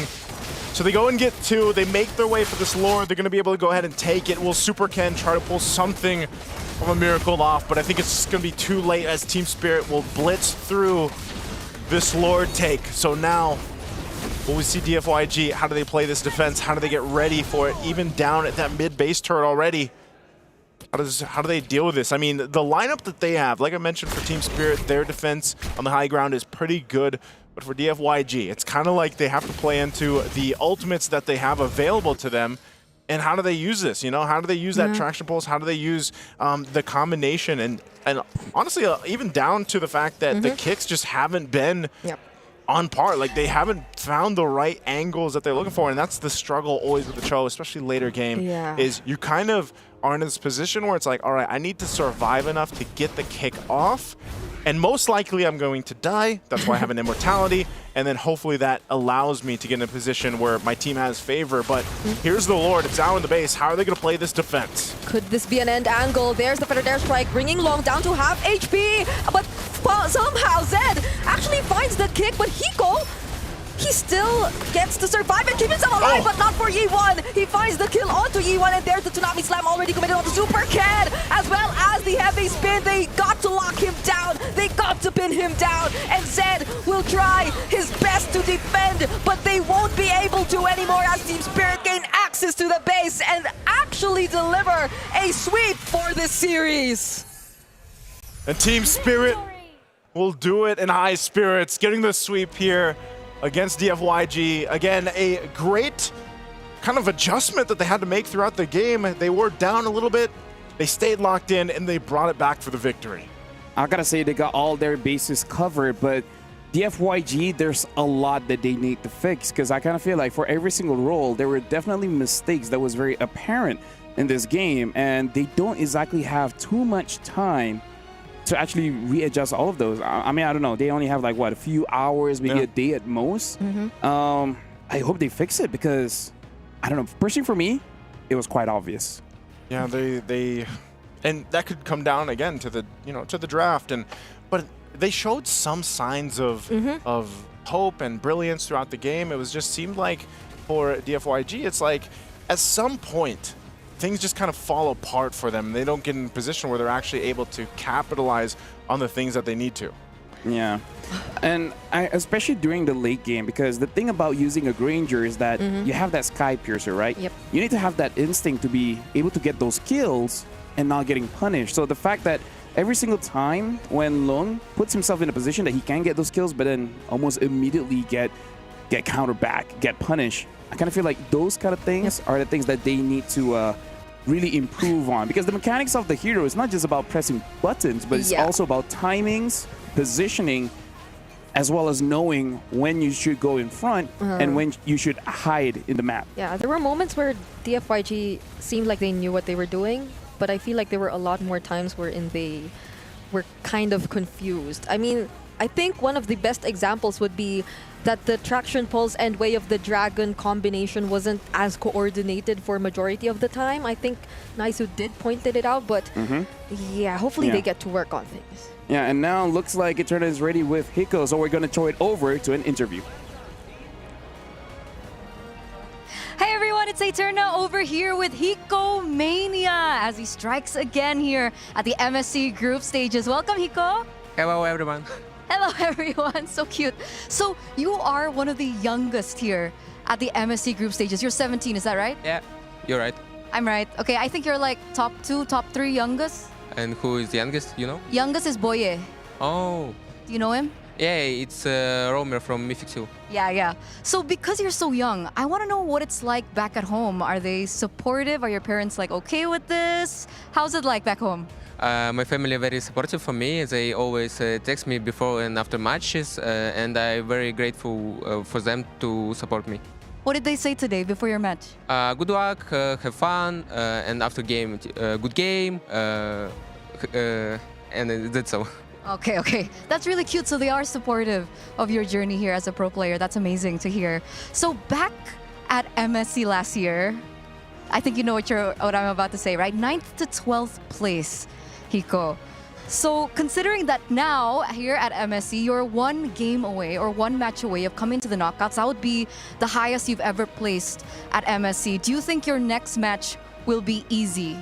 I think it will be not easy because this match 2 was not very easy, and we need to try hard to win them. So it will be not easy, but I think we will fight them.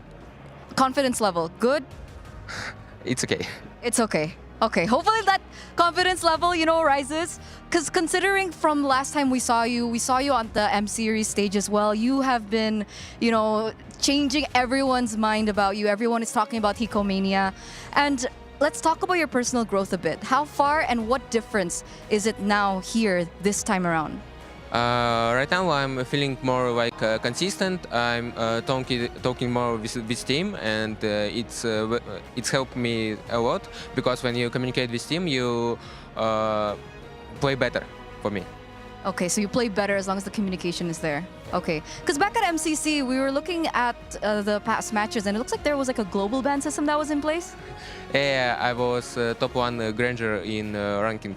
Wow. Of, all Granger players in the EuroLeague. Okay, so are we going to be expecting a Granger pick soon? Maybe, we will know.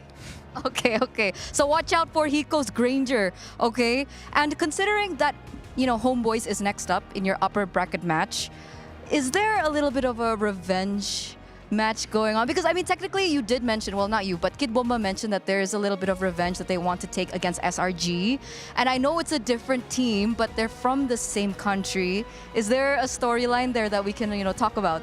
Every international, when I play, I always meet Homeboys or Team Vamos, like they have same organization, and now it's same organization but different roster. So I always meet Homeboys, and now my score versus them is 1-2, and I wanna make 2-2 for me.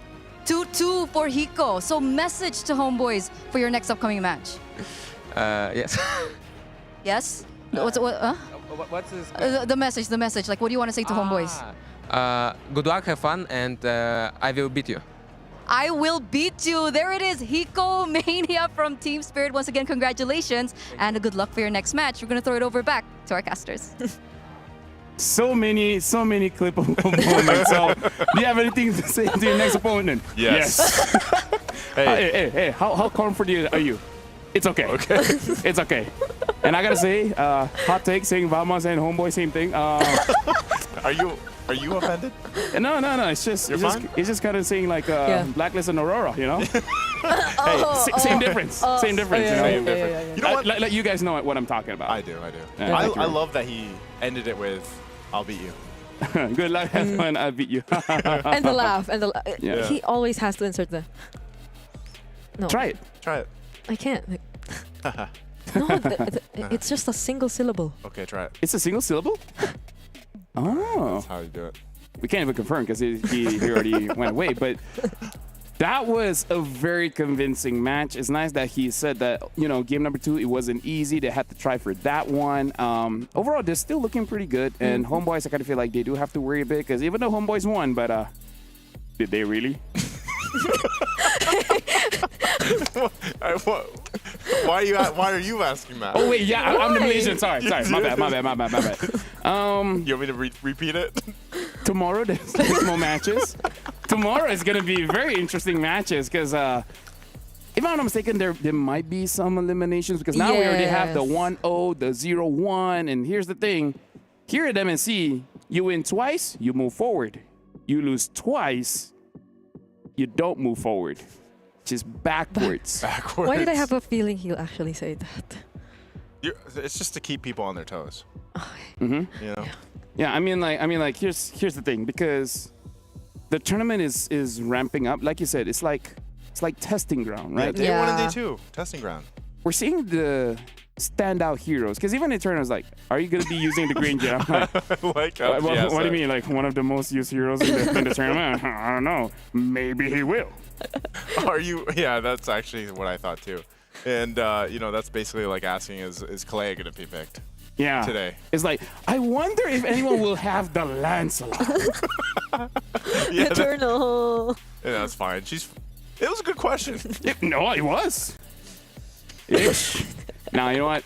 We love Eterna. And, shout out to Eterna. And honestly, like, even the interview, that was really good. I like that most of the players, they're very comfortable with the microphone now. And I don't know. Looking at today's games, we had a big upset in game number 3. Yeah. Game number 4, I kind of feel like it went as we thought it would be. Personally, for me, I wanted more from Tianfeng Yaoguai because even Super Can, he has the experience, but it looks like there were parts of the game where his decision making could be worked on just a little bit. Yeah, or maybe a bit of adjustment too in the draft. I think it's a given, you know, but like to be as extreme as picking a Fanny into a lineup that might not be best. So. Now we got to look at the match MVP for this one. It should be Hiko. Yep, And it's Hiko. There you go. I didn't realize he had 12 kills. I actually didn't realize he had 12 right? either. No, because he had a slow start. He definitely had a slow start. He dealt with a lot of pressure, by the way, too, in the gold lane. You know, so props to Hiko, and I think it's still the same thing. I think a lot of people this MSC are going to be on that Hiko mania hype. It's because we said the Moscovs haven't been doing that well. As soon as we said that, Spear Destruction. Cast or Curse. Or Bless. Or Bless. Whichever. Now we got to look at the groups now, how it be looking like, because yesterday it was all Group A, today it's all Group B. And now looking at the situation here, this is Group A, nothing has changed. Nothing happened yet, you know. Team Lucas still going up against Onyx ID, Slango Red Giants, OG Esports will be going up against Mythic Seal. And of course, we see the matches, Ultra Legends, CFU, Virtus Pro going up against Corinthians. And the bottom one, this is where the elimination can happen. Because again, you can only afford to lose twice. At least still a best of 3 though, but it's gonna be very tight for these teams who literally have a single tournament life left. And now we get updates for Group B as well. So it looks like Homeboys will be going up against Team Spirit. Okay, that's nice to know. Okay. Homeboys, Team Spirit, RQ, Aurora Gaming, Team Flash, and DFYG, Area 77, and Onyx PH. I don't think they will, but it's crazy to see Onyx PH in the bottom. Like, I don't think they will, but if they lose, they will get eliminated. Again, I don't think they will, but you know, the storyline's there. That's almost like you. No, you gotta emphasize. I don't think I will. Oh yeah, you gotta emphasize. But come on, what are the chances? You said that how many times too, and we just get surprised. Brigitte is wondering how many more days she has with you on the desk. No, I mean just with that question. How many more curses am I gonna hear? I did not say that, by the way. Why are you looking at me like that? I don't know, man. You know what? Nah, I'm not gonna do it. But either way, looking at the groups, it looks scary for a lot of teams because I feel like, especially for Group B for today, we can definitely see that there are certain teams, they have the right idea when it comes to how you want to approach the game. It's just that the execution, you know, is one of those things where theory is good, but now how do you do it, right? You know how to make a sandwich, but can you make a sandwich? That's a great question. I know I can. I can't. I'll do it for you. Oh. You can't make a sandwich? I can. Did I say I can't? can't? I think I can if I know how. Okay, you know what? I feel like that's it. We're already talking about sandwiches, so we're going to be ending the show here. Thank you very much for everyone watching, and tomorrow is going to be more amazing matches. My name is Fel. This is Naiso and Brigitte, and let's check out the Kadia Top Plays of the Day.